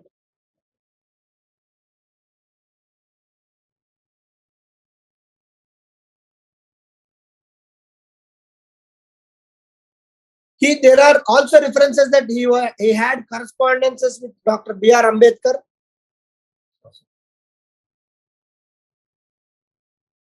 And he wanted the Dalits to be called as Adi Hindus rather than Dalits. And in 1931, he has approached the Nizam government to see that the schools established by him will be taken over by the government and run by them on a non-profit basis. And Mir Usman Ali Khan, the final Nawab, praised Bhagireddy Varma for his great work in uplifting so many downtrodden people and gave him an award. And Bhagireddy Varma was also appointed as chief advisor to the government.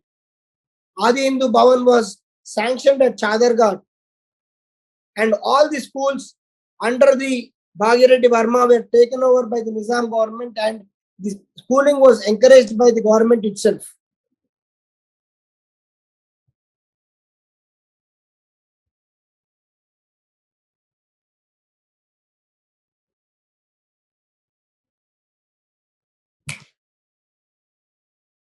And Bhagireddy Varma, apart from many social issues, staunchly fought against this evil practice of the Devadasi system, or in Telangana it is called Jogini system, and forced Nizam, when he was the advisor to the Nizam, he forced Nizam to declare this Jogini system as a crime. In 1913, Arya Samaj gave this person Bhagyareddy a title called Varma. From then he became Bhagyareddy Varma.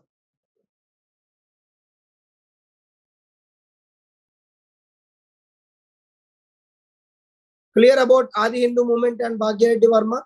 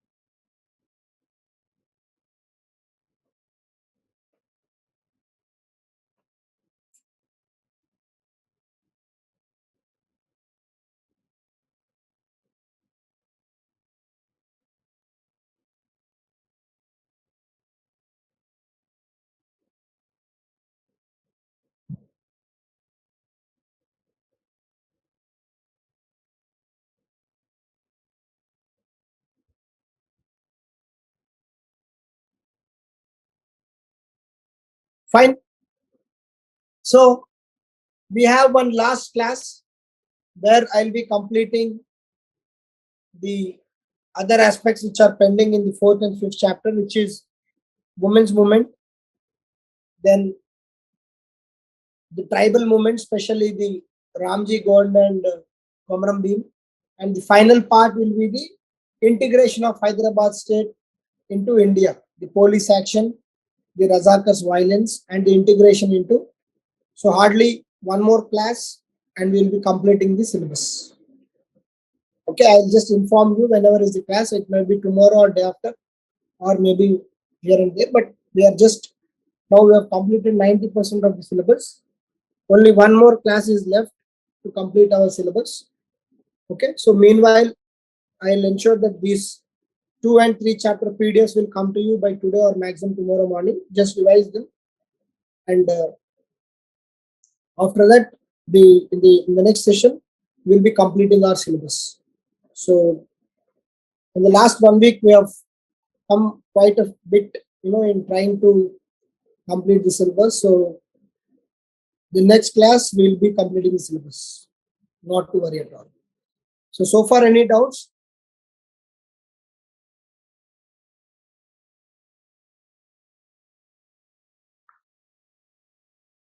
Clear?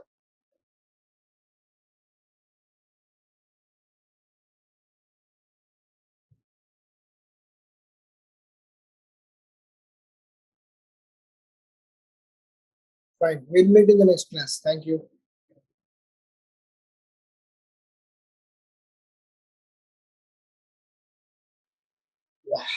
So in the last session, we have discussed about various aspects of the nizams, and then subsequently the certain socio-religious movements.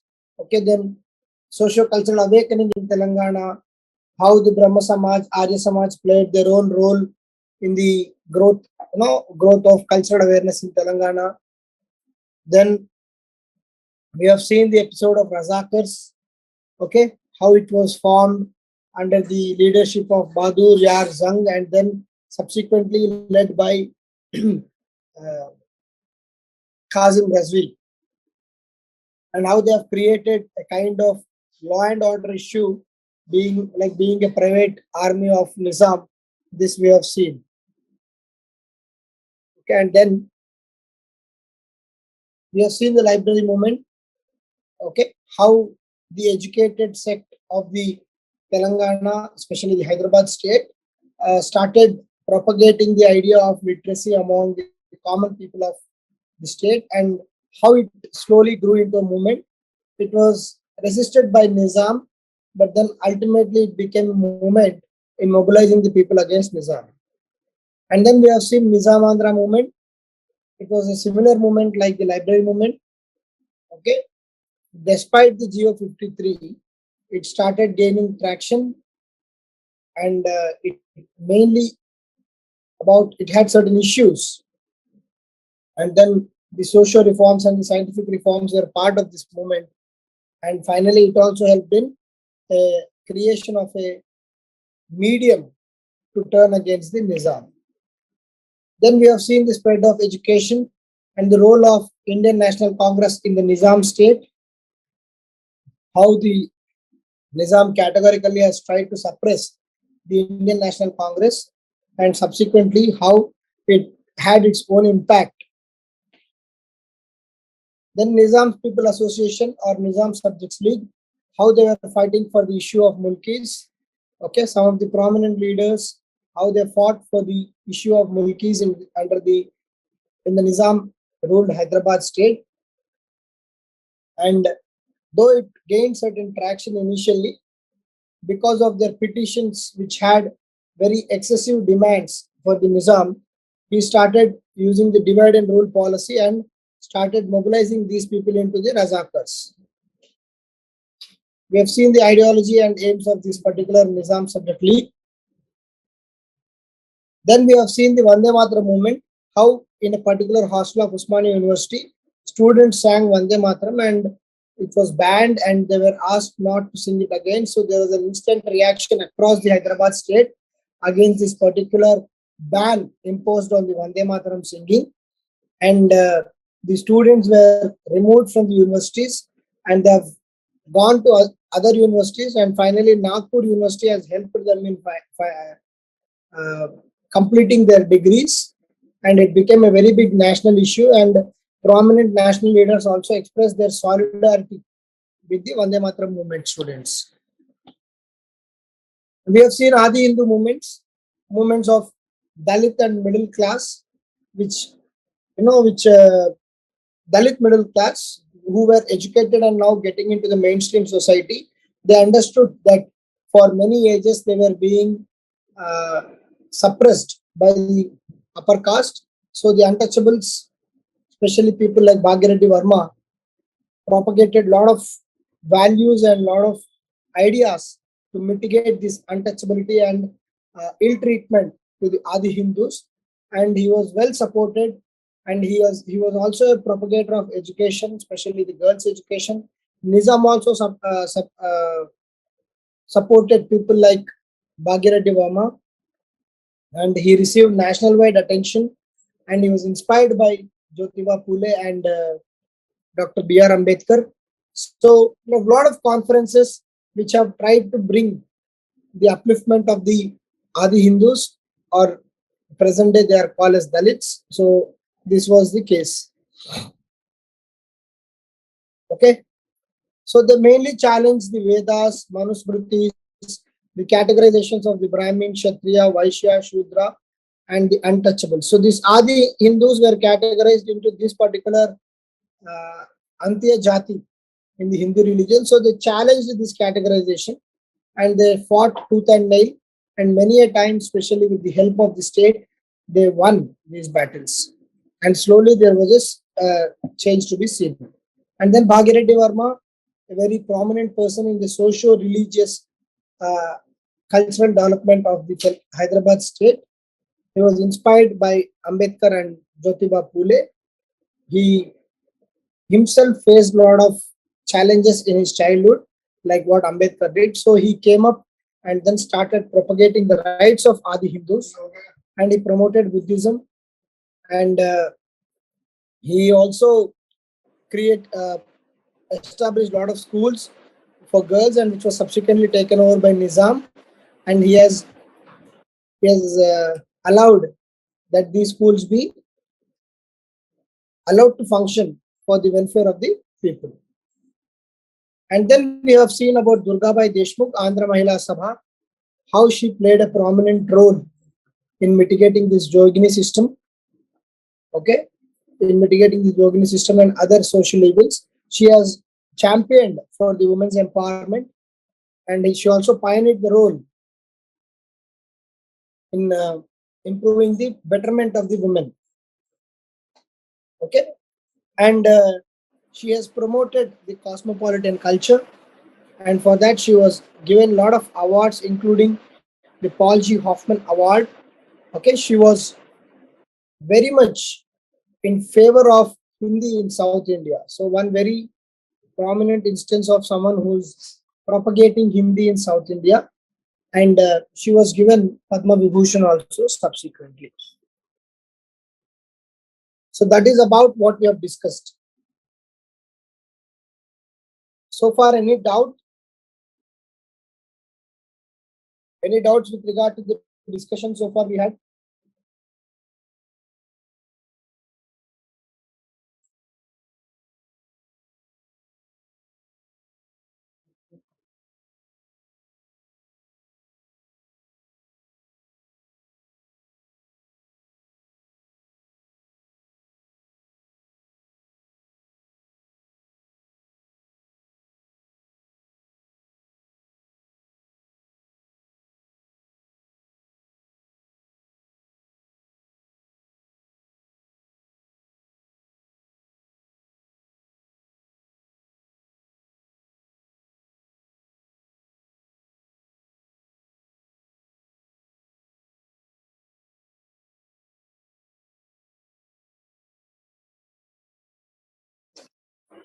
So fine. So next we'll go to the uh, topic women and Dalit movements. So again, Dalit movements we have seen predominantly. Okay, some of the Dalit movements include the movements by Bhagireddy Verma himself. So in examination, see, in Dalit movements or tribal movements, or as a matter of fact in women movements, there will be a sure short question. Okay, that is guaranteed.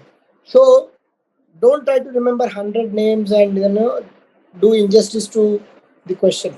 You have only 2 or 3 people, but know prominently, and write about them, and then give examples of similar people with that background or such a cause. That will make more impact, okay? Because, for example, if the question is on Dalit movement, you mention about prominently, for example, you say, for example, Bhagireddy Verma. Like that, if you take the examples of prominent leaders, it will fetch you more marks. Okay. Now, there was always the dissent, especially in the 20th century, as the educated in the people grew in the state of Hyderabad. There was dissent against the Nizam as well as the British colonization. Nizam per se might be a local person. He might enjoy the local status, but we all know very well that Nizam was like very much dependent or very much relating on the British Empire for his day-to-day policies and everything. And hence the British impact was felt on the Hyderabad state also. And the Communist Party of India, we all know at the pan-India level, it was propagating for an anti-imperial nationalism.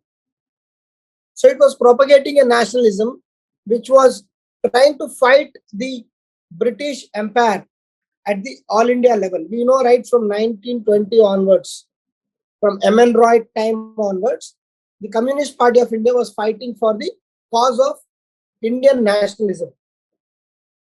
So some of the library movements, some of the Andhra Mahasabha movements, we have discussed it in the last class, they were associated with the communist ideology.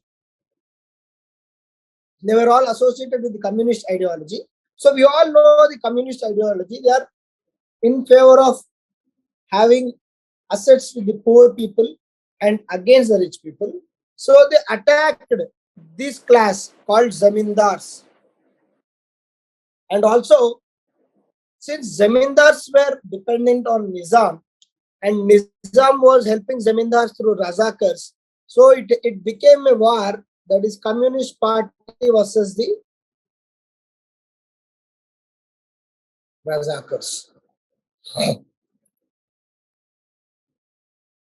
And hence, the Hyderabad state became a kind of turbulent land because the people who were belonging to the Andhra Mahasabha or the Nizam Andhra Sabha were belonging to the communist ideology, and Razakars, the private army, were trying to dictate terms to these people. So it became a kind of war zone between these two people. Okay. Parallelly, this communist party was, because most of the zamindars belonged to high caste, so it was like communist party fighting with zamindars on caste related issues and with Razakars with regard to the imperialistic issues. So it was like a two-front strategy or war or armed struggle by the Communist Party. And Nizam, with the help of British, was trying to suppress these communists and their followers to the extent possible. And the one good thing about this communist movement was it involved a lot of women leaders who were fighting for their political, social, as well as economic rights. So they were all trying to fight for women freedom. And one such woman who asserted her rights was Chittyala Ailamma, very popularly called as Shakali Ailamma. She asserted for the women to cultivate their own land and reject the caste Hindu supremacy. And she belonged to the Dalit class. And she has revolted against the Razakars and their tyranny. And this inspired hundreds of women in the Telangana movement, in the Telangana, that is the Hyderabad state. So these women came and joined with the inspiration of Chakali Ailamma into the armed struggle against the Razakars. So she has given a call against the high caste Hindus who are holding a lot of land, and also the Razakars who on the behalf of Nizam are supporting these high class Hindus. And based on her call, a lot of women jumped into this particular struggle led by the Communist Party. And for that, one of the reasons was Chakali Ailamma, who inspired hundreds of women. So this is the significance of Chakali Ailamma in the Hyderabad state. Okay. So what is that? The women's revolutionary activity in Telangana struggle was quite in the contrast to the upper class and caste Hindu counterparts in 1920s, because they were having the armed revolution against the British.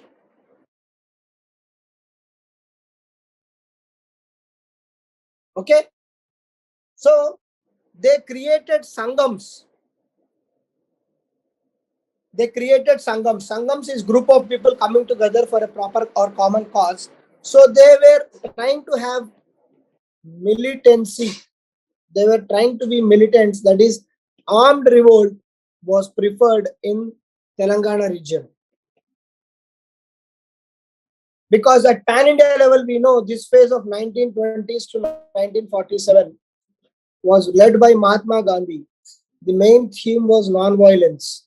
But here in Telangana, it was armed struggle through the Sangams, and there were a lot of squads who had armed raids onto the British and Nizam, and hence there was a lot of violence between these squads and the Nizam's supported Razakars.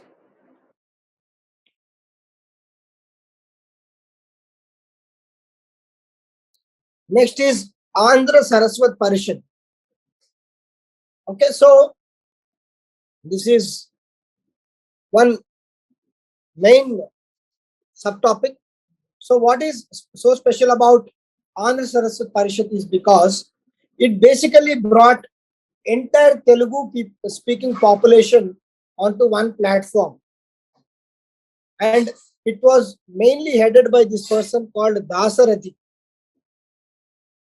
Okay, he was just 19-year-old, and in 1944 he made the entrance through this Andhra Saraswat Parishad.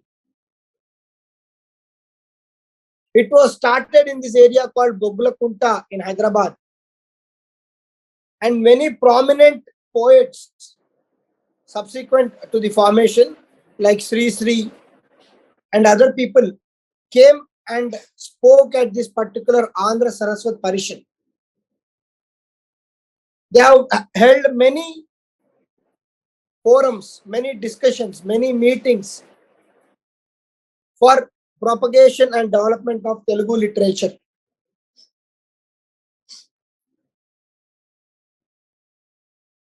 And they also mobilized and created awareness about the importance of Telugu in this region.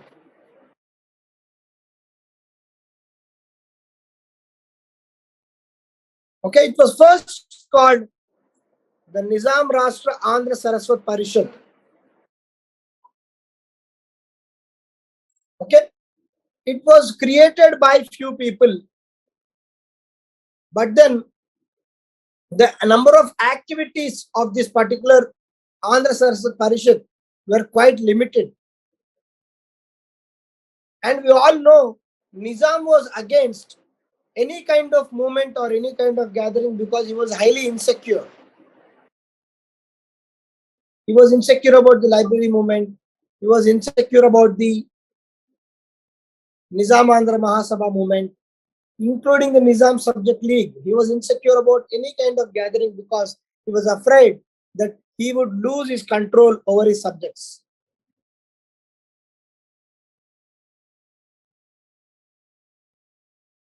Okay, and then again, many prominent people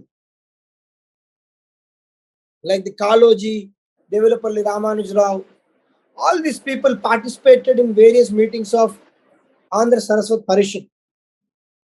It gave impetus to Telugu Renaissance, Telugu growth. And through Telugu Renaissance, it created awareness against the Nizam's rule.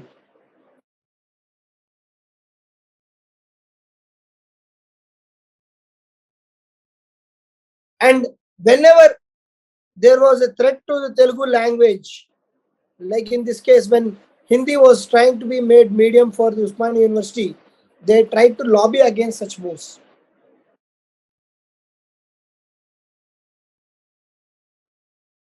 And sometimes they have succeeded also.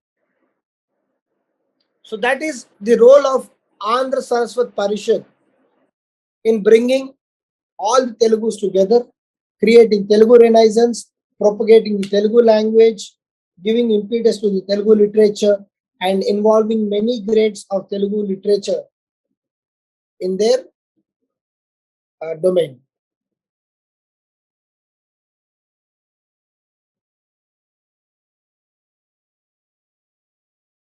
Next is Ramji Gond. So now we are talking about tribal revolts.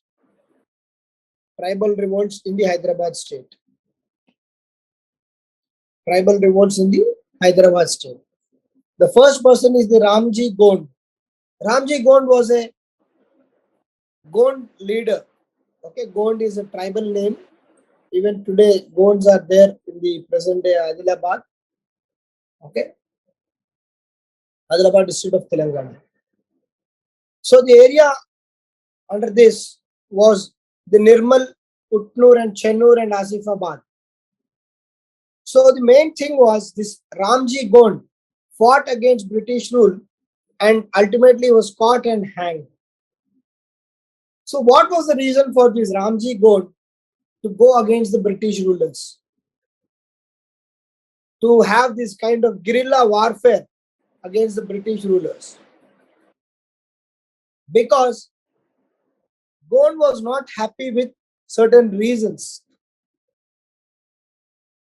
What happened is, when the British feudatory system,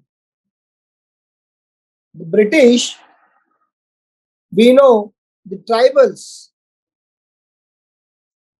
were not approached or were not disturbed for hundreds of years, even during the Mughal period. The first people to disturb the British were, the tribals were the British kingdom. The Britishers, in their quest and greed to expand India and their capture of India, even cut down jungles because they wanted to do the commercialization of crops, bring more and more crops under the irrigation or cultivation. So in that process, they wanted to capture, and then tribal lands had some of the prominent mining ores. So with regard to all these, British always wanted to disturb the tribal belt and get them under their control. We have seen that in central India with regard to the Santals and Mundas. And then even in the Hyderabad state, they wanted to capture power from the Gonds. So when the Gond kingdom, Ramji Gond was one of the important members of this Gond kingdom. So when British wanted to capture the Gond kingdom, this Ramji Gond started forming his own army against the Britishers. But then we all know the tribal army, they are equipped with very natural tools. They do not have the sophisticated weapons of British. So more often than not, these tribal get defeated in the hands of British. But the only thing is, it is a symbol of resistance against such a power. And hence, we must know that today, the India which we are seeing is because of so many revolts and sacrifices. So he attacked many British soldiers and killed many of them because he was sure that British is going to try and capture the Gond kingdom. And somehow Britishers got to know about the presence of Ramji Gond, and they sent a huge army and they got him arrested and they've hanged him. They've hanged in the Nirmal village.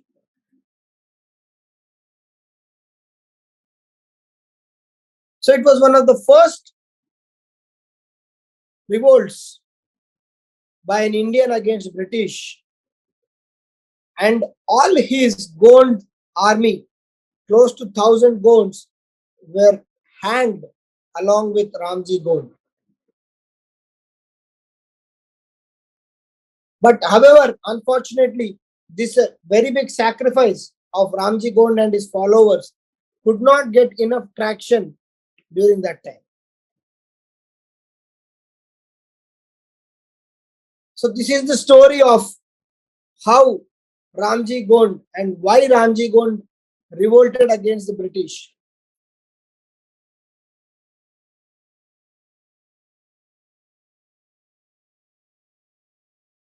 Okay, this is just for text, and much more is written in Wikipedia. If you want, you can go and just read it.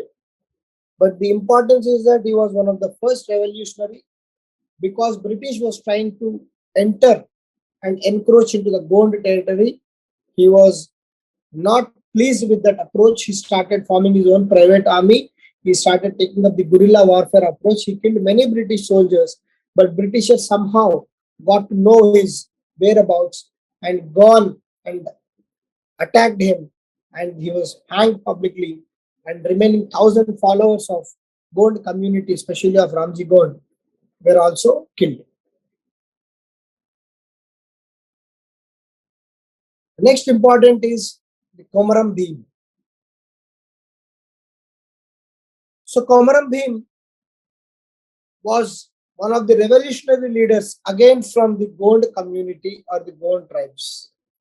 So after Ramji Gond, Komaram Bhim was one of the prominent and one of the greatest leader of Gond tribes.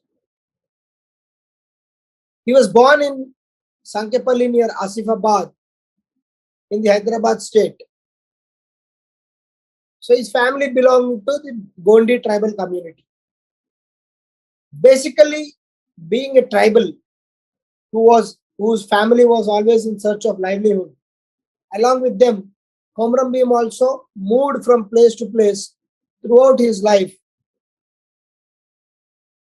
And he, like other Gonds, he was also a victim of exploitation by zamindars, businessmen, and Britishers, and also the forest police officials. So the tribals, the innocent tribals, were exploited by so many people of the community, and Komaram Bhim was no exception.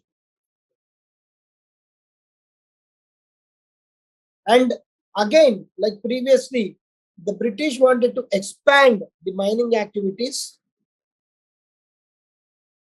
and this particular expansion of mining activities by the British would hamper the subsistence activities of the Gonds. So their agriculture, day-to-day livelihood would be impacted by this mining activity. And zamindars were granted lands in these areas so that the expansion of mining could be taken place. And because of this decision of British, the Gondis were forced to migrate from the traditional villages and now go and locate at some other places.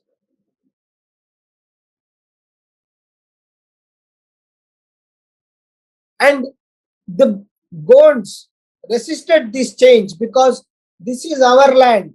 We are living here from centuries together.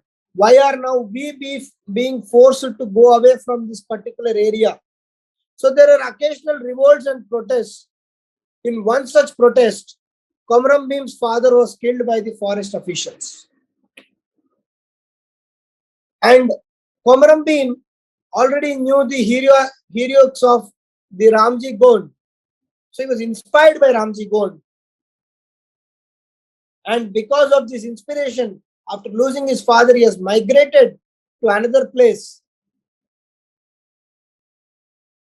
And here he was actually doing subsistence farming under a zamindar.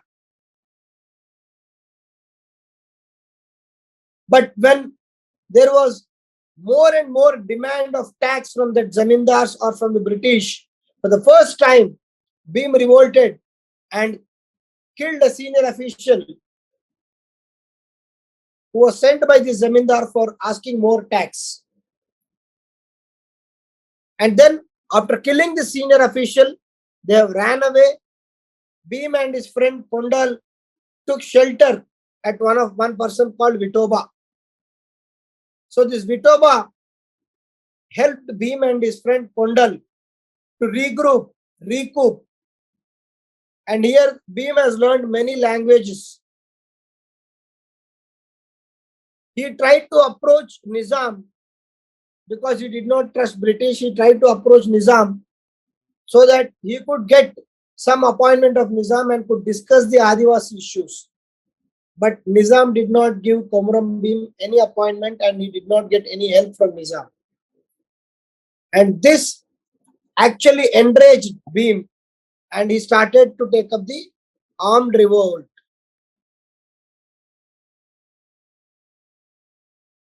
And this also made Bhim to declare himself as an independent kingdom.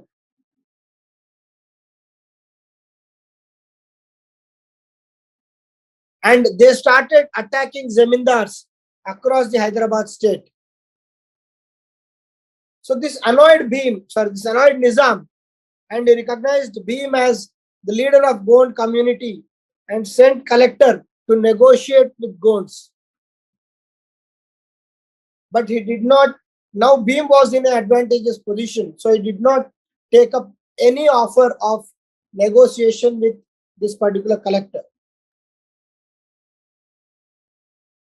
He said, I want regional autonomy for Gonds, and all the forest officials in my area should be removed, and all the lands under the zamindars should be released and be given back to the Gonds for our subsistence. And the demands by Gond, especially Kumaram Bhim, were rejected, and this continued the war between the Nizam and the Gond community under the leadership of Kumaram Bhim. At one point, he almost had 300 men under him, and he's supposed to have given the popular slogan of Jal, Jungle and Zameen. And it is not known how his whereabouts were known to Nizam, but somehow Nizam again came to know the whereabouts of Bhim, and in the encounter with the police, Bhim was dead. Bhim was dead. So this is about Ramji Gond and Komaram Bhim.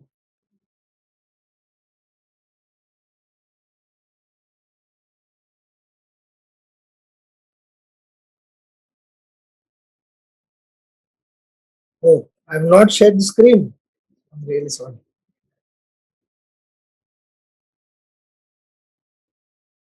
You could have unmuted yourself. Did not see the message.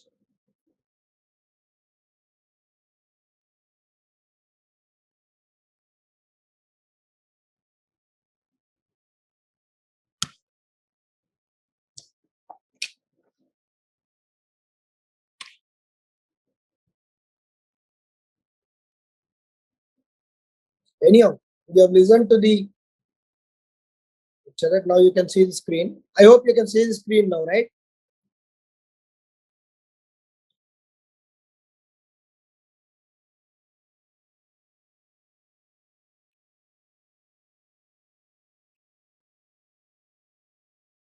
From where you did not see the screen, I'll just show you the screen. Not an issue because you have heard the lecture. You can, when you see the screen, you can. From where you did not see the screen, from Andhra Mahasabha, or sorry, or up to Chakali Elamma, you saw the screen, right? Up to Chakali Elamma, you could see the screen.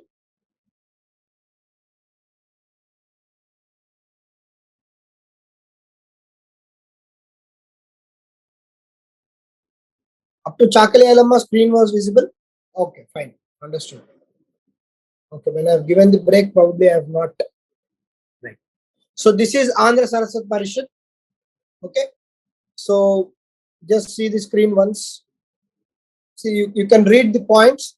So it was by Dasarathi made his entry, and then prominent poets like Sri and others came to the Andhra Saraswatha Parishad and gave lectures. They mainly propagated at one. Initially, it was called Nizam Rashtra Andhra Saraswatha Parishad. Okay, it was mainly for propagation of Telugu literature, Telugu language, but then they were trying to continue their activities even in the opposition of Nizam because Nizam was insecure. Then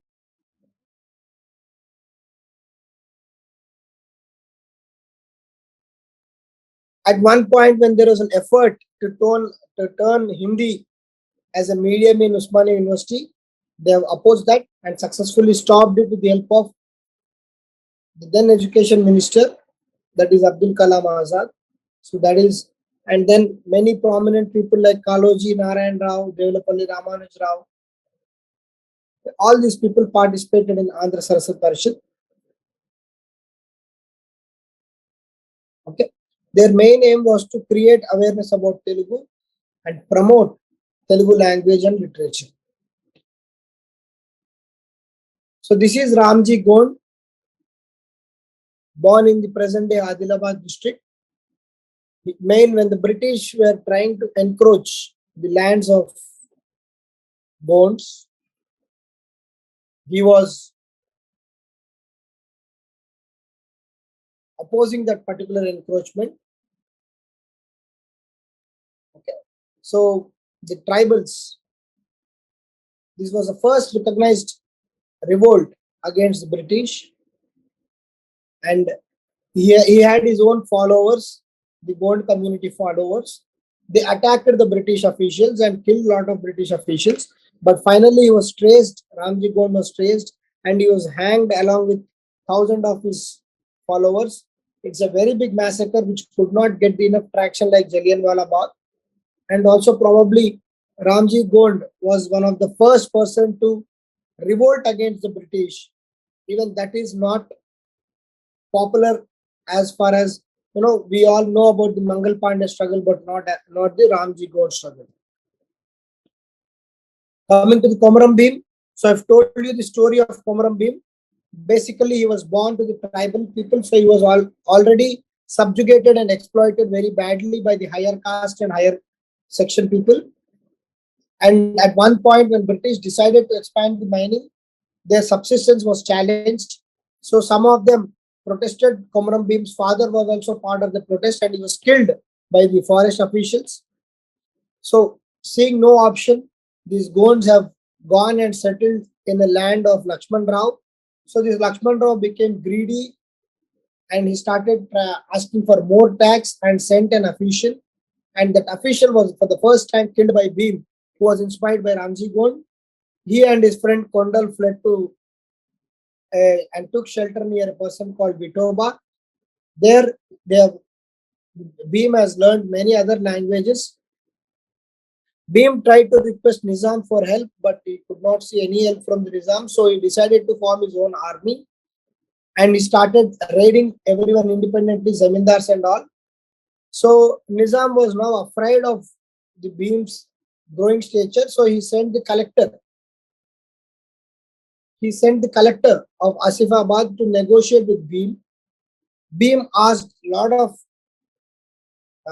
favors like removing the zamindars, getting the land from the zamindars, evicting the forest officials, and release of the Gond prisoners. He has put up many conditions, and these conditions were obviously rejected by Nizam. At one point, Bhim had close to 300 members army, and he gave the symbol of Jal, Jangal and Zameen. And somehow the British came to know about the Bhim's presence, captured him, and finally executed him and others. Is it clear?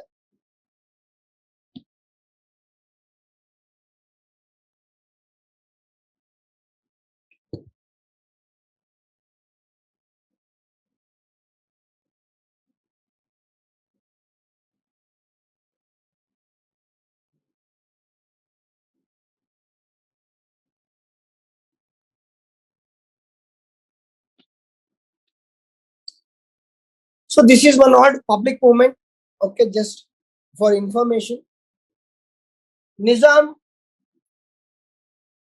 was interested in developing railways in the state of Hyderabad. So we have seen that the Chennai to Mumbai railway, Nizam wanted it to pass through the Secunderabad and Wadi junctions, so that the Hyderabad railway system will also come into picture. So in 1970, so the British and Hyderabad in this context came to an agreement to have railways between Wadi to Hyderabad. That is a section of Madras to Bombay. And this would also help for the movement of coal from Warangal to Bhadrachalam.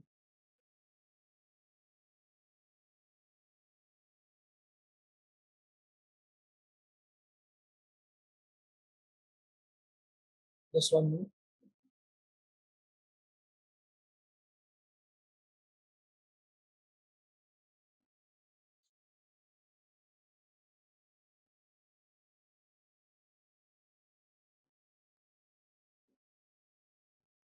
Sorry. So this would also move Warangal to Bhadrachalam, and it will help the movement of coal, because at the time Chanda coal mines were under the Hyderabad state. So this made Nizam to approve the Chanda rail. Okay, and the problem was the route was very uneconomical, and hence there was a lot of debate about Nizam spending so much money to go and fetch this coal from Chanda area. And many people like Dr. Agornath, Mullah Khayum, Jasogi Oshang and Ramchandra Pillai, these people came together and formed a committee. And they said, "Dear Nizam, you are spending so much public money. Please make yourself accountable." So this was a very serious question to Nizam, who was monarch, and someone challenging him and asking him for details. He really got serious about all these people, and these people were government servants, and he dismissed all of them from the service. And dismissal of these employees for asking legitimate questions to the Nizam became a widespread issue and a pan-India issue. And this particular Chandarail movement, for the first time, helped people realize that British also can be questioned. And this created base for future public movements and debates.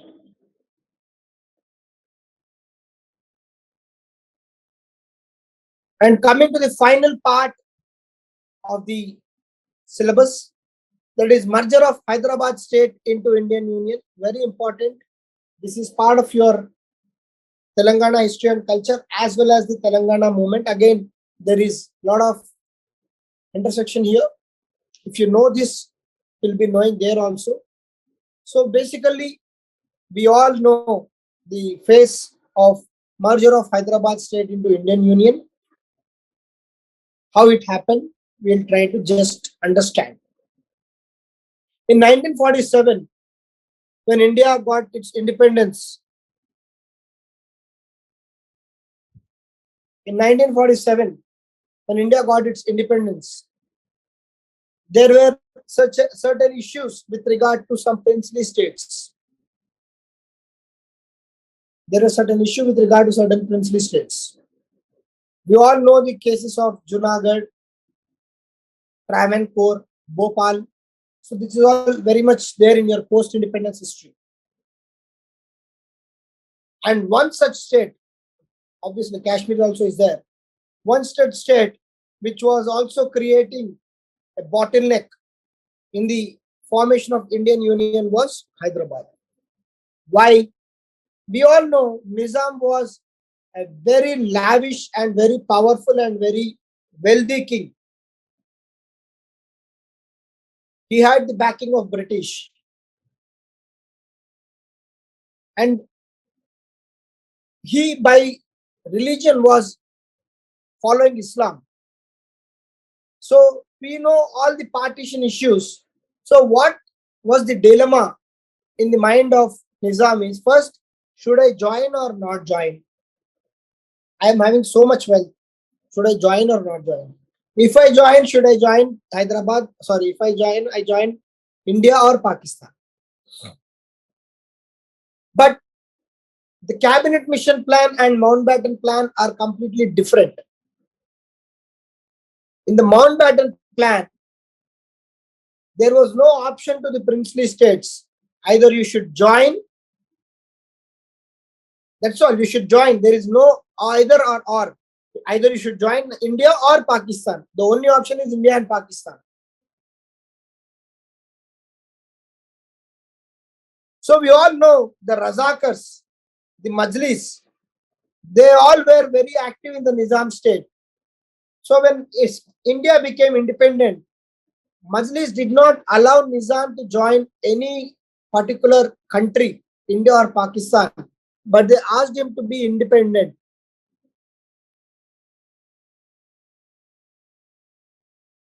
So we all know that the task of bringing India into one shape was given to Sardar Patel and his trusted aide, Menon. So the discussion started between the Hyderabad state and the government of India for a supposedly union with the Indian nation. In this context, Nizam appointed a committee to discuss the terms of agreement between government of India and the Hyderabad state. And the committee had Sir Walter Jung and also Jung. So these two people were part of the committee. And at that time, Razakar's movement was its peak. And this person called Qasim Razvi was heading the Razakars. He said, freedom for Hyderabad and Hyderabadis.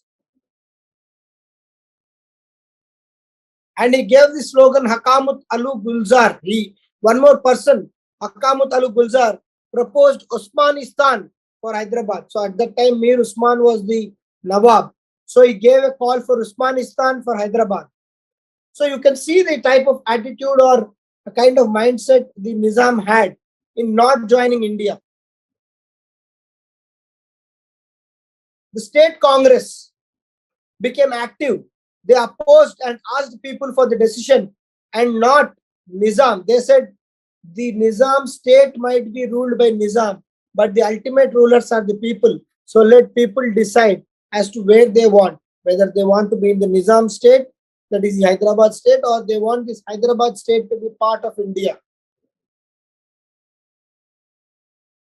And on the force of these Razakars and other aides, on 27th August 1947, Nizam declared Hyderabad as an independent country. Independent country.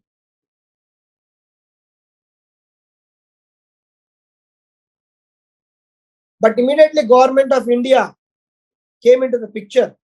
They said, you please try to talk to us and have the status quo. You don't declare as country. You don't join India, don't join Pakistan, but maintain your status quo. And on request, he has agreed for status quo up to October 1947. So this status quo or the popular standstill agreement was opposed by Qasim Razvi.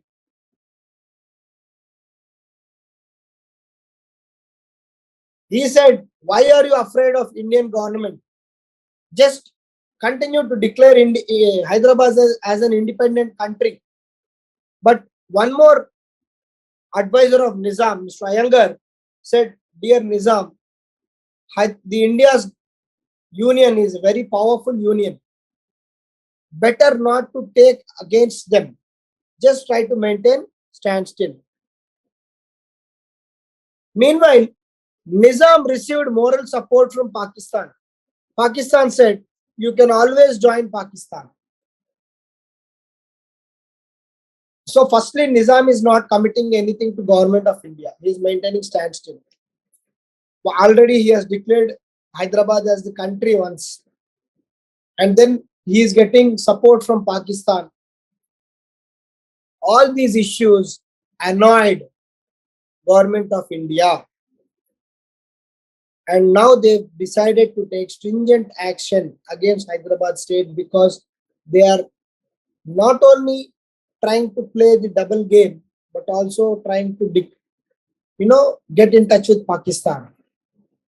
So this leader of Razakars, Qasim Razvi was invited to Delhi by Sardar Patel, the Home Minister. He proposed Qasim Razvi, dear Razvi, we will have a referendum in the Hyderabad state and we will continue the standstill, and whatever is the decision of referendum, we will try to take it forward through discussions. But he did not agree for it.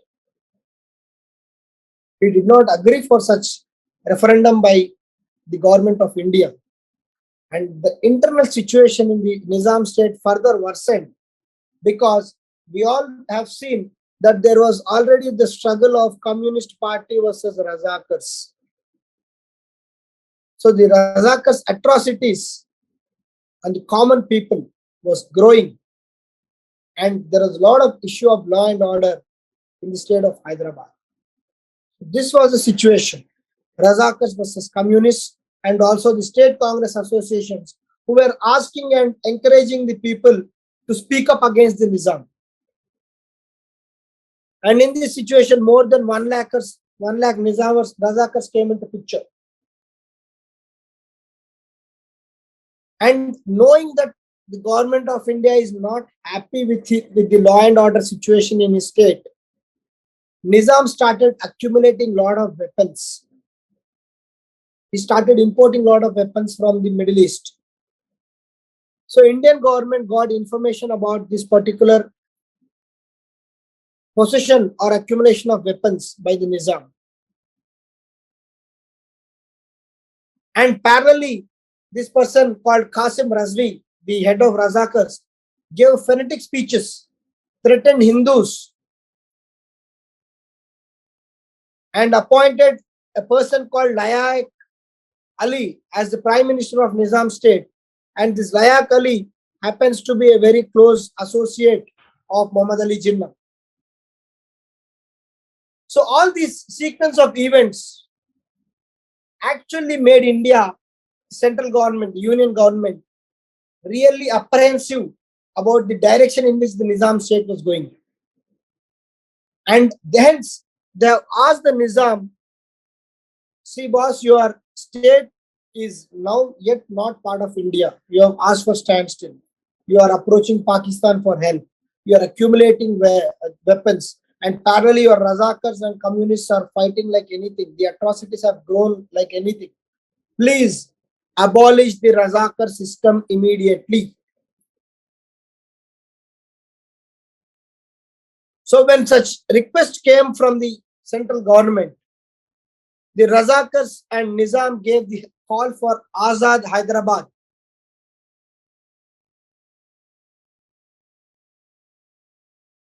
The Nizam government said Azad Hyderabad. So the local communists felt that, okay, if we are getting Hyderabad, maybe we'll have better life. And then if Razakars, if we can face the Razakars, we'll try to be happy. So local communists supported, but not the national communists.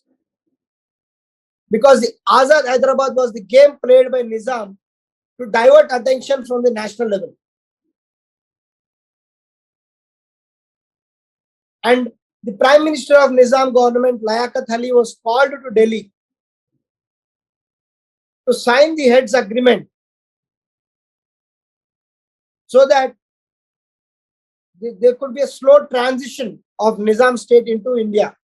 But this person, Liaquat Ali, refused to sign any agreement despite request of Mountbatten.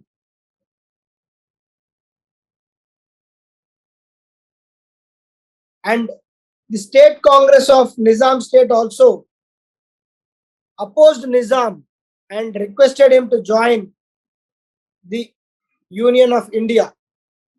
Finally, amongst so much of bloodbath, lack of clarity, and to and fro stand by the Nizam, in 1948, September 13, Sardar Patel decided that enough is enough. Now I cannot trust the Nizam and his government anymore. People are suffering in the state. And on September 13th, he has sent the police to suppress the communist movement. And also the chaos in the Nizam state. And finally, by 18th September, the Razakars were crushed by the police sent by the government of India. The Razakars were crushed very badly. And also, the Nizam has surrendered to the government of India forces. And the pact was signed. And finally, the Hyderabad state became part of India.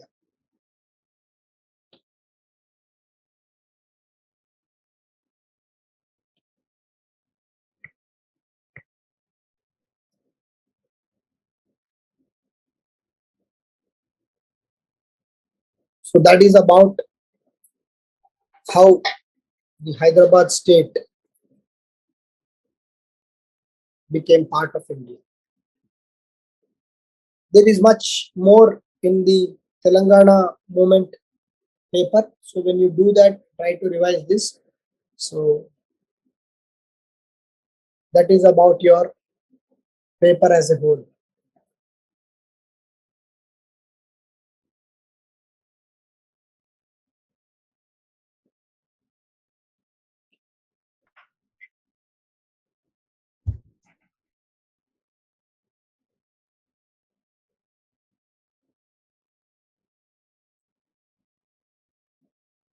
Sahil, as of now, there is no information about the negative marking in the prelims. Generally, in the groups, at least in the APPSC also, we did not have negative marking. So let's assume that there is no negative marking as of now. Because this is the first time the group 1 examination is being held in Telangana, so there will be a lot of speculation. But generally, going by the previous established practice, there is no negative marking. Okay, let's keep 5 more minutes for doubts. And then, as I promised, there will be one essay type examination for people who have enrolled into this module. We will keep a essay type examination after your prelims. That is on October 16th. So next 1.5 months, focus on your prelims. And fortunately, the time committed by me, I have completed the syllabus.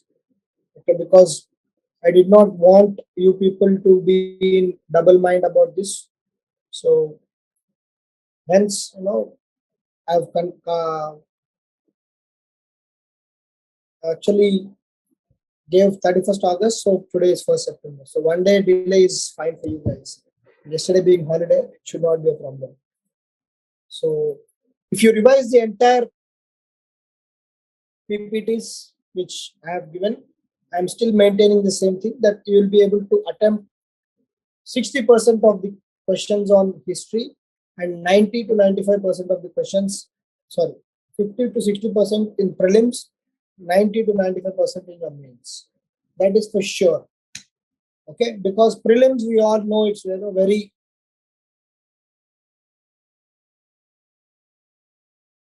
okay. Thank you, Sahil, for this feedback. Sahil says many questions in the constable and essay exam came from the module. It's nice.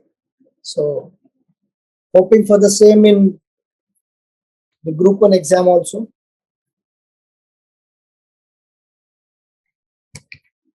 Good. So if you can attempt at least 50 to 60% of prelims questions from this module, it would be great. Because try to understand, we are doing a huge module in 15 to 20 hours. Not an easy thing. And for these 20 hours, I had to put more effort because what to teach becomes challenge. I have seen many YouTube videos by some of the famous institutes already in group 1 and all. If I have to teach like that, I could easily take 100 hours to complete module. But our focus here is we value time. Okay, and I am not someone who's going to discuss something not relevant to the class at all. Someone who has attended many of my classes, there will absolutely be no nonsense in our classes. Come, attend the module, attend the class, and then walk out. So the 1 hour which you are attending will have to be productive. Okay, no nonsense, nothing, no deviating, no political discussions. Okay, no, nothing about the Telangana politics, about KCR, KTR, nothing doing. What is our goal and aim is to do the relevant stuff without nonsense. So in YouTube videos, I've seen many videos where the faculty is happily joking and all. If that's okay, everyone has their own style, so I don't want to. What I'm just trying to say is, we are focused. We are trying to complete the syllabus, and that has been our approach. Okay. After mains, also we'll try to come up with certain exam-oriented modules. Our modules are always exam-oriented. Okay. So the main aim is to crack the exam. Ultimately, whatever money you are spending, okay, though we are charging you less when compared to the market standards. I know group 1 how much they're going to charge. Okay, for group 1 GS course, I know that it's close to 75,000. So me and Dr. Vivek discuss about all these, but then we are not someone who's trying to be commercial. We want people to get into service, and for that we are trying to make every single attempt possible. So what support we require from you is, for those who are sincerely enrolling into our modules, revise the PDFs which we are trying to make. And these PDFs are made after a lot of research. Okay, I'm honest with my sources. Not only in this module, in every module I declare my sources. So the Telugu Academy textbook, Wikipedia, and some internet sites. Okay. So various sites I have seen, wherever the content was good, I have picked up and put it in the slides. So try to revise it multiple number of times, and I'm sure you will be in a much comfortable position when you revise all these things. So any other doubts before we call it close of this module? We'll again try to have, and even for Telangana movement students, we have promised 2 tests, myself and Dr. Vivek. So we'll do that, and we'll do this also. Telangana history and culture, 1 essay type examination. We'll give it to you, all the people who have enrolled. And in fact, if someone enrolls even between this for attending online module, you can also write it. I hope I know at some places I was very fast because the disclaimer was that it's a revision module, but you have the access to these videos. Okay, you can listen to them at your leisure. Whichever chapter you did not find, which you found tough during the classroom sessions, go back now. I think up to chapter 3 you have the PDFs. I've been told the PDFs. I've seen that the PDFs are posted. So this PDF also you'll get in a day or 2. Okay. So just revise them, and you will be confident enough to again revise the bigger books. Okay. So I hope this module was useful to you guys. And for next 1 month, focus on group 1. Try to revise all your papers, and I'm sure most of you will succeed in clearing the prelims. And after clearing prelims, the main game of the main starts, and you have to gear up much better. So take care of your health, have good sleep, and don't try to slog and become weak by the time of examination. So next 1 month is crucial. You can all stay back in the groups and ask any questions of prelims or something which you are there are so many things coming up during the examination. If you have something, you please ask. If we know, we'll let you know, or we'll try to get the knowledge and let you know.